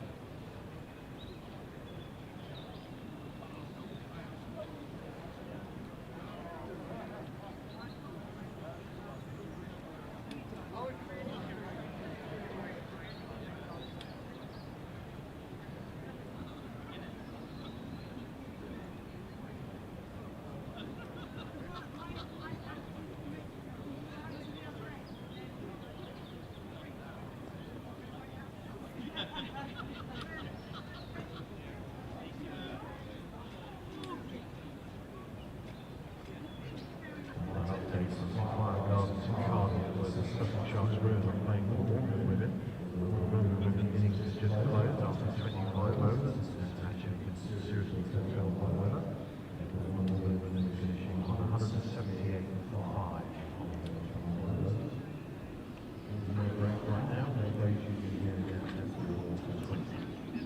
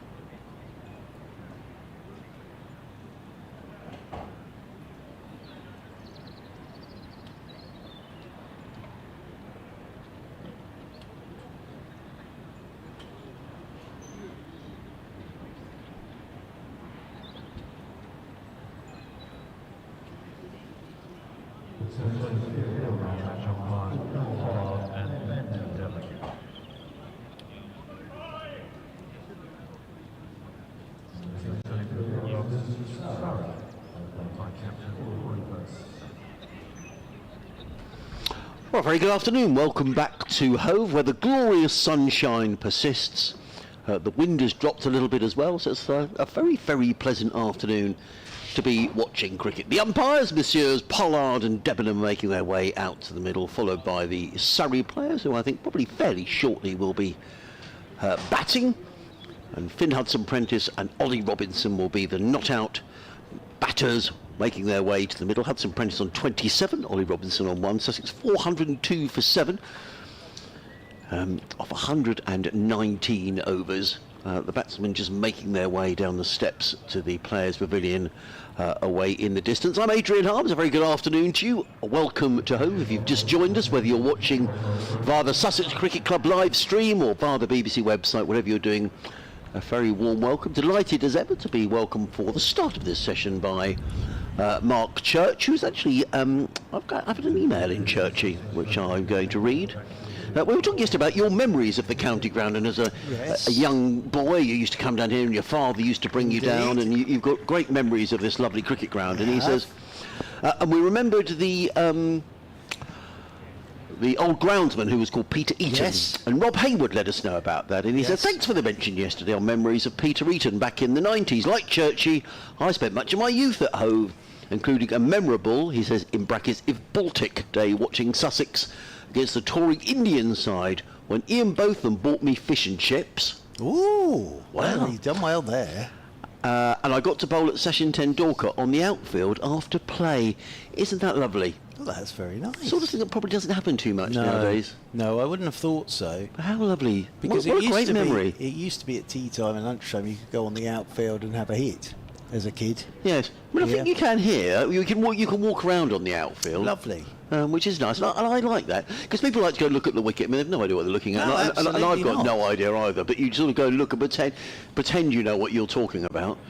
Anyway, it's going to be Gus Atkinson who's going to get us underway. 3 for 105 in his 25 overs, and he's running in down the hill and bowls. And Hudson-Prentice steers that onto the leg side. May have come off the thigh pad. We shall wait for the signal, and it is going to be signalled as a leg by. Jeff Arnold in the box next to us has been making copious notes as he's been watching Gus Atkinson. He looks he's a notepad man, Jeff. I can't believe he's sort of iPad. No, not at all. Well, I must admit, I'm not either. No, I'm So I pad. like to write everything Yes, down. I do. Yep. I think Surrey have been very good today.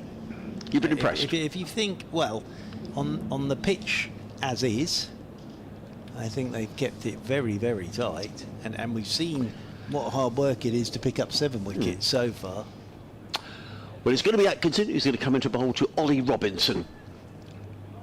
Robinson waits, Atkinson, oh dear, Robinson steps away and belts the ball away through the leg side for 4 runs. I mean, he stepped away to the leg side, didn't he? But he belted the ball through mid-wicket for 4. So with Ollie these days, you tend to get a quick sort of 20, but it doesn't last very long. But that would sort of do, from a Sussex point of view, at the moment.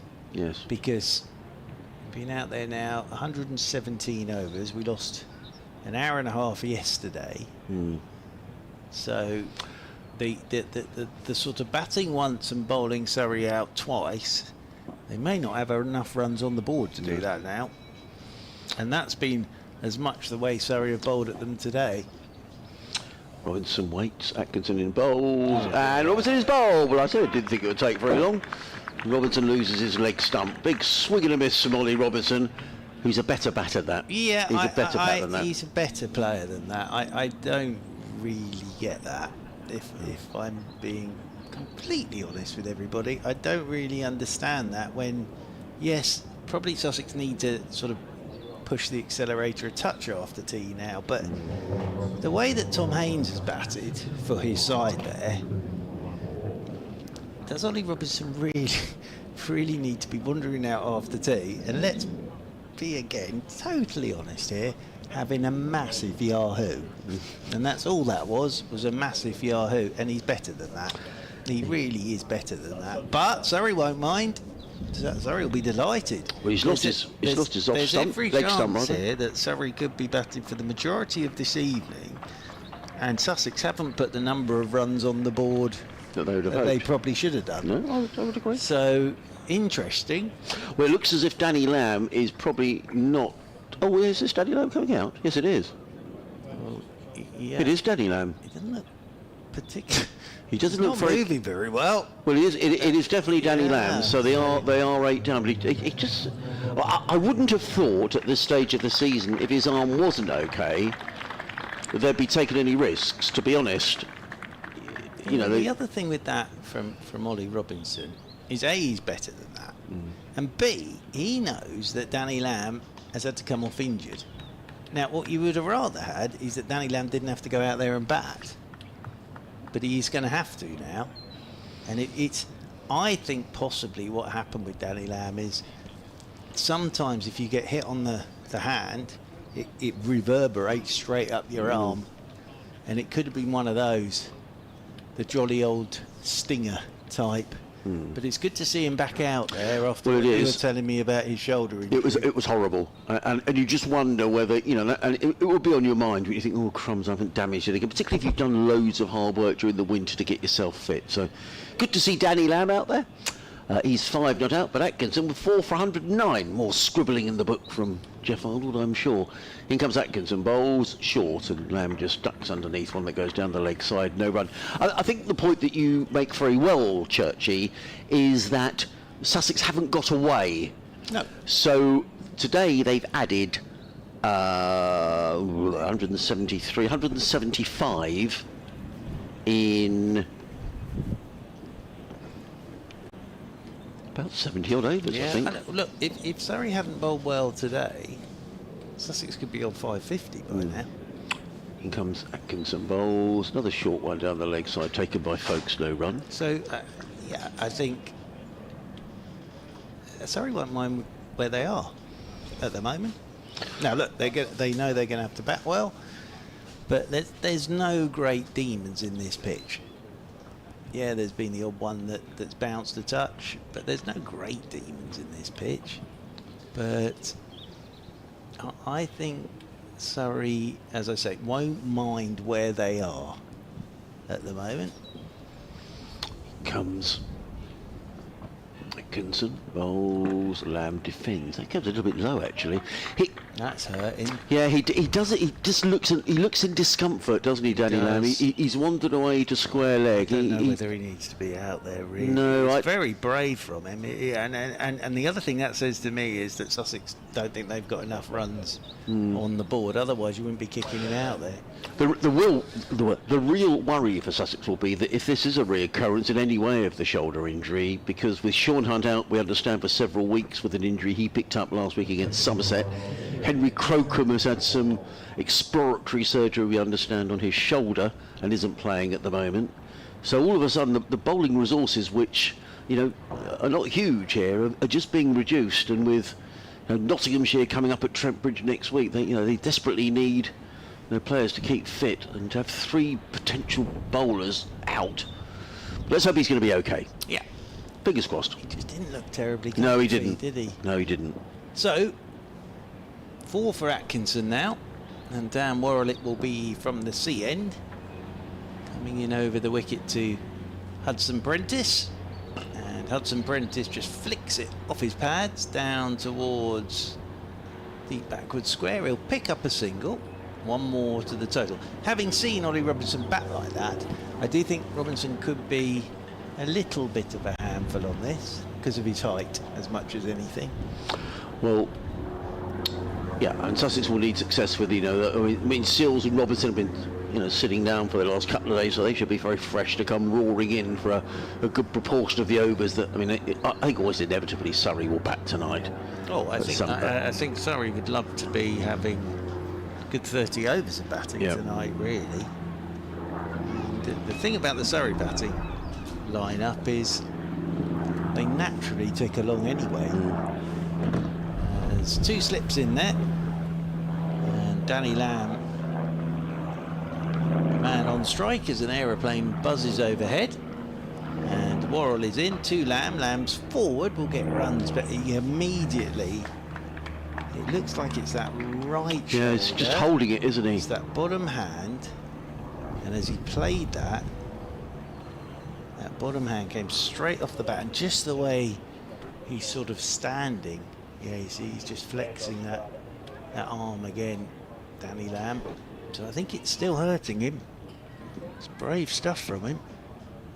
It really is. And again, all I would say is that says to me that Sussex don't want Surrey out there for too long with the bat in hand, and they don't think they've got enough as yet. As forward goes the right-handed Hudson Prentice off a thickish edge that runs down towards the man. They'll move on to 29, 410 for 8. There's Rory Burns. I noticed Rory Burns as well at tea time. Got to every Surrey player and gave them a pat on the back as if to say that's been a really good effort today so far. Lamb comes back on to strike. Here is Dan Worrell over the wicket, and forward goes Lamb, and again straight away that bottom hand comes off the bat handle and it rolls back up the pitch to Rory Burns, stood up there at mid-off. So yes, we started this morning, 53 overs are gone. Yeah. So we're now in the 121st. 21 plus 47 is 68. 68 overs today. As Worrell is in to Lamb, Yorker. Lamb gets the bat down on it.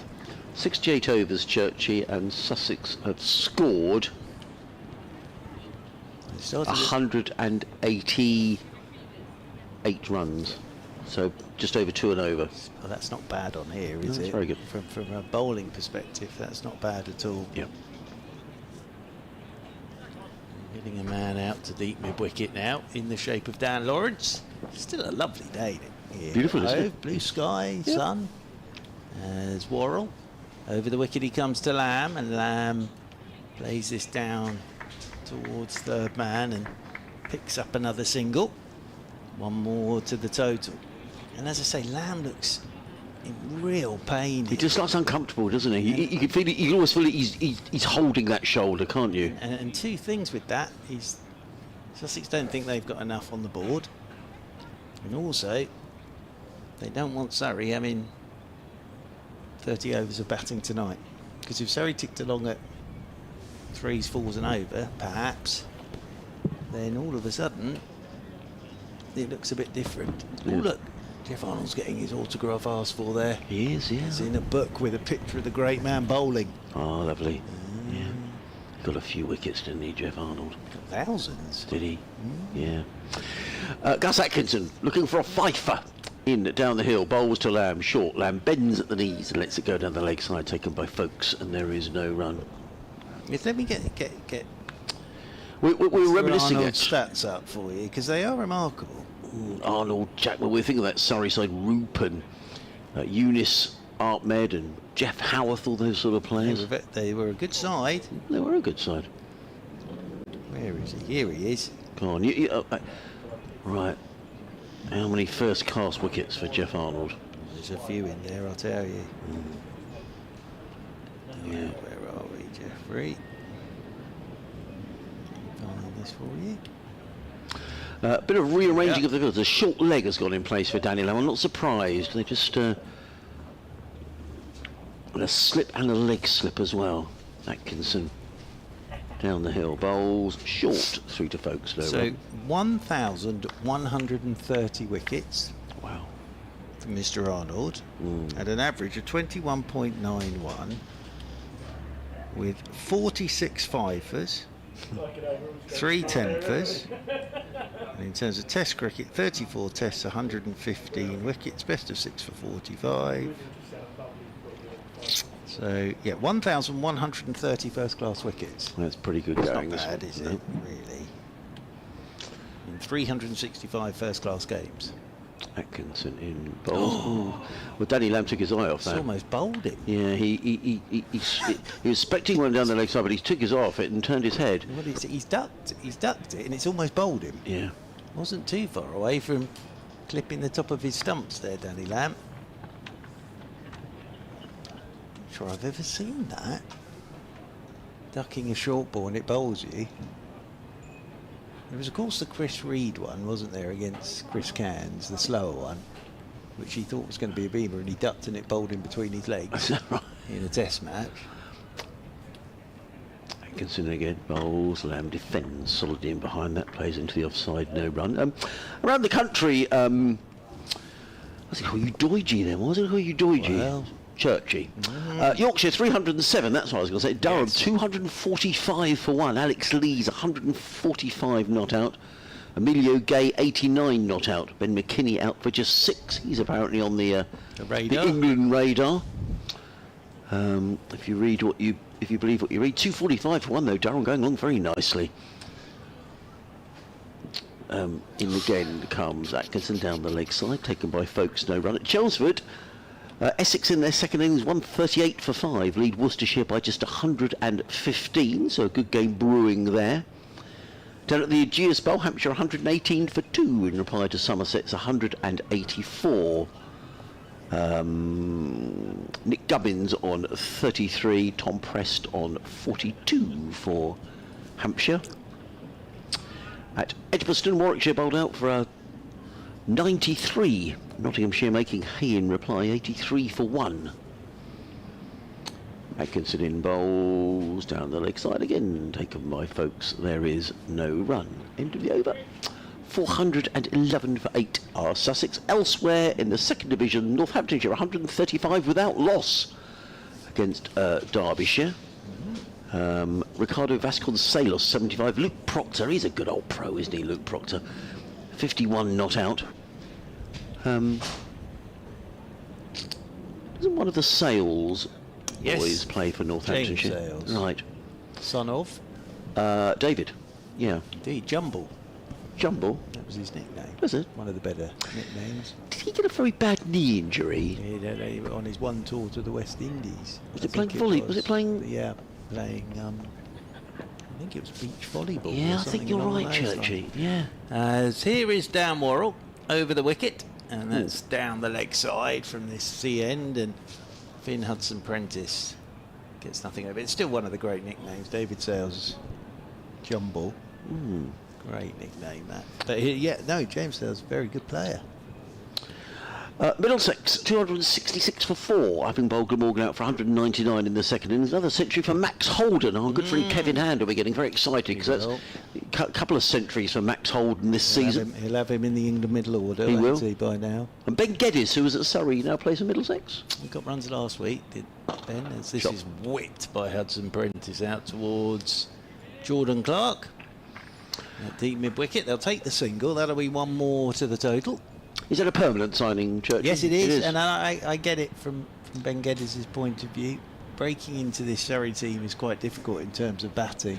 I think it'll be one of those, perhaps a little like D. Sibley, where he plays a few years, scores lots of runs and comes back. I think it'll be one of those, perhaps. I should say the Sussex Sharks women, the game has got underway in Cardiff, which is good news. Really? Yeah. Is it an underwater game? Reduced to 25 overs aside. Glamorgan 178 for 5, Sussex 14 for 1 in the fourth. Right. As short ball, which Lamb is swaying inside, and it's taken by Ben Folkes, moving away to his left-hand side. Well, we've had no trouble with wet weather here. No. I'm sure this wasn't the forecast. Well, I didn't think it was meant to be. I didn't think it was meant to be as nice as this. Nice, it's lovely. Yeah. Very nice. Still a bit chilly, but it's dry and the sun's out. And we've got some blue sky and a few seagulls. Yeah. Feels more like we're at Hove today, doesn't it? As in over the wicket comes another short one outside the off stump. Lamb has nothing to do with that whatsoever, and lets it go. Is the old aquarium still down on the seafront? Do you know, Churchy, I don't know. I've been there. I used to go there so much. They used to have Did you? dolphins. Did They you? used to have a dolphin. Yeah, you could watch the dolphins. Yeah, that was rather good. And then they had an underwater sort of, you sat in it and it was glass bottom and you could see all the fish. Oh. Yeah, very good. Over the wicket once more comes Worrell, and this is tucked away by Lamb. He's got a bit of bat on this because that's going to run away down to the fine leg boundary rope for 4. So Lamb moves on to 11. 416 for 8 now, Sussex. And then there's the 360 Yes, sort of spaceship thing. Yes, that's had sort of financial difficulties. Has I it? think so. Right, Yes, I don't know the full extent, and I better not. But I think no, that's fine. No, I see here what you're saying. But it's still there. I mean, It's still there. Yeah, Yes, right, excellent. I think you could abseil off of it, Churchy. Can you really? Yeah. Yes. If you would you fancy doing that? No, not in the slightest. No, I reckon Isabel might be the sort of abseil off. Yes, do you think I can so? see Isabel doing some I can. abseiling. Yeah. As over the wicket once again comes Worrell. Oh, that's very short and wide outside the off stump, and Lamb has nothing to do with that at all. So end of the over, we've lost the wicket of Ollie Robinson since tea. He went for 5, and Sussex find themselves 416 for 8. Now, Jonathan is a Surrey member. Lovely. And he's from the Godstone Vineyards. Hello, Jonathan. How are you, sir? Yep, I hope you're well. He says, hello, Churchy, thanks for the commentary. A free case of wine on its way for you, Izzy and Churchy. What? No, he doesn't, actually. No, that's wrong. Well, I'm pulling your legs. He doesn't say that at all. But I think it's rather marvellous from the Godstone Vineyards. I'm sure it's lovely. He says, a local apiarist, I think that's somebody who keeps bees. Or someone who knows a lot about apes. It's one of the two. Apiarist. I think it's a Is that beekeeper. bees? I Is think that a so, yeah, beekeeper? yeah. In comes Atkinson. He's not too concerned about bees. He comes in and bowls, and Hudson Prentice turns his back to the square, down towards deep backwards square. The fielder races around the boundary and fields, but Hudson Prentice comes back for a second. He goes to 32, unless they put the runs up, or they're very quick on the scoreboard. There we go, 32. 418 for 8. Let's hope my emails behave here. Yeah, a local apiarist hosts several hives at our vineyard, and it makes tremendous difference to pollination plus the environment in general. So there we are. There we are. So yes, so I think apiarist, apiarist. Apiarist? Yeah, I think that's bees. Oh, there we are. In comes Hudson. No, he doesn't. In comes Atkinson, bowls to Hudson Prentice, who turns it down to a fine leg and picks up another single. He says, by the way, do you or Church remember the Stonegate eggs on the boundaries? Yes, we were talking about the eggs yesterday. Very popular with the eggs here at home. Did you say you? Who's it who got a look? I saw Garth LaRue hit, That's right. one straight into an egg. Yes. Single Hudson Prentice, Got a sorry. free supply of eggs for a Yes, year. yeah. Hope he liked eggs. Well, even if he didn't. What is he? Still a nice prize, Yes, isn't it? it is. Either that or a very big chicken. One of the two. In comes Atkinson, bowls to Lamb. Lamb's forward, plays to mid on there, and he looks to be a little more comfortable now, does Danny Lamb, having hurt his shoulder earlier on, but he looks okay now. Lots of vineyards. I heard something on the radio that they draw out vineyards, and they were saying about vineyards moving north because of sort of the hot weather in the south of France, and they're getting vineyards as far north as Hull. Well, They had a vineyard grower on from Hull. lovely. Yeah. Why not? I mean, why not in Hull? But it's quite a long way north, isn't it? Yeah, it is. In fact, maybe Jonathan. Yeah, I'm sure Jonathan knows all about it. Nice bottle of Hull Red. Yeah.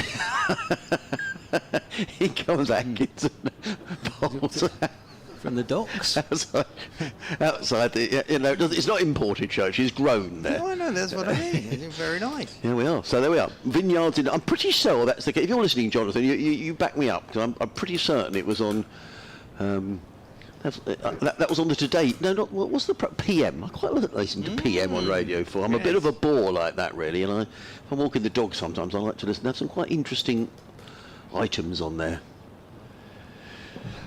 Anyway, in comes Atkinson down the hill from the Cromwell Road and racing in, bowls, and Lamb sways out of the way. The ball goes through to Ben Folkes and there is no run. I haven't described the field for a minute, so I'm going to do it now. There's a slip who's about third slip, a third man.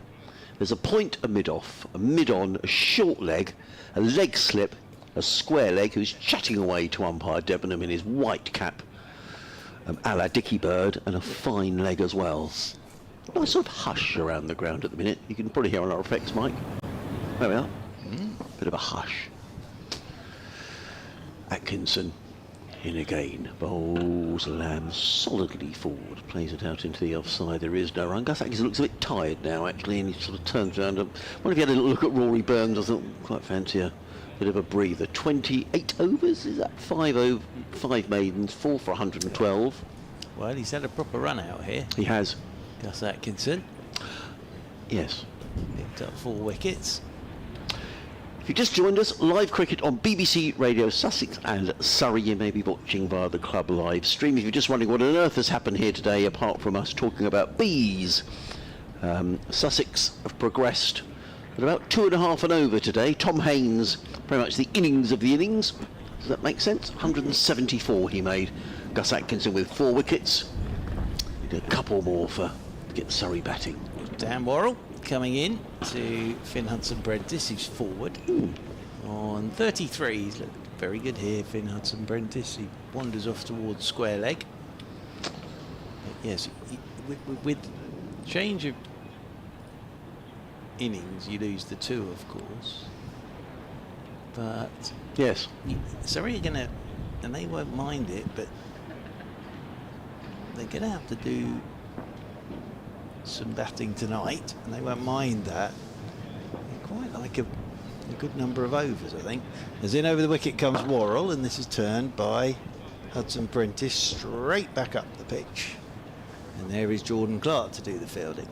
Ollie Pope's practicing whipping one through the leg side there. At mid-wicket. But no, Haynes' standout innings of 174. Allsop played nicely for his 63. Yesterday, of course, Hughes with his 62. As Hudson-Prentice waits with that bat raised as Worrell's into him, and Hudson-Prentice is just helping this down towards third man. He'll take a single.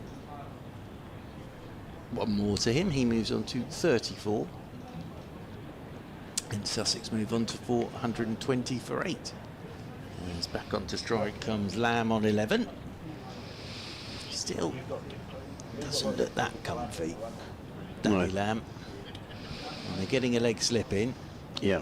Because I think really the thinking, quite rightly, if you're being ruthless here, is if you could get him just tucked up for room,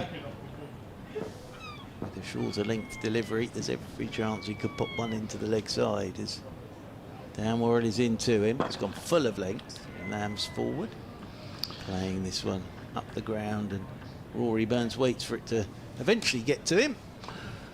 I'm going to have a hand over to Isabel at the end of the over, because I think after 5 I probably ought to be on for a few minutes, because it'll be the end of the football.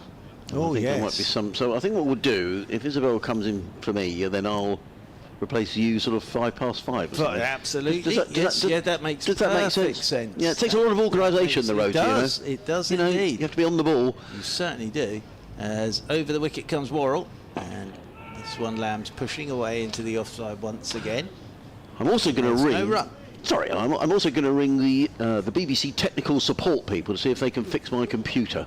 Good luck with that. Yeah, there's generally someone available, so you ring them up, and so they're very clever, you know, and sometimes they can even get control of your computer. Oh, yes. Quite worrying, really. Yeah, you have to close anything personal.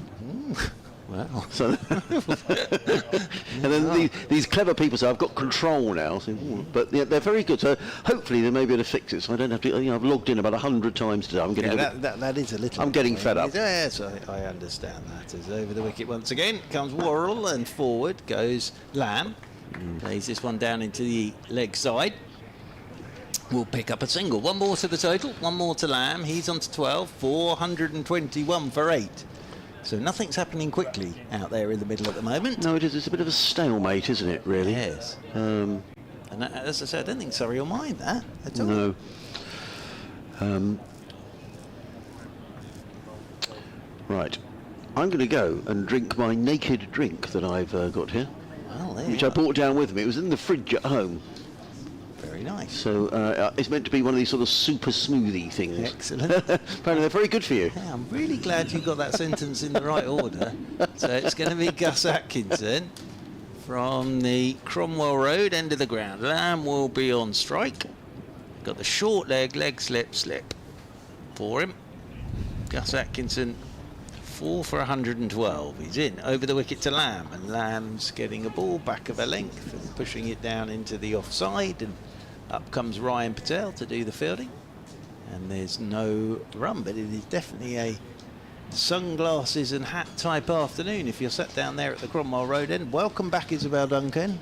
Hello. Just clearing away the debris left by Adrian. Quite a few crumbs. He's into his biscuits, isn't he? He does like a lot it. of crumbs he does around. like a biscuit. Chocolate, Although I have to admit, crumbs. I have had a couple of cookies today. Oh, Rory Burns is in discussion with umpire Pollard again. So those two have had long debates in this one. They really have. I don't know who's for and against whatever they are debating. As Atkinson, over the wicket he goes to Lamb, short ball, and Lamb pushes it away into the offside. And Ryan Patel does the fielding, and there is no run. But I'd have thought if you're sat down there at the Cromwell Road end now, it's rather pleasant. Yeah, In a you deck get the chair with sun. the You sun. get the sun coming in from the west there, straight onto your face. Be rather lovely up there. Yeah, Cromwell Road end. That's the place to sit in the evening, isn't it? Definitely. Needs some shades and possibly a floppy hat. Yes, I think you can So see. you're not squinting too No, much. you don't want to be squinting. As standing with his bat raised is Danny Lamb, as over the wicket goes Atkinson. Oh, that's the one he's looking for. That was a real get off me shot from Lamb, who of course isn't moving freely. That could have gone anywhere. It went down. He's still really feeling this at the moment, is Danny Lamb.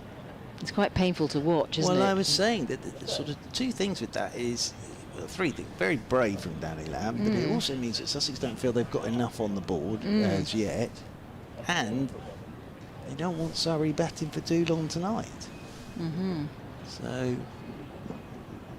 that's why Ollie Robinson's shot was, I did say he's better than that, Ollie Robinson. As in over the wicket then comes Atkinson, short one, and again Lamb. Well, it's looped into the offside. It rolls out there towards cover point, and there is no run. Poor old Lamb, he is struggling out there. He's a wounded soldier, and they're certainly taking advantage of it, Surrey. You can't blame them for that, No, because he's come out to absolutely bat not. again, and he's facing the music. He's a bit of a rabbit in the headlights at the moment. Yeah, and Rory Burns is going to get himself in at silly point, I think, after that one just looped into the air. So we'll wait for a helmet to come out. The only thing with this is Sussex aren't really going anywhere, and all this is doing is probably making that worse for Danny Lamb. So it's extremely brave from him, because he just doesn't look comfy in the slightest. What are they achieving here, Sussex? As you say, they're eating up time, so that when Surrey do go out to bat, which they most likely will today, because we have a number of overs remaining, 31.2 overs remaining in the day, and they can have a go at Surrey later on. But at the moment, Sussex are going nowhere at this point. It's slightly different. If they wanted to have a go at Surrey tonight, they'd have pulled the plug. But I don't think they think they've got enough on the board, and they don't want Surrey to be batting out there for 26 overs tonight and ticking along at 4 and over. So, as I say, Lamb just looks so uncomfortable. It's incredibly brave from him. But you don't want to make it worse in all of this. But there we are. He's doing a great job at the moment. But he will have Ryan company for Patel. He will have Ryan Patel for company now, because he's gone right under his nose at silly point. Here comes Atkinson, another short one. Danny Lamb plays that well. He just sways inside it, and it's taken by Ben Folkes, moving away to his left. He's got a problem with that bottom hand, hasn't he? Because it's the right shoulder, so it's the bottom hand that's coming off the bat. And he's having trouble controlling the ball and keeping it down. I just wonder if he got hit on the hand. I didn't actually see it. I was going downstairs, and whether it's one of those that has gone reverberating up his arm to the shoulder. As over the wicket goes Atkinson, short one gets underneath it this time. Does Danny Lamb down on one knee, and it's taken by Ben Folkes. moving away to his left-hand side. End of the Atkinson over, 4:21 for 8. Sussex Hudson Prentice 34 and Lamb's on 12. Poor old Lamb. Let's hope it's not lamb to the slaughter. Sorry to say that. It's a bit of a cliche, isn't it? Is that not sort of the... And it's Easter time. Well, that's what But I to be was gonna kind to say, lambs. Yes, but that's, yes. As well as eating them. And eggs. And eggs, yeah. Kind to lambs and eggs at Easter. Whatever they eat plenty of lamb. Yes, well, there'll be a lot of eggs eaten tomorrow. a the lot of chocolate eggs. variety. Exactly. So Worrell, the big strong man Worrell from the sea end, he will storm in, pumping his arms. He's in and bowls, and it's driven straight to the fielder at backward point there by Hudson Prentice. I mean, Hudson Prentice and Lamb need to try and manufacture it that Hudson Prentice does receive most of the balls coming their way. That last over was pretty painful to watch. Atkinson bowling to Lamb. Interestingly, Ollie Pope's just wandered over to Danny Lamb and just asked him how he's feeling. Because he's sort of, Ollie Pope's just sort of indicated to his right shoulder, because don't forget Ollie Pope's had shoulder problems. Yeah, that's right. Had a couple of operations for dislocated shoulders. Worrell again, number 8. Here he comes. The hole's short of a length here, and keeping that out well, Hudson Prentice. But at the moment, just stifling runs, Surrey. And the bull by the horns here. You'll know this is about, but if you've ever had an injury or anything and you find someone else who's had the same thing, you want to discuss it, don't you? Yeah, you do, because it's so boring for everybody else. Yes, but you can discuss it amongst yourselves and swap notes. Pope might be saying, oh yeah, well when I have mine done. Exactly, Yes. everyone else is yawning. Yeah. 421 for 8 here, Sussex. At the moment going nowhere. Hudson Prentice facing on 34. Worrell steaming in. Oh, he's had a go at that. The bottom hand comes into action. That's worked into the leg side. Jordan Clark. Jordan Clark's limping now as he picks that ball up at mid-on, but he has cut it off. 422 for 8. That brings Lamb to the danger end again. I must say, I thought Hudson Prentice had timed that a bit better. But Jordan Clark, he sort of slid and then stopped and then slid again. He's a very tough character, is Jordan Clark. He could have done himself a mischief there, actually. Now, I think we're going to wait for helmets again here. Although there is one, there should be 2 behind, folks. Because we have Patel and Ollie Sykes. Oh, they're waiting for Ollie Sykes to come up and get the helmet, and he'll go in as one of the close catchers. And still Lamb's just trying to get that right shoulder moving properly. I think Surrey have bowled very well today, and I think Rory Burns has captained it very well today, and they've sort of got Sussex into this position. Sussex have got the runs on the board, but I think they want a few more, and this is actually about not wanting Surrey to bat for too long tonight in these conditions. Short leg in place. Worrell pops in a short one, doesn't really lift, and just shaves the hair off Lamb's chest as he just bobs out of the way. This is what Surrey want. They want to be bowling at Lamb. Hungry for his wicket. That short leg in place under the lid. Ollie Sykes got the helmet on now. And there's a sort of fly slip, or even let's call him a gully. There's a gully and there's a leg slip as well. Mid-wicket, mid-on, mid-off. Extra cover and a backward point. And third man down there, hands in pockets. Worrell. Following his shadow as he runs in. He tries to pop in a bouncer, but it doesn't go anywhere, that bouncer. In fact, it's 2 bounces before it reaches poor old Ben Folkes, who cuts it off, has to dive to his left valiantly there, but not comfortable for the keeper anyway. It's just dead pitch in patches, isn't it? We had that extraordinary moment, didn't we, where Lamb ducked a short one from Atkinson and he almost bowled him. Just went over the top of the middle stump. You're right, and he wasn't watching it, was he? No. I think when you're injured like that, Yeah. you're just trying to protect yourself and just getting out of the way. Early evasive action, which isn't the right course of action in cricket, of course. It's got to be late evasive action. As Worrell's in and bowls, he plays that well. He takes his bottom hand off the bat there. That's into the rib cage of poor old Lamb. Backs away, but does get bat on it. What this is very brave from Lamb, because he's obviously in pain. But what it also says is, because he's out there, Sussex still not happy with where they are in this first innings. Otherwise, stick him in the pavilion. 44 for 8. Worrell, very short run up. Whoa, that was a mighty bouncer, that one. That was exactly in the right spot, but he dodges it well, Lamb. He's played that extremely well. He is and also, watching it well. Worrell came in off about 4 paces. Yeah, that's the Just surprise turned ball, around, went, isn't it? And then yeah. and Lamb's played that very, very well. The surprise ball from Worrell, but he bent his back there, and that was exactly the right spot. That's where Worrell wants to put it. And rattling the cage of Lamb, who's already got a bad shoulder, but he's braving it out there. There's still seals to come, isn't there? Still seals to Still come. seals to come. Yes, indeed. 44 for 8, the end of another over, and Worrell's 0 for 79 for his 25. Unlucky not to pick up a wicket. Atkinson will continue from the Cromwell Road end. Yes, he will. Still sitting on a 5-er. And Hudson Prentice, 35 not out, will be on strike. Field settles. They're spreading the field to give him the single if he wants it now. Try and get Lamb back on strike. As Gus Atkinson down the slope and over the wicket from the Cromwell Road end, and forward goes Hudson Prentice, plays it down into the offside. Ben Folkes comes out from behind the stumps to pick up, and there is no run. So they've been very disciplined with the ball today, Surrey. And standout innings from Haynes of 174.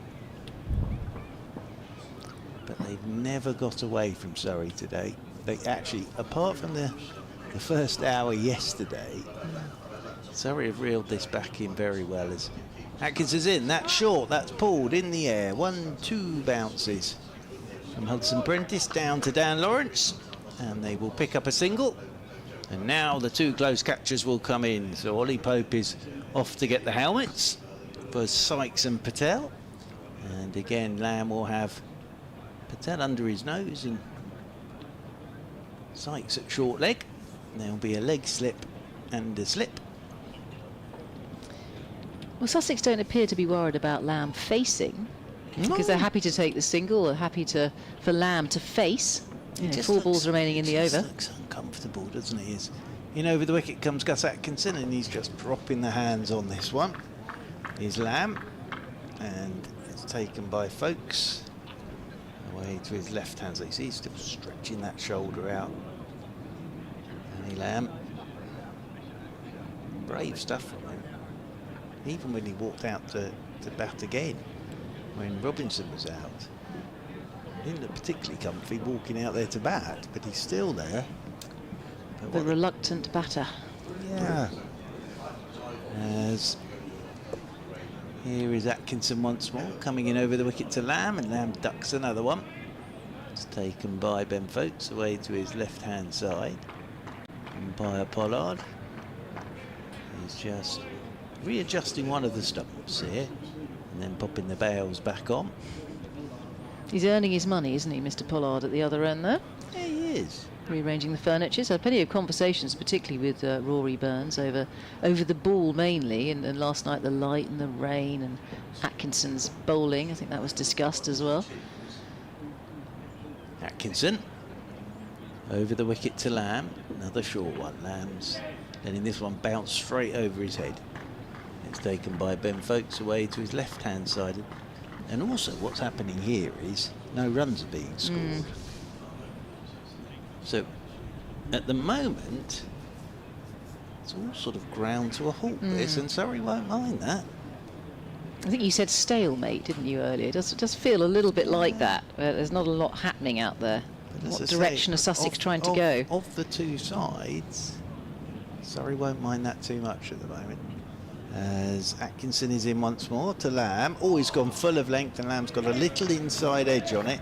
It's gone past his stumps, and it's a tumbling stop by Dom Sibley away to his left-hand side. So another over ticks by. There are 29 remaining today, because of course we're playing 104 to make up a little bit of the time that we lost yesterday.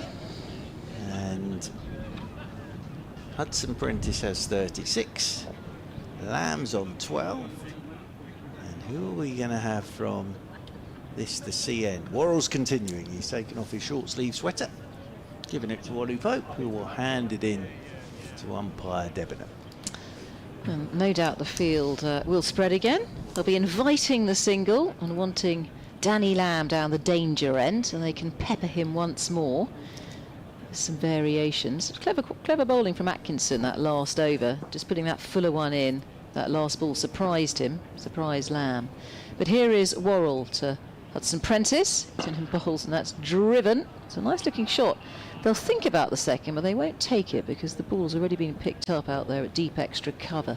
That was a crisp drive from Hudson Prentice. It does bring Lamb down once again to the troublesome end. Obviously Hudson Prentice doesn't mind Lamb facing, but, and this is taking nothing away from Danny Lamb, but there's every chance this will be 5 dots again. And that means you're just a single off the over. Exactly, it's turning into a predictable pattern, isn't it? The last 3 overs. Because if we go along like this for the rest of today, Sussex will add a further 29 runs. All they've done is occupied the crease, really, and eaten up time. So Sussex 426 for 8, Hudson Prentice 37, Lamb now facing on 12. There's always a pause because once Lamb is facing, there are men out there who are going under the lid. So we have a short point and also a short leg in place, a leg slip and a third slip, or rather a gully. It's coming around the wicket this time, and that's well kept down.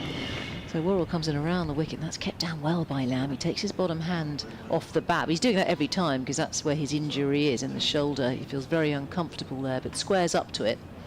He keeps the ball on the ground. That's the main thing. Catches are in place, invading his personal space. A bit claustrophobic, Yeah. I would have thought now. A bit of chat out there as well. Here's Worrell just running away from us. Still coming around. He tries to turn that around the corner, looking very awkward there from Lamb. The ball is really sort of practically going up his shirt as Worrell tries to pop in bouncer after bouncer. And Lamb keeps it out. Just wonder if that's hit his bottom hand again. It's almost like he's getting underneath it, but at times it's almost like he's a standing target here. Just feeling his ribs then. That's what Worrell's aiming for. Worrell pumping those arms, right arm around. Bowles, it's gone down the leg side, and it's a good leave from Lamb. No need to have a go at that. Taken by Ben Folkes. A taxing time out there for Danny Lamb, born in Preston from Lancashire. Sister plays cricket for England, Emma Lamb. Talented Well-known family. name, yeah, it's in the blood. Talented family. So the short men are still there, of course. Short leg and short point, short cover point. So once again, storming in. Worrell, whoa, that was a snorter. He did well to get out of the way of that, Lamb. That just went past his chest. Didn't hit him. I do worry about the ball hitting him, but he's got out of the way well. He watched it well. But this is a tricky over here for Lamb. Well, there's one ball left. I wonder if Worrell might just try the Yorker, as we saw Atkinson do, of course. Because Lamb's just expecting everything in around his armpit area at the moment. Let's see what Worrell does with this last ball. He's running away from us and bowls. It is fuller, it is fuller. But he sees that coming, Lamb. He probably second-guessed it. Keeps it out. Oh, you're almost wincing for him here, Danny Lamb. Really are, and Hudson Prentice will wander up to see him. But again, just a single off the over. So as I say, if we go on like this and Sussex bat the rest of today, they'll add 28 more runs today. 4-2-6 for 8 now. Hudson Prentice 37, Lamb 12. 28 overs remaining. Hudson Prentice will be on strike to Gus Atkinson, I think. I think Mr. Harms is on the phone too. BBC technical support at the moment. Oh, I'm not hearing anything, so continues fixing your computer. As here comes Gus Atkinson in over the wicket to Hudson Prentice. It's down the leg side. It's taken by Ben Folkes, moving away to his left. Yes, poor old Adrian Harms. He's been logging in, hasn't he? And logging in's had trouble with his emails. And he's a popular man. He gets a lot of emails. Very popular man. And we want to make sure that people are being given the right attention when they send in emails. We read them out properly. And yes, I'm sure he's speaking to the right person at the moment. the BBC IT department. Yes, indeed. Yes, Yeah. yes. I've actually been there, you know. Yeah, it must have been an exciting day trip for you. It was. Well, it was only about 10 minutes. Hmm. Here is Hudson Prentice, short ball, and he's pulled it into the leg side. Now, are they going to take 3? Because that will bring Lamb back on strike. Oh, they are. So they're taking the 3s. So, in a way, it's sort of worked out. And Hudson Prentice moves on to 40, 429 for 8 now. So again, the 2 close catches will come in for Danny Lamb. I can't remember, I was sent in New Broadcasting House, which is where BBC London are based, and I was sent up. There was something had gone wrong with a piece of equipment, and I was sent to the IT department. And they fixed it, whatever it was. But you hear about the IT department a lot, but you never really actually go there, do you? As in comes Atkinson to Lamb, and Lamb's got a thickish inside edge on this, and that's going to run away down towards long leg. So they will take another single, and that'll be 1 more to Lamb. He moves on to 13 from 62 deliveries.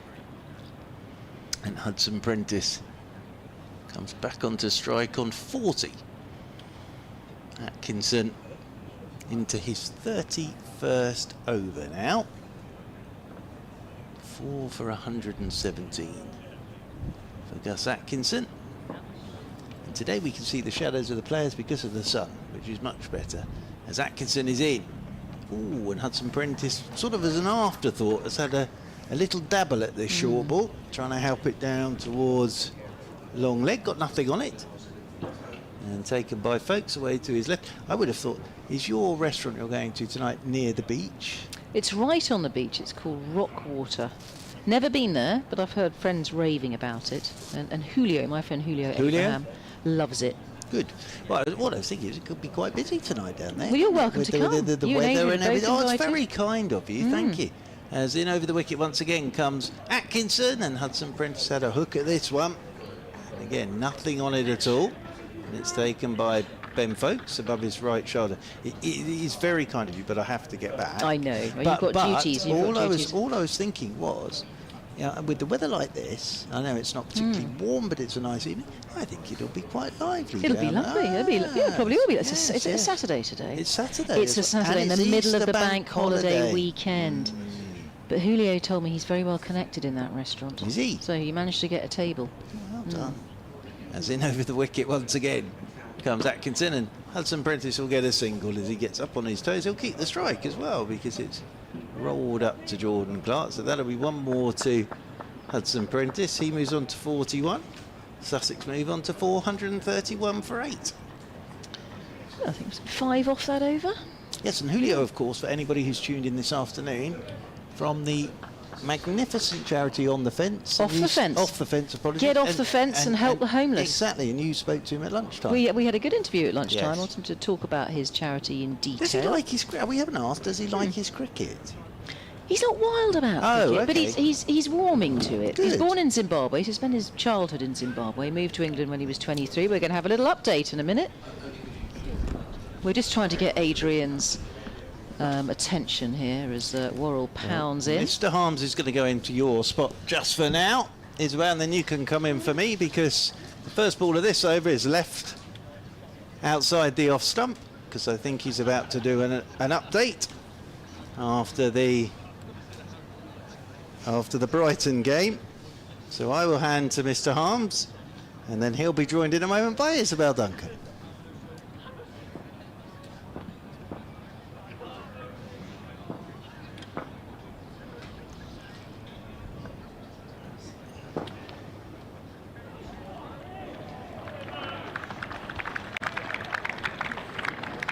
Yes, we've still got another 28 overs to be bowled here today because of the rain yesterday. We'll be playing 104 overs today. The light's good and I think we're going to get away with it.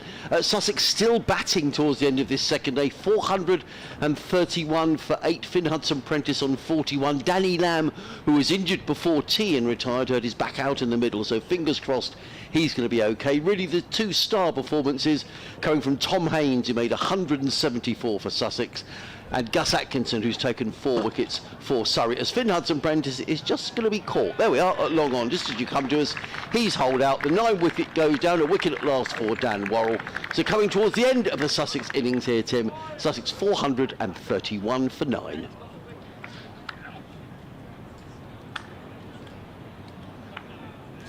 Yeah, so Worrell has picked up his first wicket, 1 for 80 for him. That was a very easy catch down there, taken by, it looks like, is that Jordan Clark? I think, or was it Dom Sibley? I think it's actually Dom Sibley who took it. It's a nice looking catch, an easy catch. At the end of Finn Hudson-Prentice, who put up a good fight for his 41 of 73 deliveries, was out there for 128 minutes for 3 fours. It will bring Jaden Seals out to the middle. Poor old Danny Lamb is still there, surviving well with his injury. It's not quite worked out for Danny Lamb, any of this, is it? I don't think Danny Lamb quite wants to still be there, but he is still there out in the middle, sacrificing himself for his team Sussex with a damaged shoulder. He retired hurt on 5 earlier on, but with the wicket of Robinson, he wanted to wallop the leather off everything. Well, he managed to sort of club one. He did club one, and then missed the next one, and his leg stumped off out the ground, which is why Lamb's having to do this at the moment. But, 31 for 9 is the score. Yeah, here comes Seals to the middle. Worrell has a wicket, but yeah, well, sorry, we've got 26.3 overs remaining today. Conditions are great at the minute. You lose the 2 for the change of the overs. So if Seals was out first ball, I'm not saying he will be, but if Seals was out first ball, Surrey were back for 23 overs tonight in very nice conditions. Which is why I think Sussex A still don't think they've got enough on the board in the fact that batting first on a good pitch, and B, there's still an awful lot of time in this game. Fascinating, really. And Danny, poor fella is still having to do a job. So as I say, it hasn't really worked out as Danny Lamb would have wanted. I think Mr. Holmes may have fixed his computer now as well, which is good news. Oh, that's very good news for everybody. So Worrell, right arm around. The new man Seals, who digs that out. It's Yorker length. Just hits it gently out towards a backward point.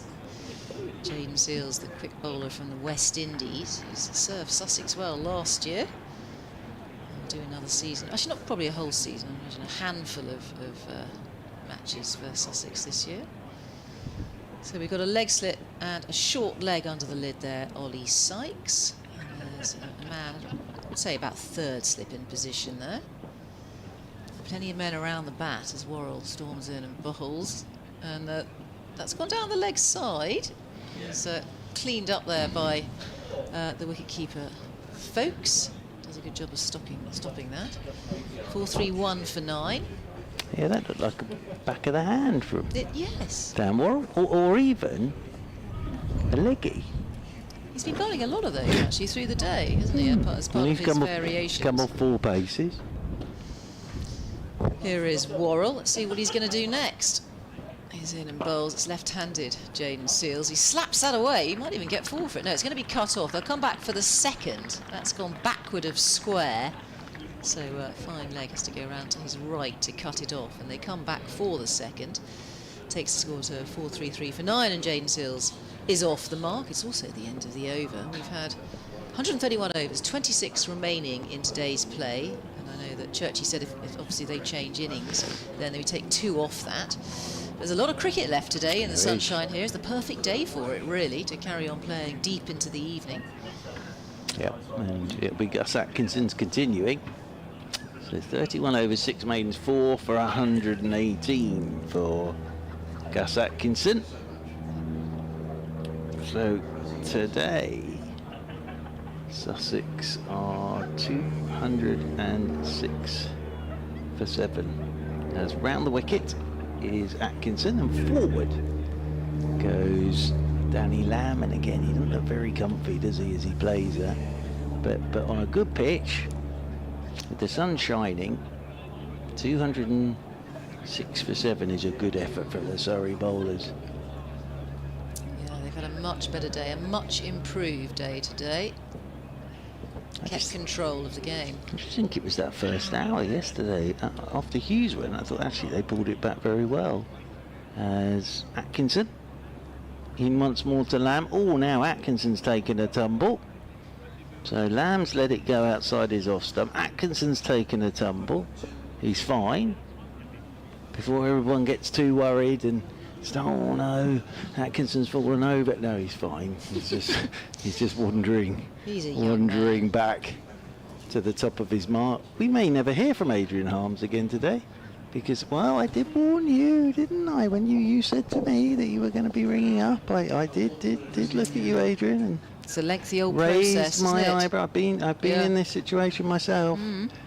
As Atkinson's in once more to Lamb. Oh, and Lamb's played that a little uppishly, and Ryan Patel is lurking, and again I think that's hit Danny Lamb on that bottom hand. As I say, this is really brave from Danny Lamb at the moment, but all this is doing is eating up overs and time, because it's not as if Danny Lamb's going to suddenly unleash one into the pavilion, because I think that would probably do him more damage than anything. Atkinson in once more to Lamb, and that's another short one, and Lamb, they'll get the single into the offside. So Lamb picks up one more. Lamb moves on to 14 to 434 for 9. Yes, you get the impression that for Lamb, the last thing he's going to do is throw the kitchen sink at it, and you can't imagine him having a full flourish follow through. No. He might, as that shot proved, he might hit the odd single or catch the odd edge and score a run, but he's very restricted in what he can play in his shot selection, that's for sure. I'd be surprised to see him come out to field. So Seals, left-hander, settles himself down over his bat. In goes Atkinson to him, and Seals tucks this one into the leg side. We'll get a single. So Seals moves on to 3, 435 for 9. Yeah, well, he's happy to face the firing squad here, Lamb. That's the first ball of the over. Trots through for the single. I'm not sure he's that happy about it, but he's doing it for his team. It's his duty, isn't it? Yeah, he's fulfilling his duty. He's taking one for the side here. Oh dear, that wasn't the best of throws from Ollie Pope to Ryan Patel, the helmet, I mean.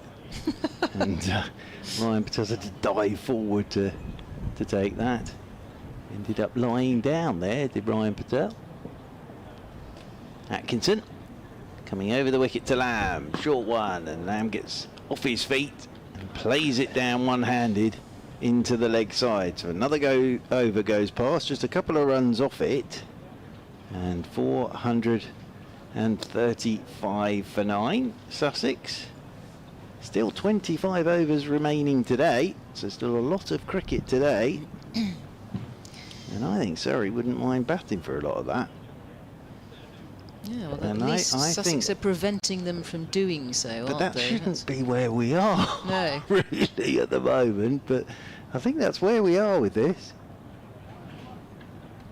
As I say, this is almost as if Sussex are eating up some time. And, well, yeah, it's interesting. Well, there's a certain amount of fatigue around in the Sussex side. You can see that from these bowlers. I mean, Worrell's into his 28th over now. Here he comes. He's still got energy and strength, that's for sure. That's played well by Jayden Seals, the left-hander. Pushes it back to the bowler. 4-3-5 for 9. Maybe trying to wear the Surrey bowlers out. Umpire Pollard's gone to the point position to do his umpire. I'm not sure why he's done that. He's going to get the sun in his eyes standing over there. I don't think he can see round You're right. young Sykes. Yeah, young Sykes at short legs blocking his view. Worrell again over the wicket, bowls, pops in a short one. Oh, and it's caught. Jayden Seals couldn't resist that, tried to get hold of it to pull it, played it too early, and it's been caught directly in the hands of mid-wicket. And that is the end of the Sussex innings at 4-3-5 all out. Surrey have done the business at last. Lamb is left stranded on 14 at the other end, which is unusual. We're expecting Lamb to be out because he's the one with the injury, but it was Jaden Seals really who couldn't resist it. And 4-3-5, not a bad effort at all from Sussex, but were rather halted today by Surrey's much tighter bowling. Great rotation of the bowlers by Rory Burns. Yeah, and Danny Lamb, well, it's very brave, but not out for 14. I think Surrey have done a terrific job there with the ball today. And, yeah, there's a few pats on backs there. I think that will be 21 overs for Surrey to bat tonight in blue sky and sun on a good pitch. So 21 overs for them to bat tonight. Gus Atkinson finished with 4 for. A couple of wickets for Worrell at the back end there. But it's Haynes is 174 that is the standout innings. Fantastic innings from Tom Haynes, but Surrey, as I say, have kept it extremely tight today. And Worrell, a couple of wickets at the end, 2 for 82. Clark probably deserved better than 1 for 89. Fisher 2 for 46. And then Atkinson 4 for 120.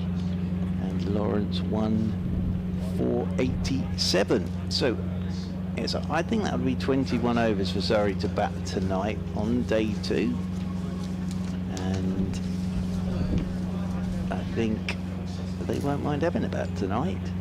But Sussex there all out for 435. We will leave you for the time being here on BBC Sussex and Surrey and BBC London. We'll be back with you in 10 minutes for the start of the Surrey reply. But Sussex all out for 435.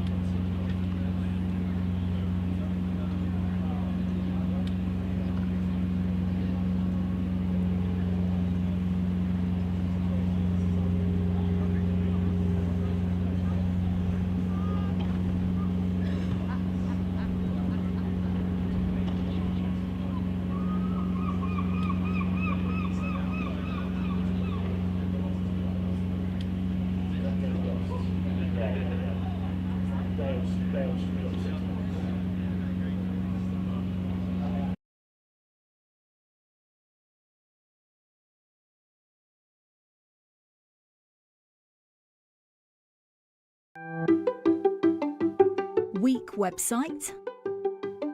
It could be a superstar.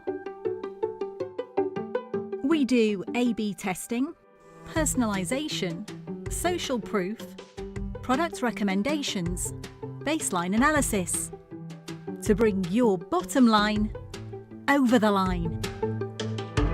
Visit webtrends-optimise.com or call 0333 444 5502 today.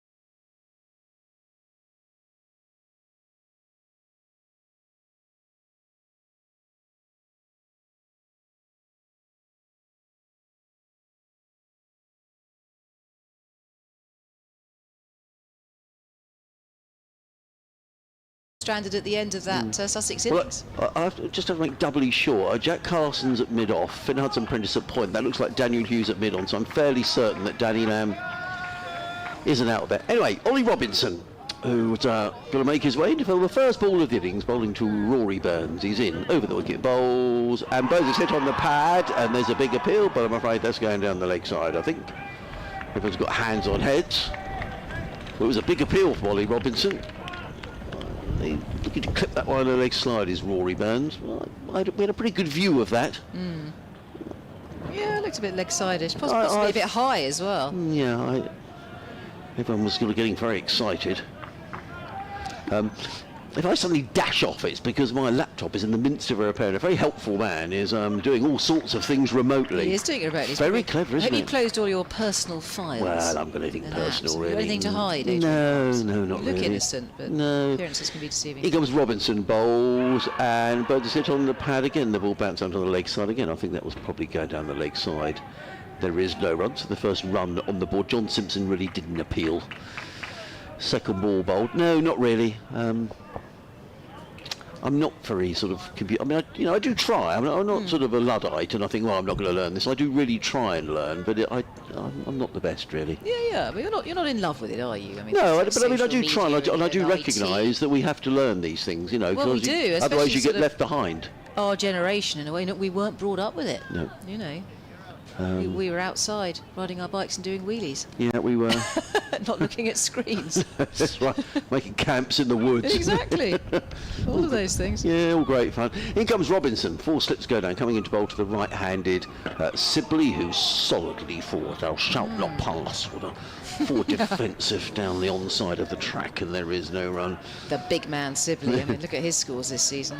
Yeah. Flipping heck. 100 not out and 105. I mean, carrying his bat. Is it Geoffrey Boycott's carried it 9 times, hasn't he? And I think, is it 8? 8 times. And Sibley's 6. Is he? That's wow. right. Sibley is that a record 6 times or Boycott? Wow. Robinson running in from the Cromwell Road end, bowls wide of the off stump. Sibley lets it go through to keeper Simpson, and there is no run. So there's 22 overs to be bowled this evening. 21 after this, so if you sort of got a table booked for dinner for sort of 6:30, you better give the restaurant a buzz and just say, well, might be a bit late. Can you hold a reservation for half an hour or so? Well, my reservation's at 7:30. Oh, well, I think you'll be. But you've got to get there. I'm going to drive. Are you? Yeah. Well, good luck parking in Hove or Brighton. You might be all right along the front, maybe. In comes Robinson, in and bowls. Simply lets that go. Good carry on this occasion through to John Simpson, and there is no run. So, Allsop, Clark, Coles and Haynes are the slips. Hudson, oh, that looks like Bertie Foreman now at point, whose granddad played for the Albion. Bertie Foreman's granddad, yeah. Really? Not many happy Albion fans today. Got beaten at Brentford and had a player sent off. Oh dear. Oh, we've got a 5th slip going in. Daniel Hughes is going into 5th slip. Bertie Foreman's going into 6th slip. There's 6 slips. It's a whole choir of them. 6 slips in place. In comes Robinson. Bowls. Sibley lets that go outside the off stump. There is no run. So end of the opening over from Ollie Robinson, which is a maiden over. Big appeal off the first delivery to Rory Burns.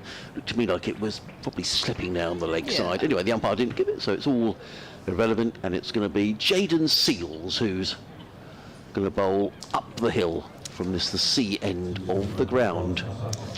Yes, Jaden Seals. He's a fast and fiery Jaden Seals. Did well for Sussex last season, didn't he, Jaden Seals? He did, and he's a very nice man, as most cricketers are. He wandered over and said, you know, nice to see you, and he's a smashing fellow, Jaden. But well for the West Indies last year in the tour of, bowls quick. Yeah. And it's funny, isn't it? Because he's such a nice man, but when he comes into bowl, he bowls at sort of thunderous pace, and you think, crumbs, I'm glad I'm not out there. He's young and he's strong, and he's only 23. Yeah, he is. Yeah. Born in Trinidad and Tobago. A pure fast bowler. Yeah. I think I've got written here, he's the youngest West Indian bowler to take a 5-wicket haul. Oh, that's a great stat. Impressive, isn't it? Very good. That was in a test match. Whatever. I think so. Well, so if my facts are correct. Right arm over he comes, Jaden Seals. Gone down the leg side. That'll be his loosener. It's left well alone by Burns, the left-handed Burns, the nuggety Burns. That's a great stat. I mean, when you think of all the great West Indian fast bowlers. Right. Doesn't say what age he was when he took it. Right.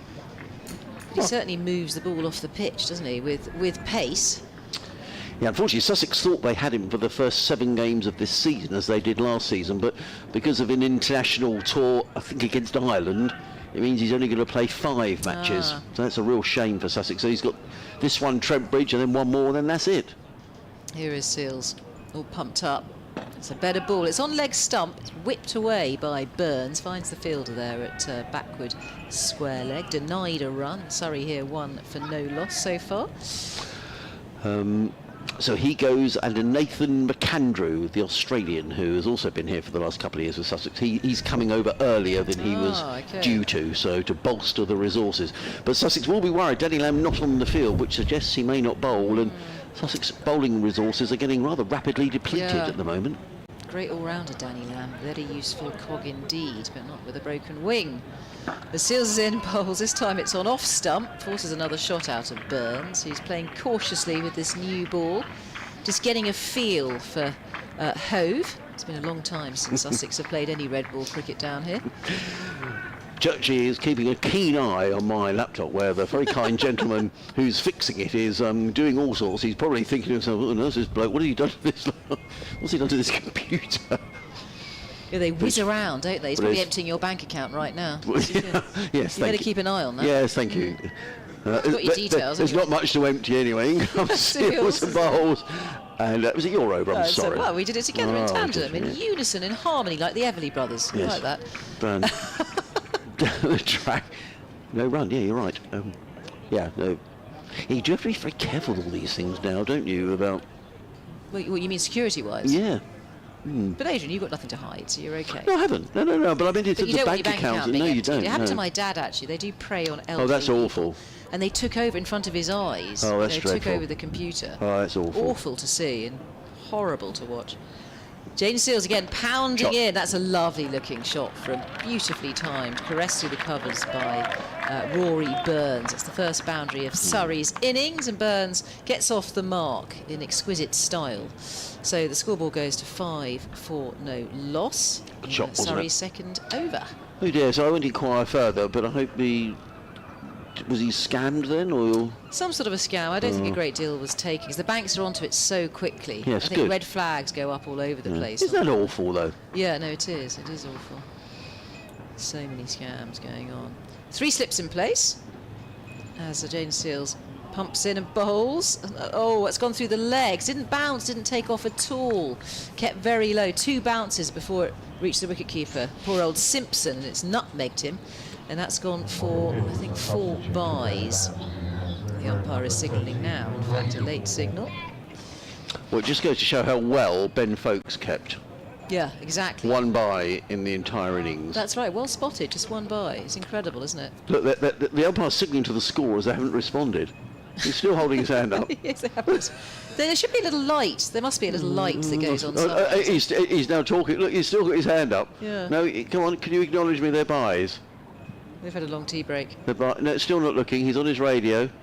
Ben Dabnam is signalling, but have they said it now? Yes, they have. Well done. done. Scoreboard yet? Yeah. Yeah, the scoreboard still needs to catch up. Yeah, doesn't it is. It's all happening here. Robinson is going to bowl the 3rd over of the innings. 20 overs left in the day. And he's running in down the hill, is Ollie Robinson. Comes in and bowls and Sibley's forward, plays into the offside. There is no run. The eager Bertie Foreman is very eager.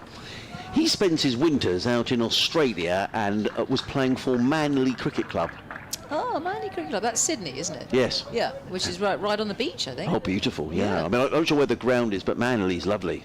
Manly. Yeah, I mean, that's one, if you sort of, think of Sydney Harbour and you get the ferry from Circular Quay to Manly. Is that where that famous fish and chip restaurant is? At Doyle's. Doyle's. That's at, I think it's called Watson's Bay. Watson's Bay. Yeah. Right. Robinson. Over the wicket bowls. Sibley lets that go outside of the off stump, taken by Simpson, and there is no run. What a good life for young Bertie. I mean, how old is Bertie? Oh, early 20s. Yeah. Yeah, disappears from here in about October, comes back in March. Not a bad life, is it, really? Winter in Manly, and then come back to Sussex for, From beach to beach. Yeah, not bad, is it? Really. But he's very eager in the field. He runs very fast. If he chases the ball, you'll see. A young off-spinner, left-handed bat. Robinson. Down the hill, bowls. Oh, Sibley's hit on the pad. That definitely is going down the leg side. That could have hit Dominic Sibley, but sort of where there isn't any protection, sort of between the pad and the thigh pad. Probably got a nasty bruise there in the morning. He's got very long legs, hasn't he, Dominic? I think that did hurt. He's just wandering off to square leg. you made Mark Church laugh. What's Churchy giggling at? Well, Yeah. They do tend to have long legs, yeah. Or a long upper body. Robinson on his way again. He's got long legs. Runs in down the hill and bowls, and Sibley is right in behind this. Solidly placed a mid-on, and there is no run. Very pleasant evening for watching cricket now, because the flags, you can notice on the flagpoles, are pretty limp to the flagpoles. And if you're in the sun, most people come out of the pavilion, there's just a few hardy souls there now. It's in the shade. It's in the shade, so it's chilly. This time of day. And most of them have moved round to the deck chairs or wherever. Cromwell Road End, we were saying that earlier, that's the place to sit in the evening, isn't it? It is, The yeah. evening sun on your face. Yeah. Robinson makes his way in, bowls wide of the off stump. Sibley says, I don't need to play that, thank you, and lets it go through to John Simpson, and there is no run. Good carry from Robinson. Using his height well with that new ball, hitting the seam. It's nice to see the ball bounce a bit. Whereas we were making the point in commentary, Churchy, that of all those runs that Sussex scored in 132 overs, there was one by, which shows how well folks kept. And it was very difficult during much of that innings with the ball coming through very low. Robinson on his way again. Bowls Sibley again. Knows where his off stump is, and again says thanks very much. Lets that one pass by outside of the off stump. So no alarms so far. A second maiden in a row for Ollie Robinson. 2 overs, 2 maidens, 0 for 0. Is my computer still doing things, Churchy? Well done to the gentleman who's doing a very good job fixing it. Oh, is he? Oh dear, that won't show very much. Well, probably shows all the things I should have done.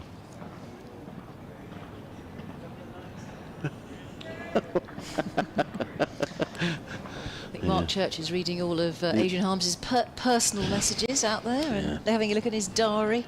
Right, Jaden Seals got the ball in hand now from the C end, 14 on his shirt as he runs away from us. Very sharp shadow.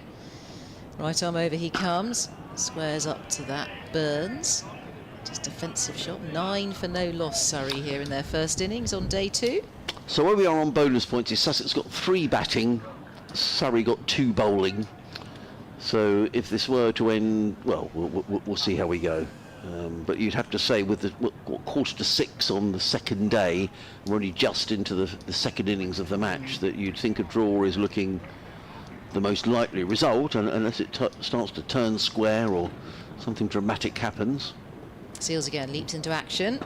It's just short of a length, and that's played under the nose and turned around the corner of Burns. He'll go through for a single.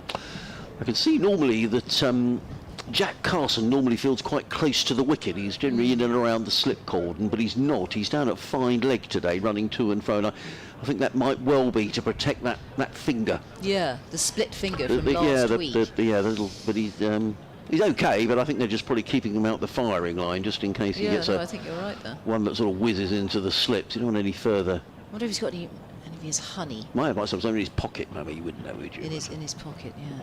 Help the ball stick to the hand. Yes. Form of cheating, even. 4 slips in place. Jaden Seals, here he is, sprinting in, bowling. Wasn't in control of that. No, that is edged away along the ground, has beaten the slip. So come back for the second for Sibley. Will they think about the third? No, they won't. I'm going to have an update to do, I think. Then I'll hand over to might Adrian. hand over to Churchy just to keep an eye on the. Do you want to carry on with this over, or will it be a while, Adrian, until they come to you? We all think 2 seconds. Oh, is okay. it? There we are. We've had the heads up.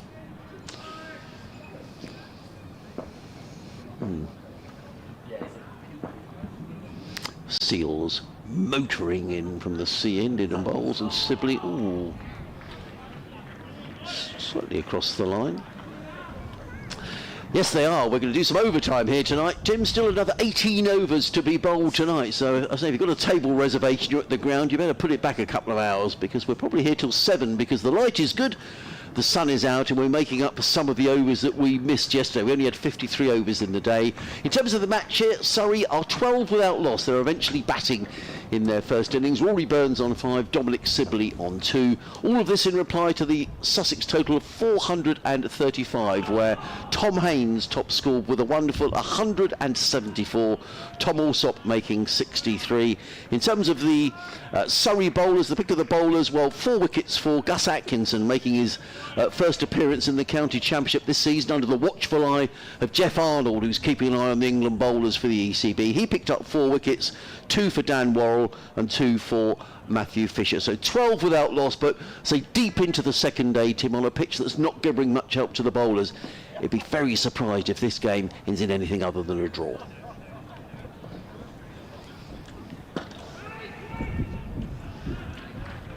Seals in bowls, clipped away by Sibley to mid-wicket. There is no run. End of the over. 12 without loss. I've done my update, so I think I might hand over to Churchy, because it looks like my friend up in the IT department has done his job. Andrew Harms is back to his computer screen. So that the BBC IT department are working full time, in fact overtime probably, for Adrian's computer. He had to try and log in several times today, having a few problems with his emails and everything else. 12 for no loss, Surrey here in their first innings on this extremely sunny, glorious evening at Hove by the seaside. All the gulls flying around, very sharp shadows this evening in the evening light. It's good news. I think Churchy's it's been back. Fixed Oh, it's behind been us. fixed. I've You were been keeping a watching BDI on with a that. BDI, and yes, the IT department have left him a note saying, I think it's been fixed. Oh, good. So that's good news, isn't it? 3 cheers for that. Yeah. So Robinson, here he is from the Cromwell Road end. Storming in, bowling. Oh, I think that was a leave there from Rory Burns. I think I said it earlier. I think Robinson will be the bowler that could be a handful on this, because he's the tallest bowler on show.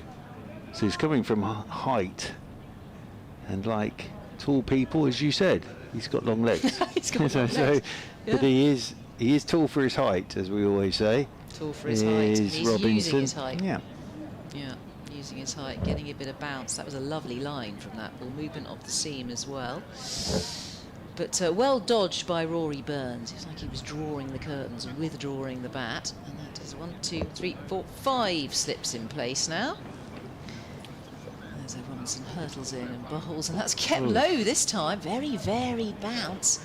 That sort of skids through past Burns' off stump. He leaves it well alone. He knows where his off stump is, Rory Burns. The left-hander. He's got a very dominant left eye, hasn't he, Rory Burns? He likes an open stance. But he doesn't have that little look towards mid-wicket anymore, which is sort of he had for 2-3 years. But that was to level everything up, I think. But now it's still the bend of the knees. There's a few moving parts. Couple of trigger movements. He bobs, shuffles the feet back, leaves it alone in the end. That was not too far away from the off stump there from Ollie Robinson. I think Churchy is right. It's going to cause a few problems here. Ollie Robinson coming in from that Cromwell Road end. Likes to come down the hill, bit of extra pace. He's just stalking back to his mark now. This lovely sunshine. So still 5 slips in place. What you would say, Sussex have got the runs on the board. 4-3-5 on the board. It was just a strange passage of play after tea, really.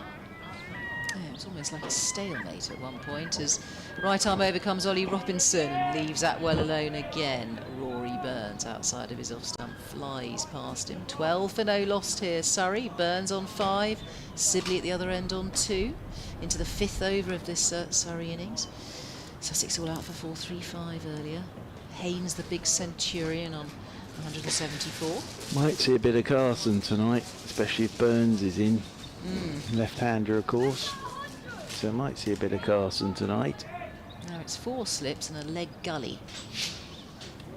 playing around with the field here, Simpson, and so he should. Just try and put a bit of doubt into the batter's mind. He's coming round the wicket now. Ollie Robinson into the body of Burns. That's a nice looking shot. Just cuts that away, close to the body.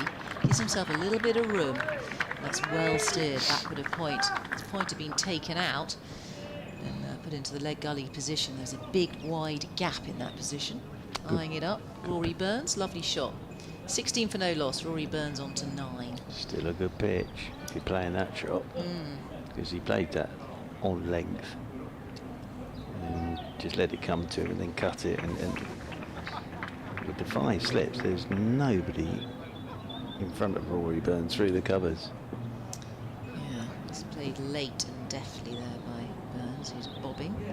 Robinson coming back over the wicket this time.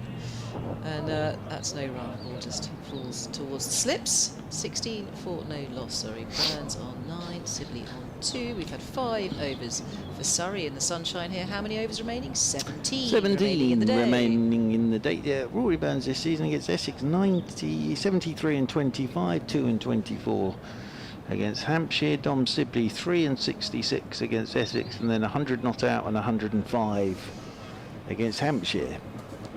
So had a very good game against Hampshire. Did Dominic Sibley. Seals will continue from this the C end. Sibley will be on strike on 2. Surrey 16 without loss in reply to the Sussex 4-3-5. As Seals comes over the wicket to Sibley, that's very wide outside the off stump, and Sibley has nothing to do with that at all. So 4 slips are in there, and there's the backward point, there's the mid off, the mid on. Ollie Robinson up at mid on, and then there's the mid wicket, and then there's a long leg. So that's the field for Sussex.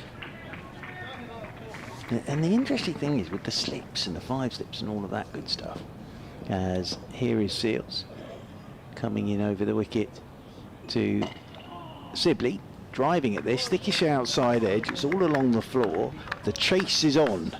I think they will get there, so that'll be 3 more to Dominic Sibley, and it was Hudson Prentice who won the race to get to that. But just with the 5 slips, 4 slips, attacking fields, no one at cover, it would make you think that Sussex had enough and wanted to get Surrey out there tonight, but the way they went about it, it didn't feel like that. So it's interesting. Surrey 19 without loss, as Rory Burns back onto strike on 9 as Seals is into him, and Burns is clipping this off his hip into the leg side. Robinson moves round to his left to do the field, and there is no run. But Tom Haynes, magnificent innings, proper openers innings from Tom Haynes. 174 he was. 6th wicket to go down today, but I thought Surrey bowled very well today. I thought they set their fields, they set out their stall, and they stuck to it. Yeah, they really stunted Sussex, didn't they? Reined them in. As Seals is over the wicket to Burns, and Burns plays this one out into the offside, and there is no run, because on this pitch, I think if you win the toss and bat first, you could score 600 first time round and give yourself, if you didn't bowl well, and then give yourself a chance to force a follow on and try and take 20 wickets. I don't know if we're at that now.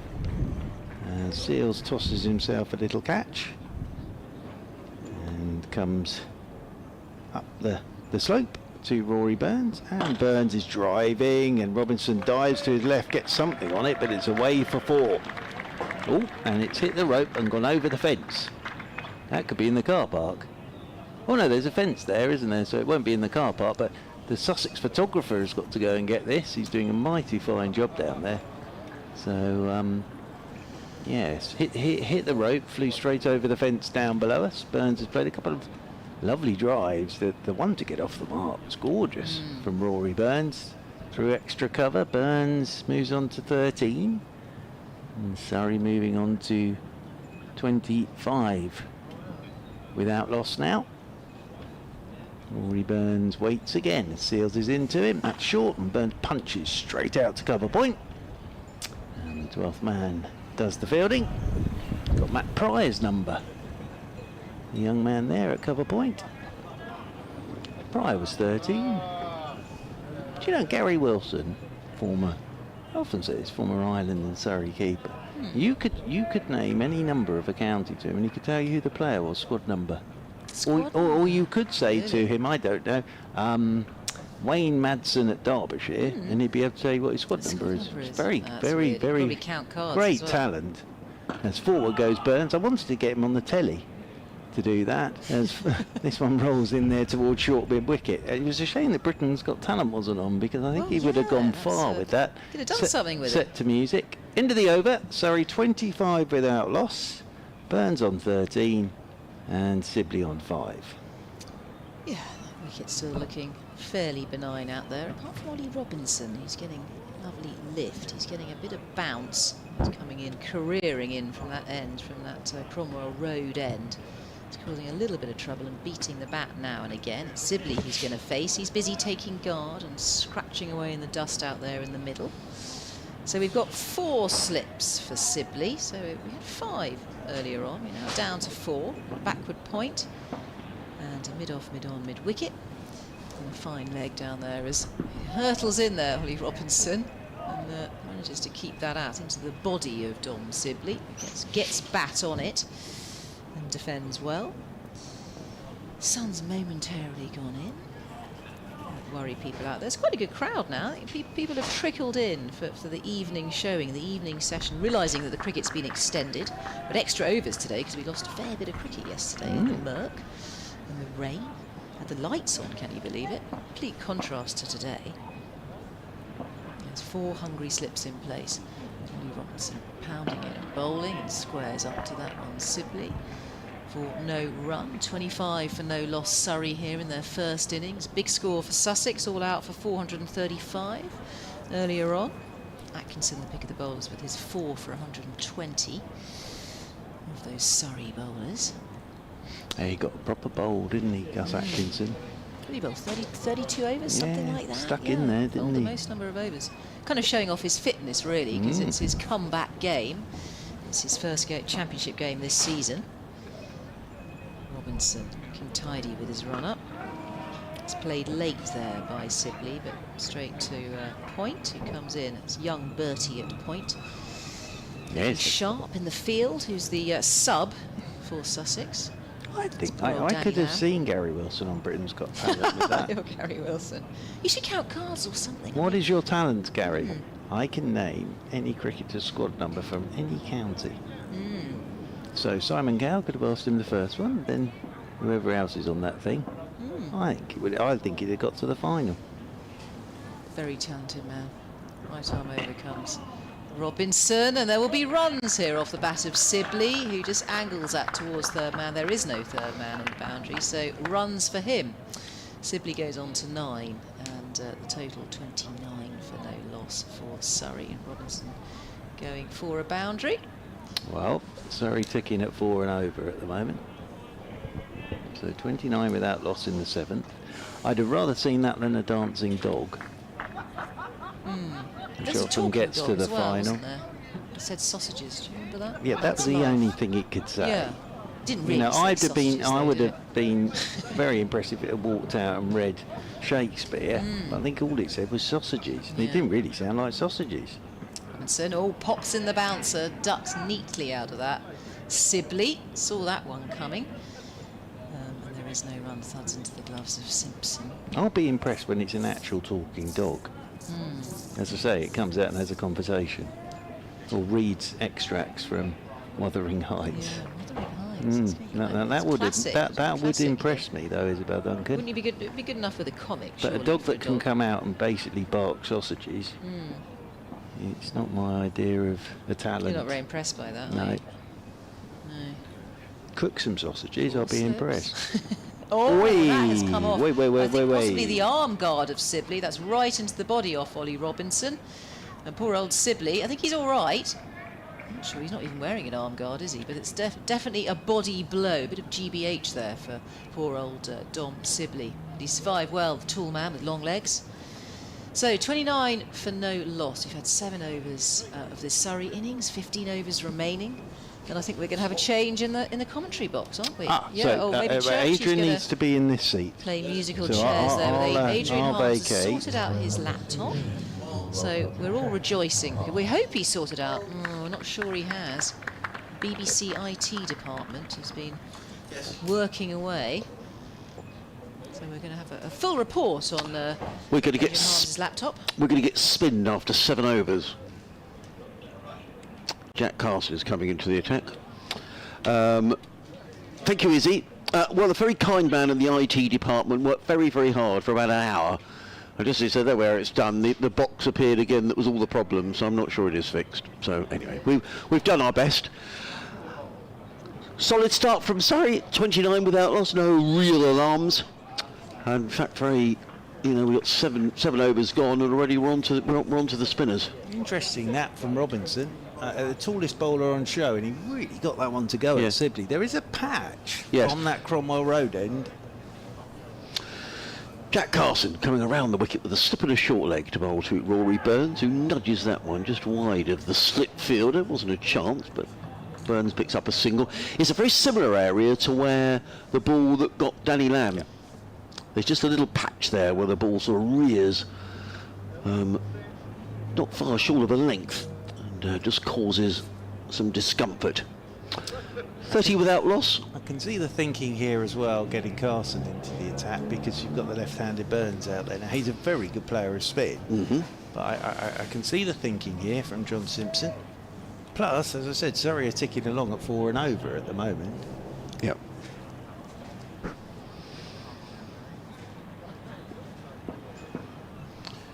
Carson's going over the wicket to the right-handed Dom Sibley. He's in and bowls. Sibley turns with the spin through square leg and picks up a single to Jaden Sills, who comes running in from the... I've only seen a little bit of Carson, yeah. But one thing he has got in his favour is his height. Yep. So he's going to get that to bounce. Yes. Yeah, that's what George DeBell said actually when he saw him the other week up at Edgeworth. He said it's quite how tall Jack was. He's in and bowls. Gives that nice flight from Jack Carson, and Burns works that through the covers and picks up a signal. I've got a photograph actually. The last time when we came to the Oval for the Bob Willis, and Sussex had a very young side out. Jack bowled. I've got a picture of Crocombe, Coles and Carson standing at the Oval, and they were all very young. I thought, I wonder if they might play maybe Test cricket one day. You never know. As it's turned onto the leg side, fielded by Allsop, no run. He started the season well at Edgbaston, Jack, with 5 wickets, and took 50 wickets in the second division last season. So he's being discussed in circles. We'll have to see how this season goes. He's in over the wicket, bowls, was a loose delivery down the leg side, and Sibley helps himself. He's going to pick up just a single because James Coles in his white sun hat is very quickly around the boundary edge to field. Sibley goes to 11, and the total to 33 without loss. I'm trying to remember the photo in 2018 when Surrey won the championship, and I think it was Patel, Pope and Sam Curran on an academy tour. Carson bowls, cut away by Burns to James Coles, who fields again in front of the scoreboard. One more to the total, 34 without loss. Burns 18, Sibley 11. End of Jack Carson's opening over. It didn't seem to get any sort of turn particularly. No, but gave it a chance. He did. He was certainly giving it a loop, wasn't he? He was certainly giving it every chance. Got something that's distracting Rory Burns down below us at the moment. Right. He's just been pointing down. Oh dear, I hope it's not our effects. I don't think it's us, but I think something is, and umpire Debenham is on the walkie-talkie. What if it's the photographer? I don't think the photographer's out of the way. I don't think he can see us, but maybe it's the sun glinting off a window or something. It could be. That's sometimes what happens. I've been at Canterbury where they've had to put blankets on the windscreens of the cars. So here is Robinson. from the Cromwell Road end, coming into Rory Burns. Bowls in! Rory Burns has let one go, and he's knocked his off stump out the ground. Rory Burns was looking for that to go across him, and it hasn't.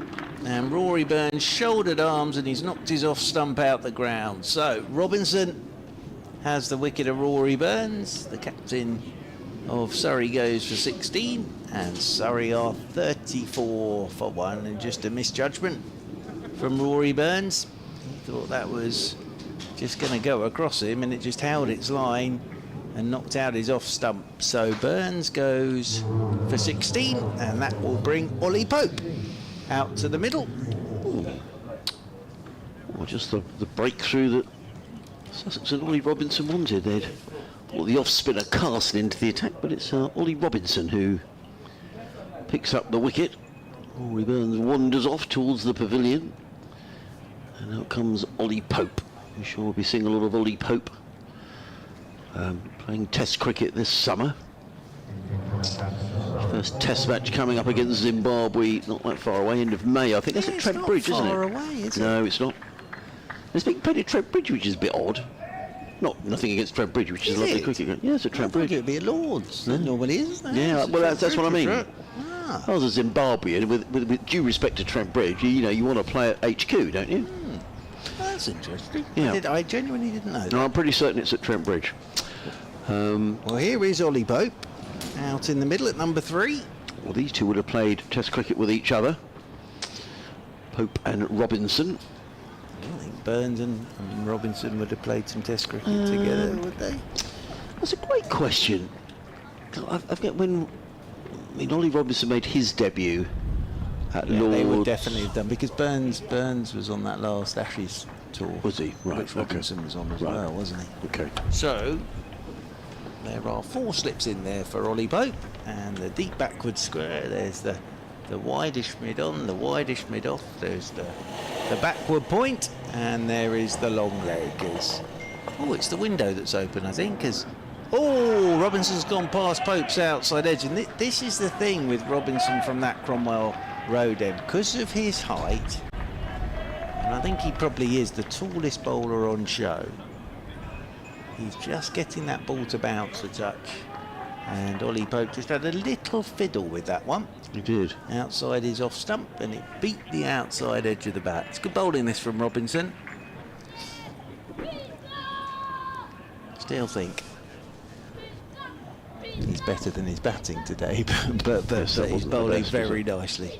As in over the wicket he comes, and this one's left alone by Pope. Outside his off stump, and taken by the captain, Mr. Simpson, moving away to his right hand side. Also wants something from the dressing room. Not quite sure what he needs, but he's signalling away. It's a gorgeous evening now. Yeah, it is. The shadows yesterday were from the floodlights. Now it's just the sun. And after this over, we've still got 13 to go tonight, so we've still got plenty of cricket to go tonight. Robinson, down the slope he comes. Over the wicket he goes to Ollie Pope. Gets in behind this one and plays it back up the pitch to Mr. Seals, who comes across to do the fielding.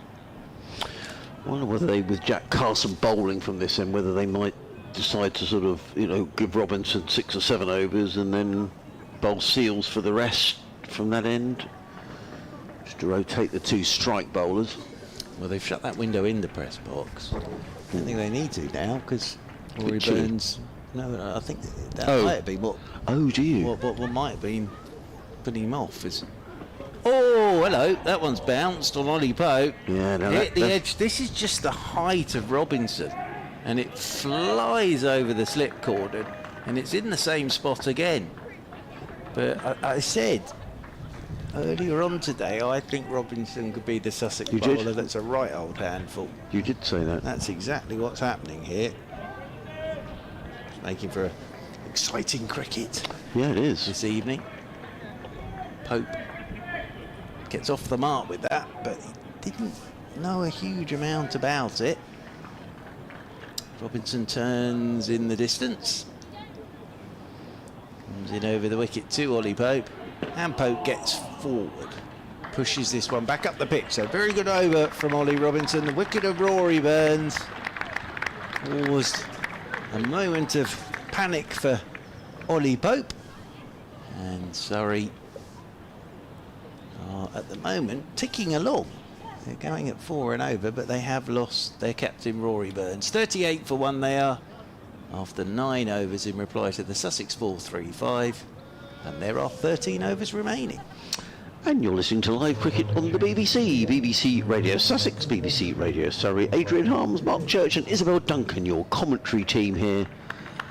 We'll be here tomorrow as well, and we're going to... Jack Carlson just bowled the 1 over, and now we've got Finn Hudson-Prentice coming into the attack. So that was perhaps just a little look from John Simpson just to see if there's anything there for the off-spinner. And I think, again, even though Rory Burns is an extremely good player of spin, I think, you know, with an off-spinner, if you've got a left-hander, you often see that, don't you? And then the wicket goes and you whip the off-spinner out and bring your seamer back on. Quick whisk around the country. Durham 264 for 1, close of play up at the Riverside in response to Yorkshire's 307. So good response from Durham. Alex Lees leading the way, 148. Emilio Gay making 105, both not out. Hudson-Prentice first delivery is wide of the off stump, and Sibley has nothing to do with it. Goes through to Simpson, no runs. They've finished there. They're still playing at Chelmsford. Essex 211 for 6, leading Worcestershire by 188. 104 there from Paul Walter, who's opening the innings this year. Why? I'm delighted with that. Why? Well, I said probably 3-4 years ago, for me, he's got the best technique. There you go. And there he goes with 100. He started really well opening the innings. Hudson-Prentice in bowls. Sibley playing slightly across the line. Plays to mid-off, fielded by Robinson, no run. Hampshire 180 for 3 in reply to Summers at 184. Nick Gubbins on 56. Liam Dawson on 39. So Hampshire going well there. Notts going well at Edgbaston. They're 164 for 4 in reply to the Warwickshire total of 93. Hamid not out 62. Sussex go to Trent next week. Hudson-Prentice on his way. Bowls. Sibley again slightly cautiously forward. All of a sudden it just seems to be giving 1 or 2 little concerns to the Surrey top order here. Rory Burns gone. Sibley just suspiciously playing forward there. In the second division, Northand's 206 for 3 in reply to Derbyshire's 307. Kent 308 for 6 in reply to Gloucestershire's 472. Leicestershire 71 without loss in reply to Lancashire's 263. And finally, Hudson-Prentice in bowls, and Sibley with a play and a miss outside the off stump, and there is no run. Middlesex 339 for 4 in reply to Glamorgan's 199. Century there for Max Holden. Lewis Deploy 77 not out. So they're the scores around the country. Some of the game, well, most of the games are still in play actually. And we're going to be playing here, if the light holds, for another, well, probably another 45 minutes, I reckon. I would have thought we'll be a 7 o'clock finish tonight. I think we will. Hudson-Prentice in and bowls, and Sibley works this one back to the square on the leg side. Jaden Seals and Jack Carlson go herring towards the same ball. He's very eager in the field, is Jack Carlson, and prevents anything more than a single. When the sun goes in, it does suddenly seem to get quite... Suddenly the lights change, doesn't it? So I don't know. Yes. I don't know. We might see some floodlights. I don't know if it's a big cloud or a small cloud. Yeah, the sun's got in. Or it's gone behind a building. Yeah. It's probably too high for that these days, isn't it? Yes. At this time of the year. Sussex Sharks women lost. Unfortunately today, they lost by 53 runs against Glamorgan women. Glamorgan winning 178 for 5, Sussex 125 for 9. But back here next week. Did pretty well to get a game in. Yes, they did. Down in. Yeah, weather was pretty awful, I think, down in Cardiff. But they got a game. Nothing worse than going all that way and you come back and haven't played. That's a pretty miserable. Hudson-Prentice, 3 slips go down. He's in and bowls. Oh, that kept low to Sibley, who plays forward. Hudson-Prentice fields off his own bowling, and there is no run. So some encouragement here for the Sussex bowlers. Rory Burns back in the pavilion, but sorry, 39 for 1. Sibley 12. And Ollie Pope on 4, and Ollie Robinson, I think unsurprisingly, having bowled 5 overs, 2 maidens, 1 for 12, is going to carry on. Oh, absolutely. Yeah, there's going to be some up and down. What are we? 10 overs in, so the ball's still pretty hard, obviously. So there's going to be some up and down, but just from Robinson's height, if he hits that spot, it's taking off. Hit Sibley, that one flew off the shoulder of Pope's bat. It's been a nice start this from Ollie Robinson. 5 overs, 2 mains, 1 for 12. He is a very good bowler, Ollie Robinson. Is in over the wicket he comes to Sibley, and Sibley peckish outside edge. Quick singles taken. Pope is through for 1. There was oohs and ahs out there, but actually it was a pretty safe single. So Sibley moves on to 13. Pope comes back onto strike on 4. I don't know where Robinson is in the sort of England sort of pecking order these days, but he is a very good bowler. I think the answer to that question is actually sadly that he isn't at the moment. Really? But we said all season, if, you know, with all the injuries around the England bowlers, if he can start the season with a good haul of wickets, you get yourself back in the conversation. In over the wicket he comes to Pope, and Pope lets it go outside his off stump. He's got all the attributes, hasn't he? Well, certainly at the end of the season last year, Ollie said his ambition this season was to get on the plane for the Ashes. That's his ambition. Now, isn't it all of our ambitions to get on a plane to the Ashes? Yeah. But he, but yeah, I mean, others are clearly in front of him in the queue. But the only way you can get yourself back in the reckoning is to take wickets. So you know, this is an important stage in Robinson's career, I think.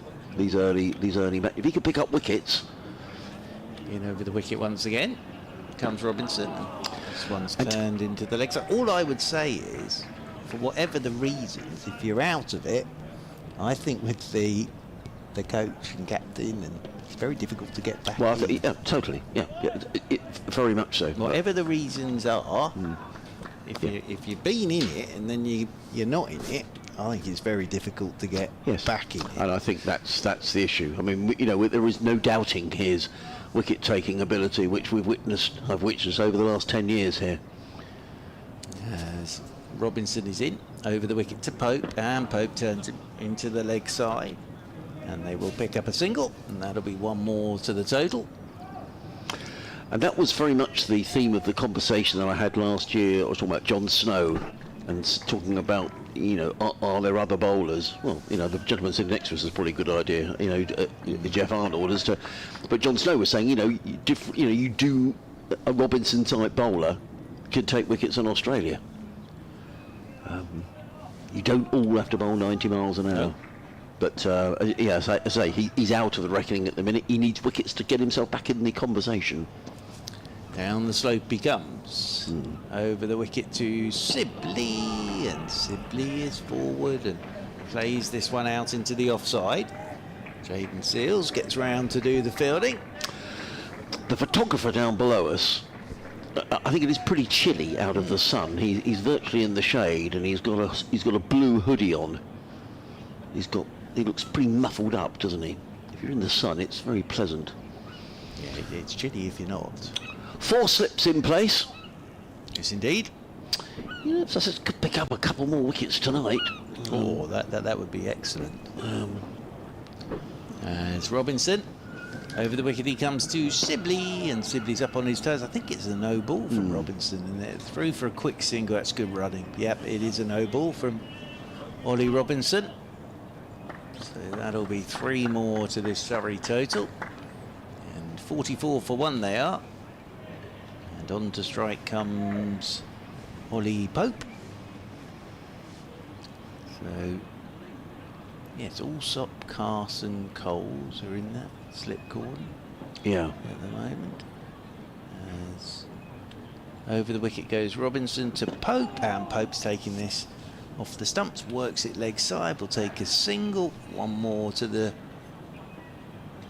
total, 1 more to Ollie Pope. He's on to 6. And Surrey 45 for 1 with 11 overs still remaining today. Yes, we've got a cheers, Jeff. Cheers, nice to see Mr. you. Arnold. Are you here tomorrow? No, I'll see you soon. It's been a joy. Do you want a hobnob for the journey? Do you want a hobnob for the journey? You're all right. What a legend. Jeff Arnold, he's been sitting next to us. He's been making a lot of notes. He certainly has. Yes, he's been very busy writing his notes. He's been sitting in the little room next door to us. He's making his way back home. Finn Hudson-Prentice is making his way into bowl. From this, the C end of the ground, bowls to Ollie Pope, who works that down to fine leg, fielded there by Jaden Seals. One more to the total. Pope goes to 7, 46 for 1. 1,130 first-class wickets for Jeff Arnold. It's a lot of wickets. It is a huge amount of wickets. Oh, look. Ollie Robinson's looking like something from Made in Chelsea, isn't he? Because he hasn't actually got his jumper on as yet, and we've had a delivery, so it's sort of slung over his shoulders. Well, that's what Joffrey used to do a lot. Was it? Yes, he would quite often have it, yeah. Comes Hudson-Prentice. Bowls. Sibley's beaten the outside of the off-stump, very well bowled. Dominic Sibley was genuinely beaten then through to Simpson, no run. You often see that. I've often wondered whether those who star in that Made in Chelsea know how to put a jumper on, because they never actually wear them. They sort of drape it over their shoulders and tie it up round their neck, and that was it, like a cape. Right. And that was exactly how Robinson was there. I don't watch that programme, Churchy. Probably wise. Right. Probably very wise. Is it? Oh yes, there's been a lot of there's a lot of cricket. Yes, I know, indeed. In comes Hudson-Prentice, bowls Sibley right behind this, plays it down the other side of the track. There is no run. Yeah, there's all sorts of sort of what do you call it, reality programmes on the box, aren't there? You know, like Made in I don't watch that. I have been watching First Married Australia. Have you been watching it? Have you been watching it? What's that? First Married Australia. No, I must admit it's not something that's really grabbed my attention. This is harm's life. Yeah. Oh, I'm sure she does. And I must admit I've been watching it as well. Anyway, here comes Hudson-Prentice running over the wicket. Bowls to simply drive down the ground, 4 runs. Nice shot, slightly over pitch. The on drive, a difficult shot to play for the right-hander, and the ball is right down below us. Now we'll hear Daniel Hughes making his way to get the ball in a minute. He's just going to clamber over the fence. Here he comes. The ball will be in the gravel just down in front of us. You just said to me? First Married Australia. Yes, no, I haven't. Right, okay. Oh dear. Well, there he goes. Daniel's got the ball. Yes. Or has he? Yes, he has. There he comes. Well done, Daniel. What happens in that then? Well, basically, you arrive at the altar and the two people don't know who they're marrying, so they've never met before, is the idea. Oh my lord. And then they follow their story over a number of weeks. How does it always in go? Sydney. Does it always end up all right? Well, they get all sorts of dramas. Oh, I'm sure you do. Hudson-Prentice on his way. In and bowls, and clipped away by Sibley, 4 more. Nice shot, beautifully played. Clipped away to mid-wicket. 4 more runs. But I was talking to someone the other night, and we've been invited actually to a very nice, it sounds very posh, but we went to a dinner party that was very nice actually. Very nice. It wasn't posh, but I was talking to a fellow I'd never met before in my life. We were talking away about football and cricket, all sorts of things, and the subject got on to First Married Australia, and he said, oh yeah, he said, I watched that as well, he said. He said, I never thought I'd get into anything like that, but he said, I'm a bit hooked now, so anyway. Yes, I remember when the professional cricketers' fair of an evening during the summer used to be Love Island. Oh, right, there used to okay. be lots of discussions about that the next day. Hudson-Prentice is on his way. It's a slip in a gully. Runs away from us. In and bowls. And, well, there's a stifled appeal, not from Finn Hudson-Prentice, but from behind the stumps. Dominic Sibley's in the walls a little bit. He's been hit again, I think, round about the thigh area. Gives it a little rub. End of the over. 54 for 1. Our Surrey here on BBC Radio Sussex. BBC Radio Surrey, Mark Church, Adrian Harms. Izzy Duncan guiding you through the final 10 overs of the day. So I'll vacate off this over and bring Isabel Duncan back in. The one I have seen is where the groom-to-be gets given the whole wedding budget 3 weeks before the wedding and has to organise the whole thing without the bride knowing what's going on. And that's a cracker. Right. The one I did enjoy, and I probably shouldn't say this, but I did enjoy it because it was the groom and his men to best men, etc. Yeah. They used most of the budget to go out to Las Vegas for a week. and then suddenly panicked halfway through that they'd spent most of the budget. Oh. They still managed to pull it around. They pulled it off. They pulled it around. So we've got to change it. Bowling, Robinson's out. The attack, Seals was going to come down the slope, but he's not happy with something. Nice first spell that from Ollie Robinson. Yeah, I thought we might get a bit of a change, didn't we? And maybe Robinson and Seals rotate from that top end. So, over the wicket comes Seals, and solidly in behind this goes Ollie Pope. Plays this one back up the pitch, and there's no run. And then the great Jack Brooks, who's obviously doing some bowling coaching at Surrey now. I haven't seen Mr. Brooks as yet this season. I'm very much looking forward to that, but I'm sure he won't mind me saying that a few years ago he was on a celebrity sort of... He got picked by a celebrity to go for dinner with them. Oh. And he got down to... I think it was a lady off Coronation Street, as I seem to remember, yes. And he just talked about his slower ball and his 7 for against whoever. And this one's left alone by Pope, and his 100. He spoke to her about his 100, his score with a backdrop. Played a bit of cricket down here, Jack Brooks. Great man. He didn't really. I'm just saying it would have been wonderful had he done, and that had been his dinner conversation. Seen the one where the bride-to-be goes to get her wedding dress as well? No. Oh, that causes chaos. See, you do watch a bit. No, it's only my daughter was. Oh, right, okay, yeah. My daughter liked that. Yeah, that program. Okay. As in over the wicket comes Seals, and Pope's driving handsomely away through the covers. Chase is on.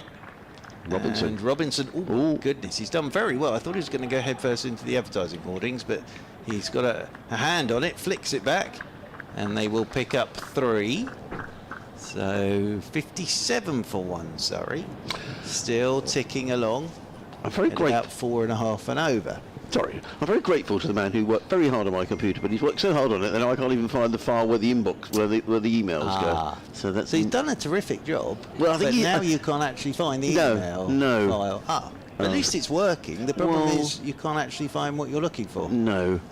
So that's not ideal. 2 steps in the gully for Sibley, as in over the wicket goes Seals. Forward goes Sibley.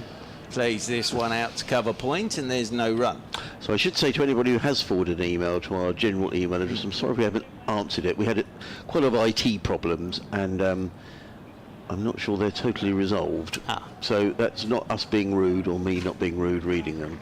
Can I suggest that you reboot? Possibly sort it tomorrow, or switch it off and switch it on. Yes, I think I'll do that. I think I'll do that tomorrow. That normally fixes it. Yes, I think that's generally a good way. Yes. I think some of the great computer experts are... Jamie's got a table reservation, I reckon. Forward goes Sibley to Seals, and he plays this one down into the offside. Am I missing something? There's still 9 overs to go, isn't there? Everybody's making way to get ready to do interviews at the end of the day's play.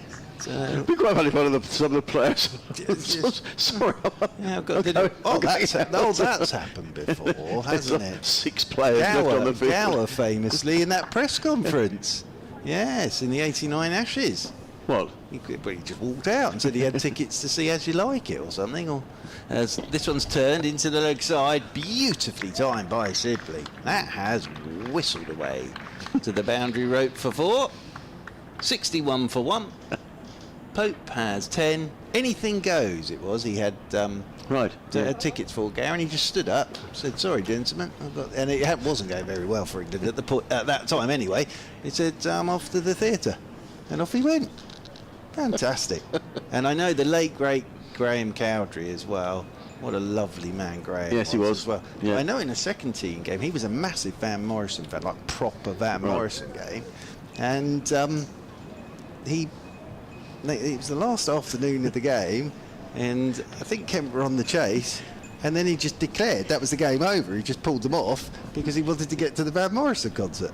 Nothing wrong with that at all. Oh dear. 61 for 1. Church is going to take a break.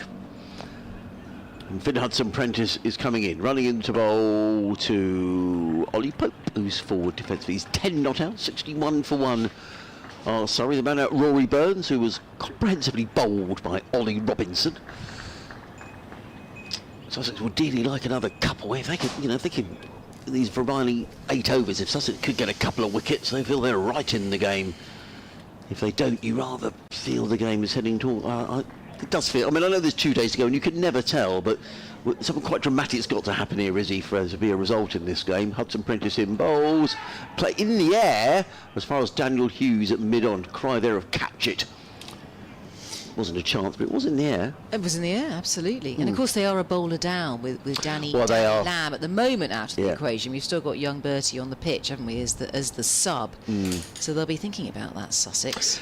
Yeah, I mean, other options. I mean, there are plenty of options that bowl similar to Danny Lamb. So Tom Clark, Tom Haynes to an extent. They've got James Coles to bowl his spin. Hudson Prentice in bowls and defended by Pope to Haynes, who feels at mid-wicket there is no run. But no, you're right, and actually the Sussex bowling resources, we've been saying, are being a little stretched at the minute because Henry Crocombe and Sean Hunter out of the side. If Danny Lamb is out, it just means there's less options for Paul Farbrace. They might be quite pleased to get through. They've got another game next week. This is the trouble with games coming thick and fast, isn't it? There's just, if bowlers are injured, there's just no time to work on them and get them fit again. Hudson Prentice up the hill, in and bowls. Pope. There was another cry of catch, but I don't think that was in the air, was it? It was played to mid-wicket, fielded by Jack Carson, and there is no run. I think there's a bit of theatre out there. There always is, isn't there? Just to sow the seeds of doubt into the batter's mind. But no, I don't think that was in the air that time. No, I don't either. But I think Ollie Robinson and Jayden Seales, if they can fire on all cylinders, it looks like Ollie Robinson is pretty fired up today as well, coming down that hill. Yeah, he will. He's.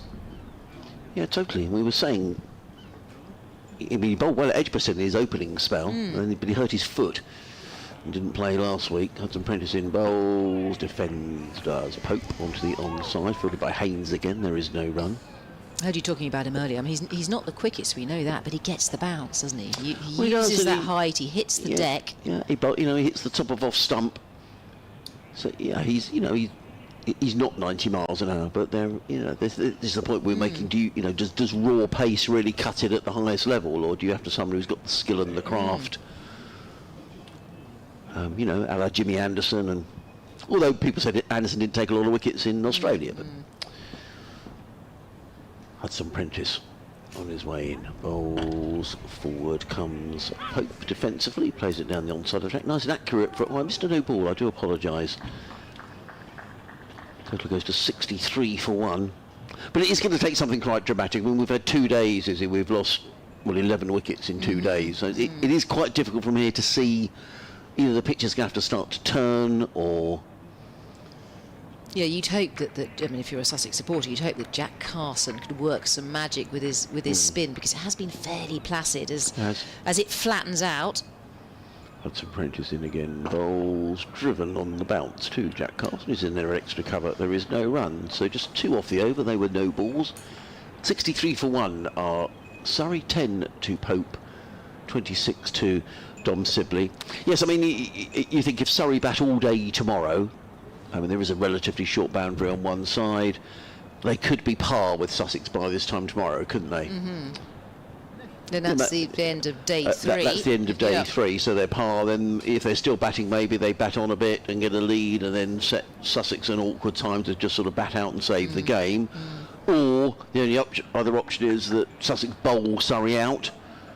I don't know. It just seems unlikely, as it does seem unlikely. On this pitch. On a good pitch, which is, I mean, the odd one has leapt, hasn't it, from bowled from the Cromwell Road, and we saw Dom Sibley get one, we saw Ollie Pope get one, Danny Lamb got one, but in general terms, it is quite difficult to see a result from here unless something fairly dramatic happens. Here's Jayden Seales. He's storming in from that Cromwell Road end, and that's driven to mid-on for no run by the tall man Sibley. I mean, the lead is what, sort of 360, 70. So let's say Surrey bat all day tomorrow. They could be level, could have their noses in front, bat on the final morning, bit of a lead. But not enough time. Probably not enough time. And left in the game. Don't know about weather-wise. I don't think it's great for Monday. I think squally showers around, like we had yesterday. I think tomorrow's okay. 2 slips here. Jayden Seales. sprinting in. It's on the stump, it's on leg stump, flicked around the corner there by Sibley. They're only going to take a single. It's sharply fielded down there at fine leg. In a sense, it's a shame that the game isn't better set up, because I think being Easter Sunday tomorrow and the Monday, a good chance to get a good crowd in. But you'd hope, wouldn't you, if the with game the is, weather as well. Yeah, but certainly tomorrow, because Monday does look as if there could be a bit of bad weather around. But it needs to be entertaining. I mean, this is the point we're trying to make, isn't it? You need a pitch to be balanced and entertaining. We'll see what happens. I mean, there's variable bounce. It does skid through as well. Some of them keeping low could surprise a batter as Sales is in. That certainly gets rip out of that one from Jaden Sales. Really hits the deck hard there, and that flies through into the gloves of John Simpson, the skipper for Sussex. But Pope saw it coming nice and early and gently bobs out the way. Pope on 10, Sibley on 27, 64 for 1, Surrey. It's such a shame that Sean Hunt is injured, isn't it? With the left arm, because that really adds something to a side if you've got a left arm. He's medium fast, isn't he? But he picked up all those wickets in the last match. He gets bounce. No, you're right. Yeah, and he would have played in this game. Yeah, they really will miss him. Jaden Seals, here he is. Running in, bowling, and that's slapped away. It's hit the ground first before it falls into the hands of backward point. That is Bertie. What is Bertie's surname? Foreman. That's right, you told me that. Foreman. Yeah. Shouldn't forget that. Bertie Foreman, number 13 on his back. Hands in pockets, backward at point, sharp in the field. He's the sub for Danny Lamb, who's re-injured his shoulder by the looks of things. Yes. Bravely battled it out with the bat. He retired hurt, but then came back in and actually survived the innings, carried his bat for 14 not out. Seals chest out, bowling, and that's driven, this time finding extra cover there in the ring. Not able to score here, Pope, just trying to find the gap. 64 for 1. A little bit of gardening, Pope, in the sunshine here. So 7.1 overs remaining in today. It's played. It'll be past 7 by the time we finish tonight. And I do have a table booked. I know, Adrian, you were talking about, Adrian Harms, you were talking about people with tables booked tonight to perhaps delay it. Well, if you're 7:30, you've got to get down to... Got to get there as well. Well, I think we can give you a leave of absence, Izzy. That's okay. Jaden Seals bowls flicked away. That was drifting down the leg side, and it's helped along its way backward of square there by Pope. He should get a single for it. Yes, he does. It's also the end of the over. 11 for Pope, 65 for 1 for Surrey. They'll be looking to just pump up those runs a little bit before the close of play, but they certainly won't want to lose a wicket here. Doesn't look like they're in any danger at the moment of losing a wicket. There's the odd bounce. There's a rearing bounce from Robinson when he's bowling. He's adding a bit of fire, and Jaden Seals is certainly bending his back, and when he hits the bat, he hits it hard. Jaden Seals. Indeed. A lot of spectators starting to drift away now. Probably getting a bit chilly if you're not in the sun. But Finn Hudson-Prentice is going to bowl his 4th over. 3 overs, no mains, no wicket for 12. If you're just joining us and wondering what on earth's been happening here at Hove today, sum up in a moment as Hudson-Prentice is in and bowls, and forward comes Ollie Pope, plays down the offside of the track, no run. Sussex bowled out for 435 in 132 overs. Tom Haynes top scoring with 174. 4 wickets for Gus Atkinson, 2 for Worrell and 2 for Matthew Fisher. In reply, Surrey have lost Rory Burns for 16 when the score was 34, but these two have looked largely untroubled since then, despite some good tight accurate bowling from Sussex. And here is Hudson-Prentice in and bowls, and Pope defends to Haynes at mid-wicket. There is no run. I mean, in fact, when I say largely untroubled, the first ball that Ollie Robinson bowled to Ollie Pope did have him in trouble, didn't he? I mean, he played and missed outside the off-stump, and it went through to John Simpson, and there was no run. We've got 104 overs today. We've got 104 tomorrow. Then on the last day, we just have 96. So we can't make up any time. We had 53 overs yesterday, so we lost 43 overs yesterday.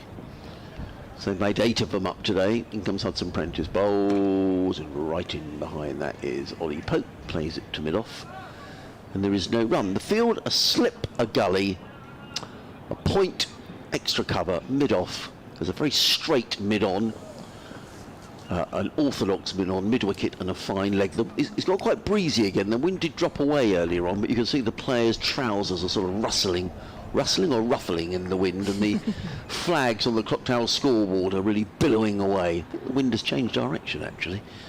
As Hudson Prentice is in and bowls and played firmly to mid-wicket, fielded there by a tumbling Jack Carson, who's been sort of kept out the firing line of the slip cordon with his slightly injured finger, but he's okay, feels that, and there is no run. The players have sort of got hands in pockets, which will tell you it's probably a little bit chill. Ollie Robinson's warming up. I wonder if we're going to get a bit more Robinson before the close. Well, we hope so. I think that would be a sensible bowling option, wouldn't it? Yeah, maybe one more from Seals and then two from Robinson from the top end. Hudson Prentice in again, bowls, and forward comes Pope. So nice and tidy from Finn Hudson Prentice. 5 dot balls in the over so far. Bonus points wise, Sussex 3 batting bonus points, Surrey 2 bowling bonus points. And at this stage, you're probably thinking both sides pick up 8 for the draw. Yeah, so a haul of sort of 12, 13 points, something like that from the game if we don't get a result. Hudson Prentice again. In and bowls, and Pope cuts down to third man. Bertie, look how fast Bertie is. Chasing, go on, Bertie. Right, look at that go on, sprinting. Bertie. Oh, no, he didn't stop it from going over the ropes. But he's very quick, is Bertie. He's very quick. Yeah, I bet he was good in 100 metres at school, Bertie, for me. Anyway, 4-2 Pope. He goes to 15, the total to 69 for 1. A long chase down to that third man boundary. It's a long old boundary as well, isn't it? Is. And Bertie was a terrier, tearing after that. It's like he's chasing a rabbit down a hole. My dog's called, one of my dogs is called Bertie. Oh, really? Yeah. Come on, Bertie. You had a great name, Bertie. Yeah, you always think of Bertie Worcester, don't you, when you think of Bertie? Now we are going to get a bit more Robinson. I think this is a good ploy because he's looked dangerous, Ollie Robinson. 6 overs, 2 maidens, 1 for 18. The clock ticks round to 6:45. We'll get Churchy back on perhaps after this over to see us through to the final 5. Does that make sense? Absolutely. But, so Robinson, here he is, the big man. Rolling and driving there from Sibley. Sussex don't want this pair to settle, Pope and Sibley. We know how dangerous they can be, particularly Sibley at the moment. Very much a man in form. he is. He's carried his bat 6 times in his career through an innings, which is very impressive. Looking to overtake Boycott's 8 times. Yes. But he's definitely got staying power. He's resilient and nuggety. He wants to stay there all day long. Does Dom Sibley? 3 slips. Here comes Robinson roaring in, and that's defended again by Sibley. He's on 27, Sibley. Pope at the other end on 15. You always get the impression, of course, that Pope is trying to impress the England panel, who want to get back into that England side. He's going to need a strong start to his season in order to do that. Pope will be wanting to get runs. There's opportunity for batters to get runs on a pitch like this. You don't want to waste that opportunity. 69 for 1, Surrey. 5.4 overs remaining in this very long day's cricket, making up for lost overs from yesterday. The Gulls are enjoying themselves. Ooh, Robinson in, and Sibley gets everything behind it, fends it well. They're geeing up Robinson out there. There's quite a breeze going off the ground. Wind has changed direction, coming from the west now. And those flannels are fluttering in the wind. Robinson, I don't know how tall Robinson is. I'm guessing he's about 6'5", 6'6", something like that. But he's towering, and he certainly uses his height well to get a steepling bounce, which is not easy on this pitch. No. It's been fairly benign. Wasn't bad on day 1, but it's calmed down a lot. Right, and there's a silly mid-on as well in place there. And he's in again and bowls and defended well by Sibley. 6'5". 6'5", yeah. Yes. Okay. Well done. Yeah, you said I wasn't that. far off. I said 6'5", 6'6", something like that. Yeah. He shares his birthday with the Kent Ollie Robinson. Oh golly, really? How But not confusing. the same year. age, though. No, but Yeah. the same day, Yeah. which is the 1st of December from memory. Yes, there we are. Kokies, those two Ollie Robinsons. Oh dear.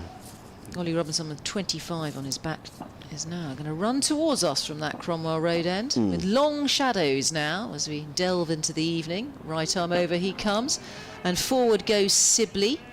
Those long legs of Sibley, big stride forward, making sure he defends that ball well. He's on 27, bowling a tight probing line here from Robinson, not giving anything away, certainly not giving Sibley any room to play any strokes. I think they very much get their eyes on the close here. Surrey, haven't they? Was it James Coles is warming up? We might be going to get a bit of left arm spin before the close.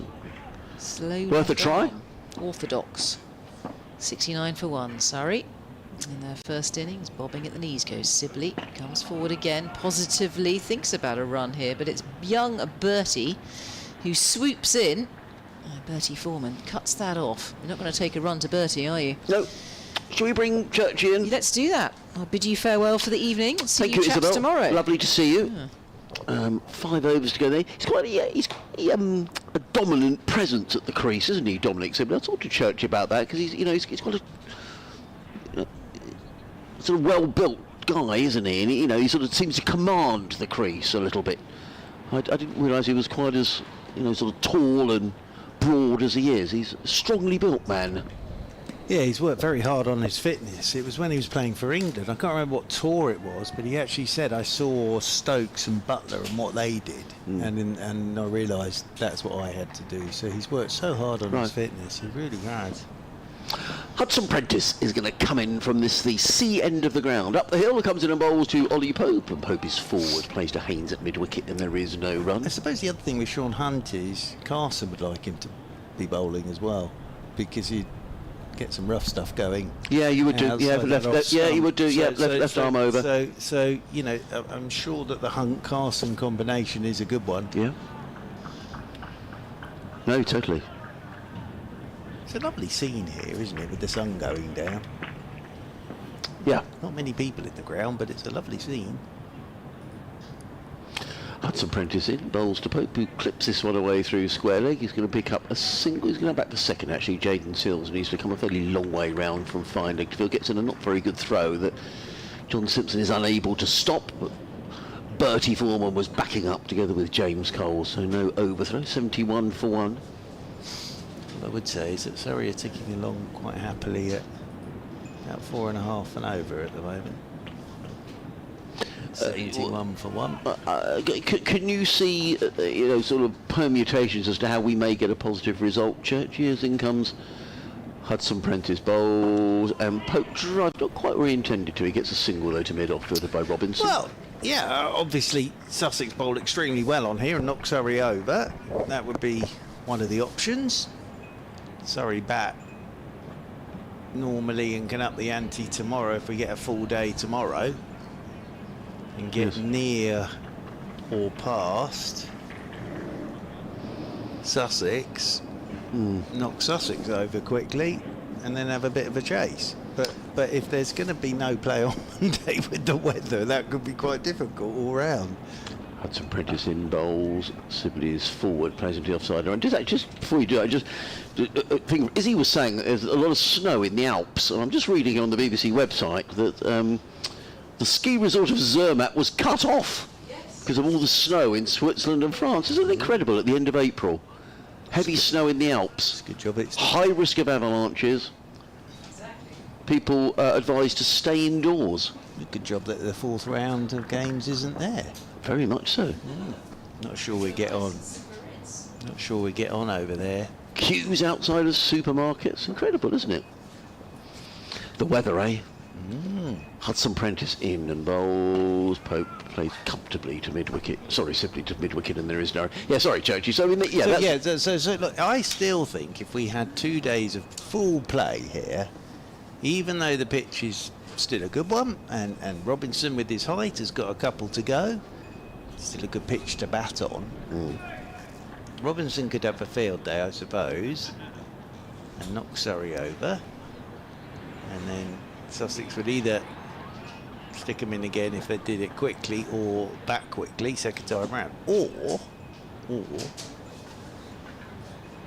Hudson Prentice in bowls, clipped away by Sibley down to Seals at fine leg or deep backwards square leg. One more to Sibley, goes to 28.75 for one. Or Surrey bat tomorrow at their normal pace, which would be around about 4 and over. Yeah. And then up the ante at some point, approaching tea time, if they're batted really well, get near or past Sussex, and then knock Sussex over second time round and leave themselves with a bit of a chase on the final day. But the thing is, if it's going to rain on Monday, we won't get any of that. Hudson Prentice bowls and driven without timing to mid-off. Fielded by Ollie Robinson. There is no run. 75 for one. 18 to Pope. 28 to Sibley. Yes, let me just double check that forecast for Monday. I don't think it's a complete washout, but they're talking about showers during the day. So let's put in Brighton and Hove. It's not the easiest pitch to time on, is it? You could see that with that shot there from... Yeah, it's slow, that's the from thing. Ollie Pope, and he... So here we are. Tomorrow, Churchy, looks like we can Tuesday looks nice. Yeah, full day tomorrow.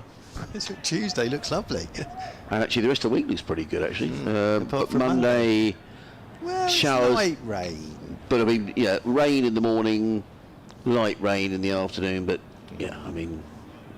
Here's Robinson.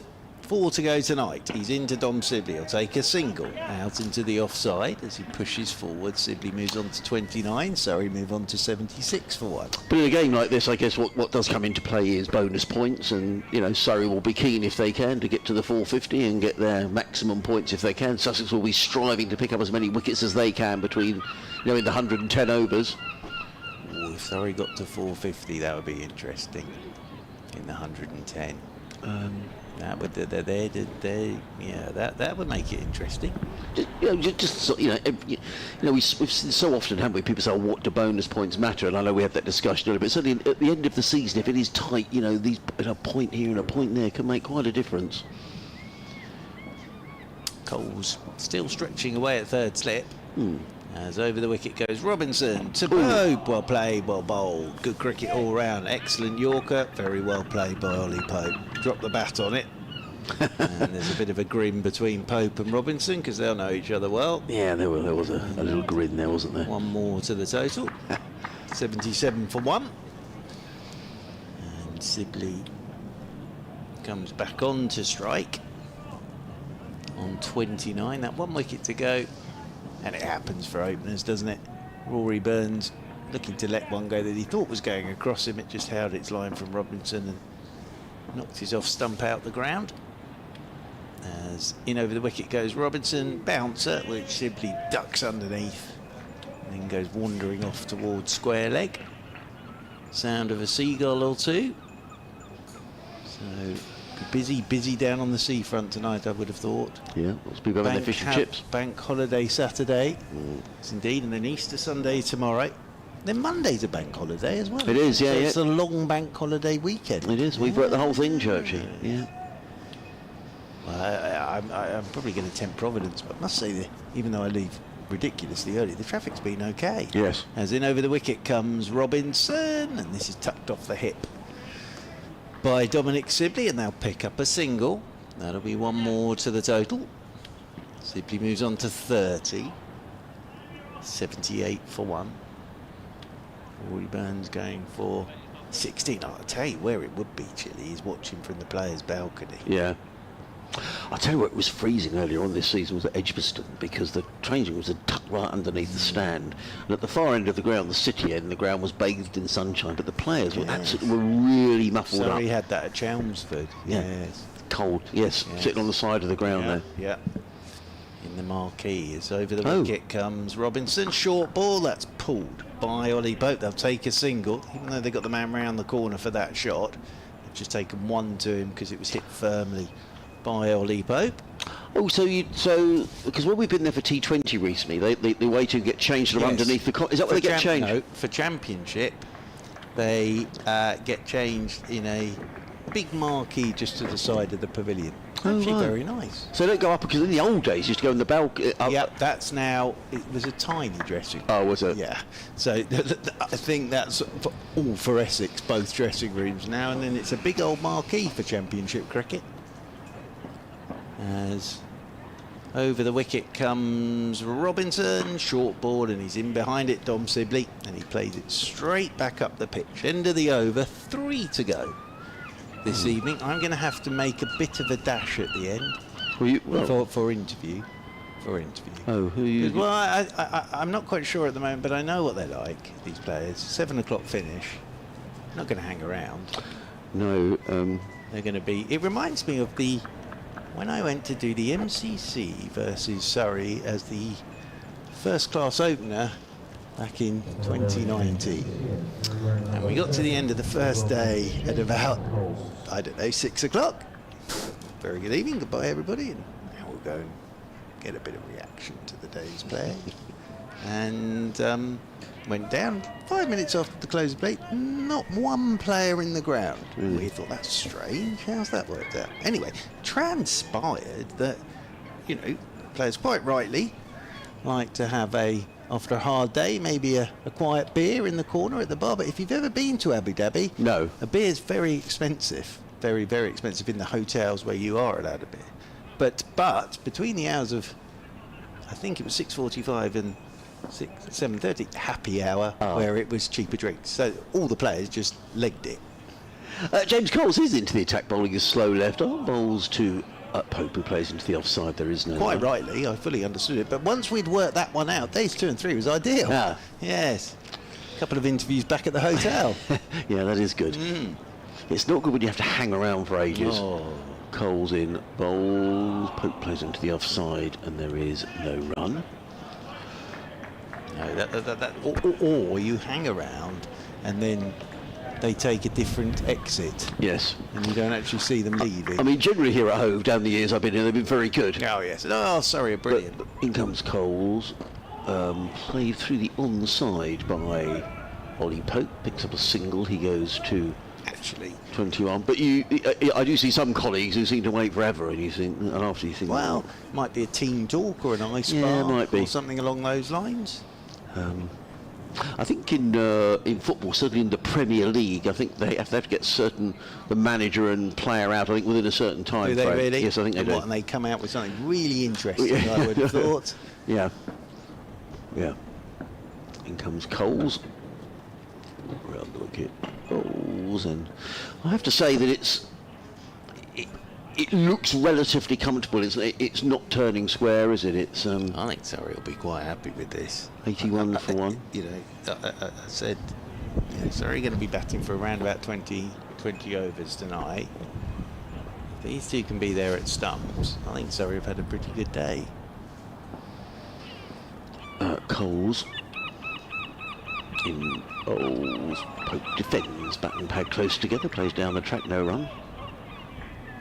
So, and the other thing is that Sibley Burns opening partnership have had to go out and do this on so many occasions. With Pope and 3, they were never going to protect Pope. Coles in again, but drives. Coles fields of his own bowling. There is no run. End of the over. So 2 overs to go. 81 for 1 are Surrey. Ollie Pope on 21. Dominic Sibley on 31. And the final over of the day is going to be... the penultimate over is going to be bowled by Tom Clark, who's going to come down the hill from the Cromwell Road. So Surrey are going at 4 and over, which is about right, because that's what we saw Sussex doing in that first hour yesterday. But then Surrey pulled it back. And I think Sussex today were going at about 2.5. Yes, they were. Which is a terrific effort with the ball from Surrey, from the platform that Sussex had coming into today. If they hadn't done that and hadn't bowled with that discipline in the fields that they set, Sussex could have been 600. yes, And that changes everything then. But actually 435. Interesting. I think it's interesting. This 81 for 1, and it's going to be Dominic Sibley on strike. So Clark into the attack from the Cromwell Road end. Come down the slope, he will. Robinson's bowled nicely tonight. Clark right arm over the wicket to Sibley. Shout for LBW. He's not going to get that. Always going down the leg side. More a clearing of the throat before the close of play. Yes. There from Tom Clark. Yeah, that was not out. But Tom Haynes stood up there at a wide mid, and I thought he played really well. He did. But I thought Surrey bowled very well to him as well. But he showed that he's got it all worked out. He really has. Knows his game now. Very impressive. As Clark is in, and Sibley lets this one go outside his off stump. And that's taken by Simpson. Moving away to his right-hand side. Oh yes, Tom Haynes will score a lot of runs in First Division cricket. Well, I hope so. He's obviously spent his career playing in the Second Division, and it's a big step up. No, as I say, he looks to me like he's got his game worked out. As in over the wicket once again goes Clark, too wide outside the off stump. Sibley's going to have absolutely nothing to do with that. Yes, this is where Sean Hunt would have been terrific for Sussex, because Finn Hudson-Prentice, Tom Clark, Danny Lamb are all right arm over bowlers, so it just gives you that little point of difference. Does Sean interesting, talking about players in the First Division, if you go up to Test cricket, as over the wicket once again comes Clark, and this is just tucked off his hip for 4 by Dominic Sibley. Anything on his hip normally ends up going on the bat over the boundary rope, so Sibley moves on to 35, 85 for 1. But what coaches always say, or those that know exactly what they're talking about, they say, how do they play the short ball against a quick bowler? How are they playing that? And how do they play spin? That's the 2 key things. How do they play good spin? And how do they play quick bowling when it's short and at your head? Yeah. And it's a little bit the same in the First Division. And the other thing I would say in the First Division is, with the bowling attacks normally there's no let up. As in over the wicket again comes Clark, and forward goes Sibley. So there's no let up. Whereas I think at times, probably in Division 2, you get past the new ball and the opening pair, and then there is... Yes. There is totally. But yes. in the First Division, that you don't get that. So Yes, there is no let up, really. Yeah, it's certainly not to diss the Second Division, Oh, not at all. But you're absolutely right.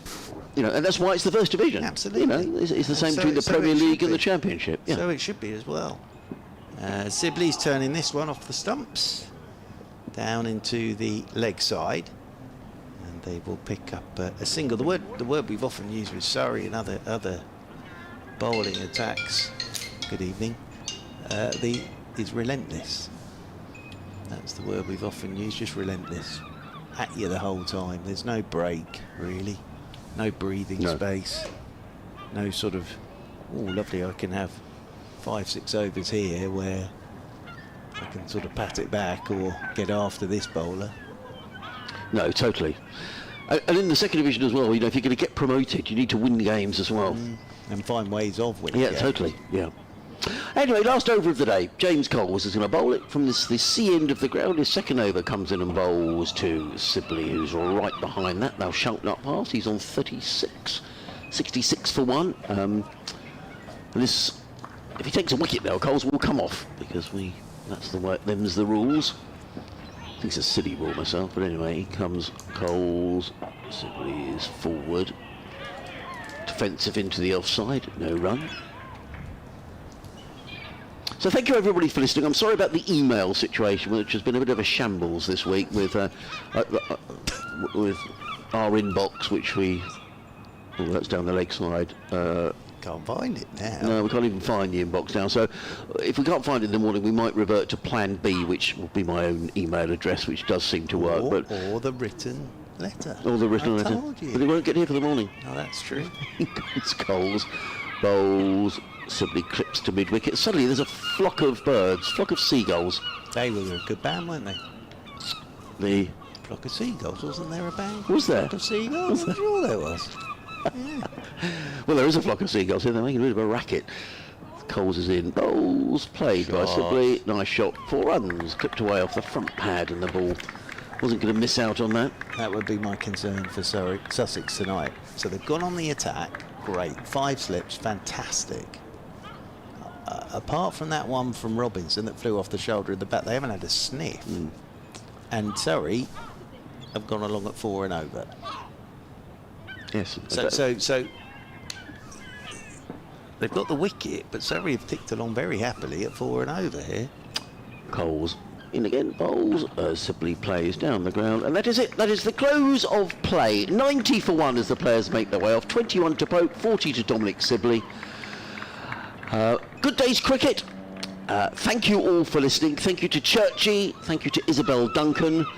Just final thoughts, Churchy? I think Surrey have had a good day. I think they bowl with great discipline and they bowl to plans, and Sussex have the runs on the board with 4-3-5. I think what would concern Sussex tonight is, yes, they went on the attack, but as I say, the slips didn't get a sniff. And Surrey have ticked along quite happily at 4 and over. It makes it interesting for tomorrow. It really does. And I still think it's a good pitch to bat on. Robinson bowled nice. We've got a couple to bounce. I think tomorrow will be interesting. Well, let's hope so. Easter Sunday beckons.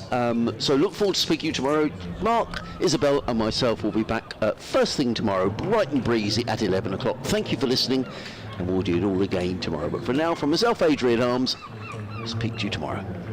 And good night.